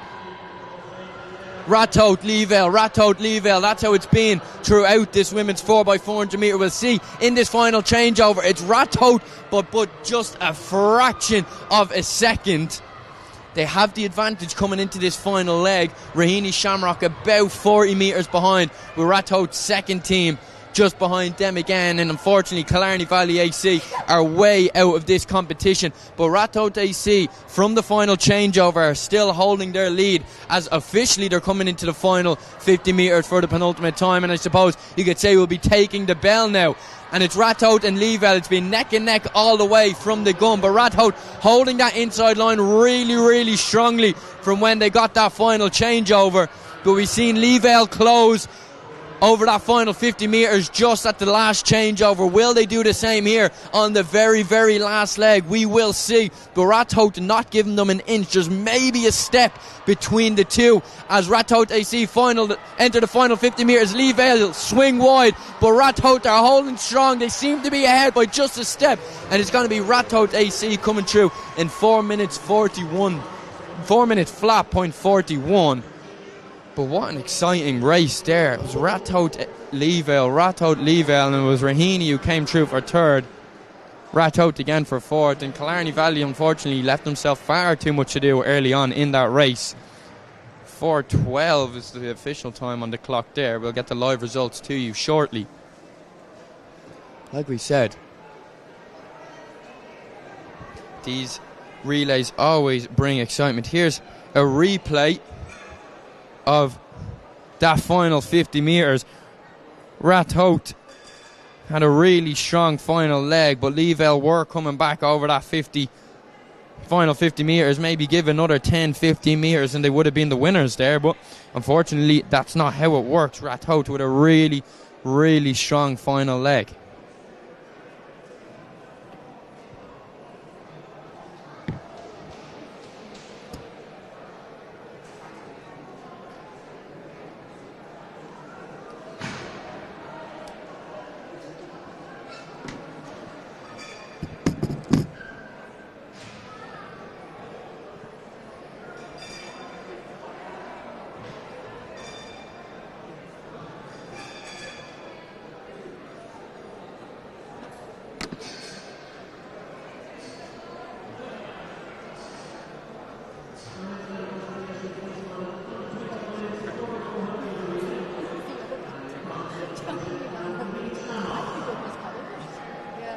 So, good news, we've gotten official confirmation from Sean Carmody as he travels home from Athlone.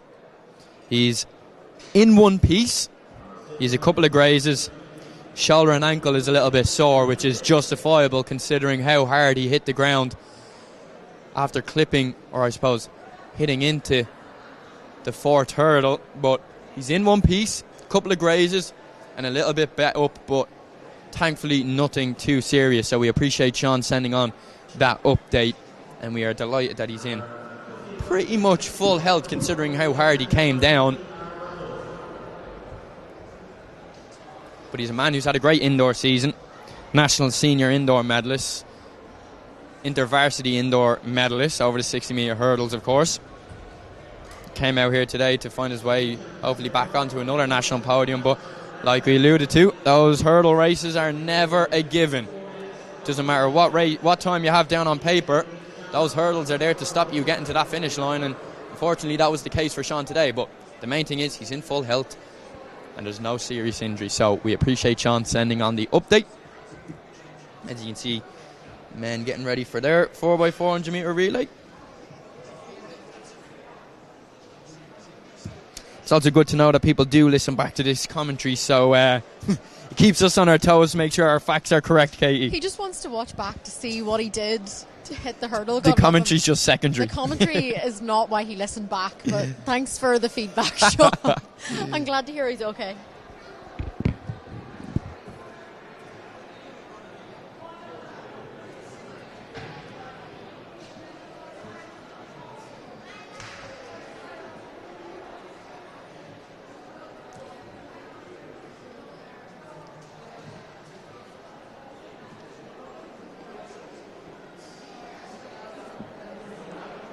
Now, this is the men's 4x400 metre relay, under 20. Some familiar singlets in this. Middleton AC, of course, you've seen Oran O'Sullivan in the men's under 20 800 metre final not too long ago, where he battled it out with Keelan McFadden. Middleton AC on the inside, and outside of them is Clongriffin AC. North Down AC in lane 4, and on the very outside, once again, great representation in these relays, we've Rathout AC. This is the men's under 20 4x400 metre relay.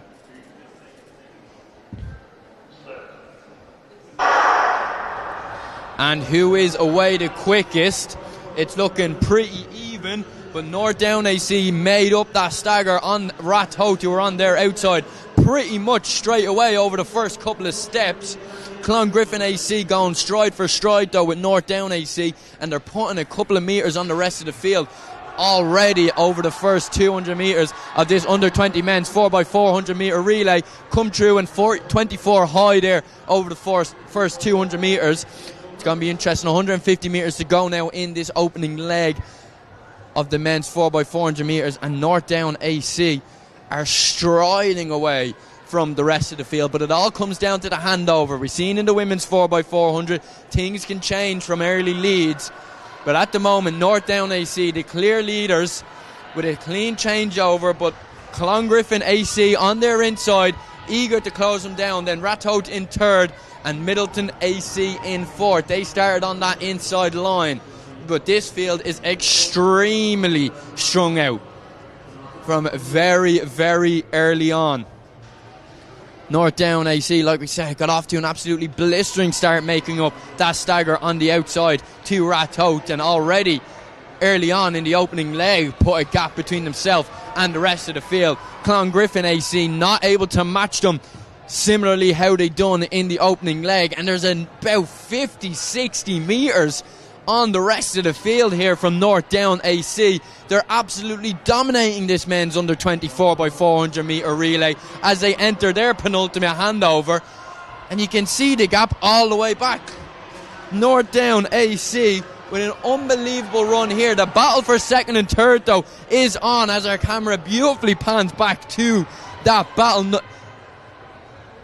Clongriffin AC and Rathout are flying around trying to confirm their spots on the podium, but we can see, coming back into our shot now, North Down AC have well over 70 metres on the rest of the field. I've never seen such a dominant display at the end of a national programme, but that's exactly what we're getting here now from North Down AC as they enter the final 100 metres towards the final changeover. Are they just going to continue to grow on this lead? You'll see coming into your picture now, Rathout have claimed that second place position for the time being, but North Down AC not letting up whatsoever. They're more concerned about growing their lead than anything at the moment. From our position, it looks like they've about 60 metres on the rest of the field. Rathout look to be in the clear for second place, and surprisingly Middleton AC are currently sitting in third place. They got off to a sluggish start, but 200 metres now to go for North Down AC, who by the looks of things, that lead just continues to grow. In this men's 4x400 metre under 20 relay. And there's absolutely no doubt about your winner in this. Literally from gun to tape, North Down AC, both physically and figuratively, ran away from this field. 3:26.02 on an unbelievable run. Rathout coming through for a second. And I have to give it to Middleton AC with the sluggish start they had. They were closing on Rathout there, another leg, and they could have snuck their way up into second place. It wasn't to be for Clongriffin AC, who challenged North Down over that opening leg, but by the time we got to the second changeover, it was clear to see who your winner was going to be.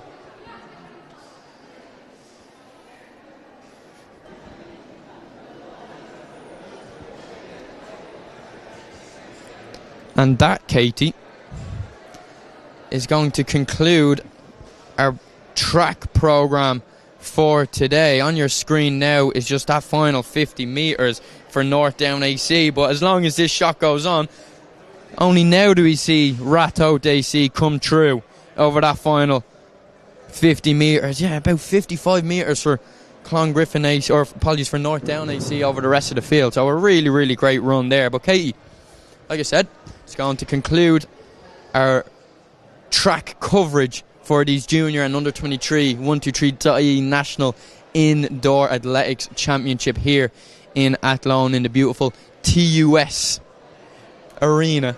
You're laying on all of the superlatives and praise here, Killian. I have to get them out. I had them in the locker from early on in the stream, and I'm just saying it. Thank enough people yet. So yeah, the officials, there was plenty of them out today. They did stick to the schedule really, really well. Like, they did great. Sometimes it can be very hard to keep everything to time, but plenty of officials out there today. You can see them all in their lovely blue Adidas t-shirts, kitted out and doing a great job. The women's long jump is still ongoing, of course, but track action concludes. Just want to thank everyone for tuning in today, and make sure you stay tuned to the Athletics Ireland Instagram, TikTok, Facebook, wherever you like to get your social media, for some fantastic reels from Tri Sports sitting beside me over here. And we're also going to post some highlights from the live stream of some of the best races of the day, so keep an eye out for those as well. Yeah, of course, and of course more indoor action to come next week with the World Indoor Athletics Championship. So again, another reason to keep an eye on the Athletics Ireland Instagram. Our very own Rory Cassidy will be over there getting the post-race interviews with all of our high-performance senior athletes as they compete and do the country proud on the world stage. If we're going to do thanks, of course, thank you, Katie, for joining me on commentary today, and I'll thank myself for joining you on commentary. And of course, thank you to Entree, who are out here providing the live stream with our very dedicated David cameraman. They're spread across the entire country today, from GAA to Athletics Action. So if anything, David's got the easy gig here on a nice warm indoor arena. So, but of course, a big thank you to them as always. But as well, like you said, Katie, thank you to everyone who tuned in at home, and I suppose you'll see everyone in the next one. Thanks for tuning in.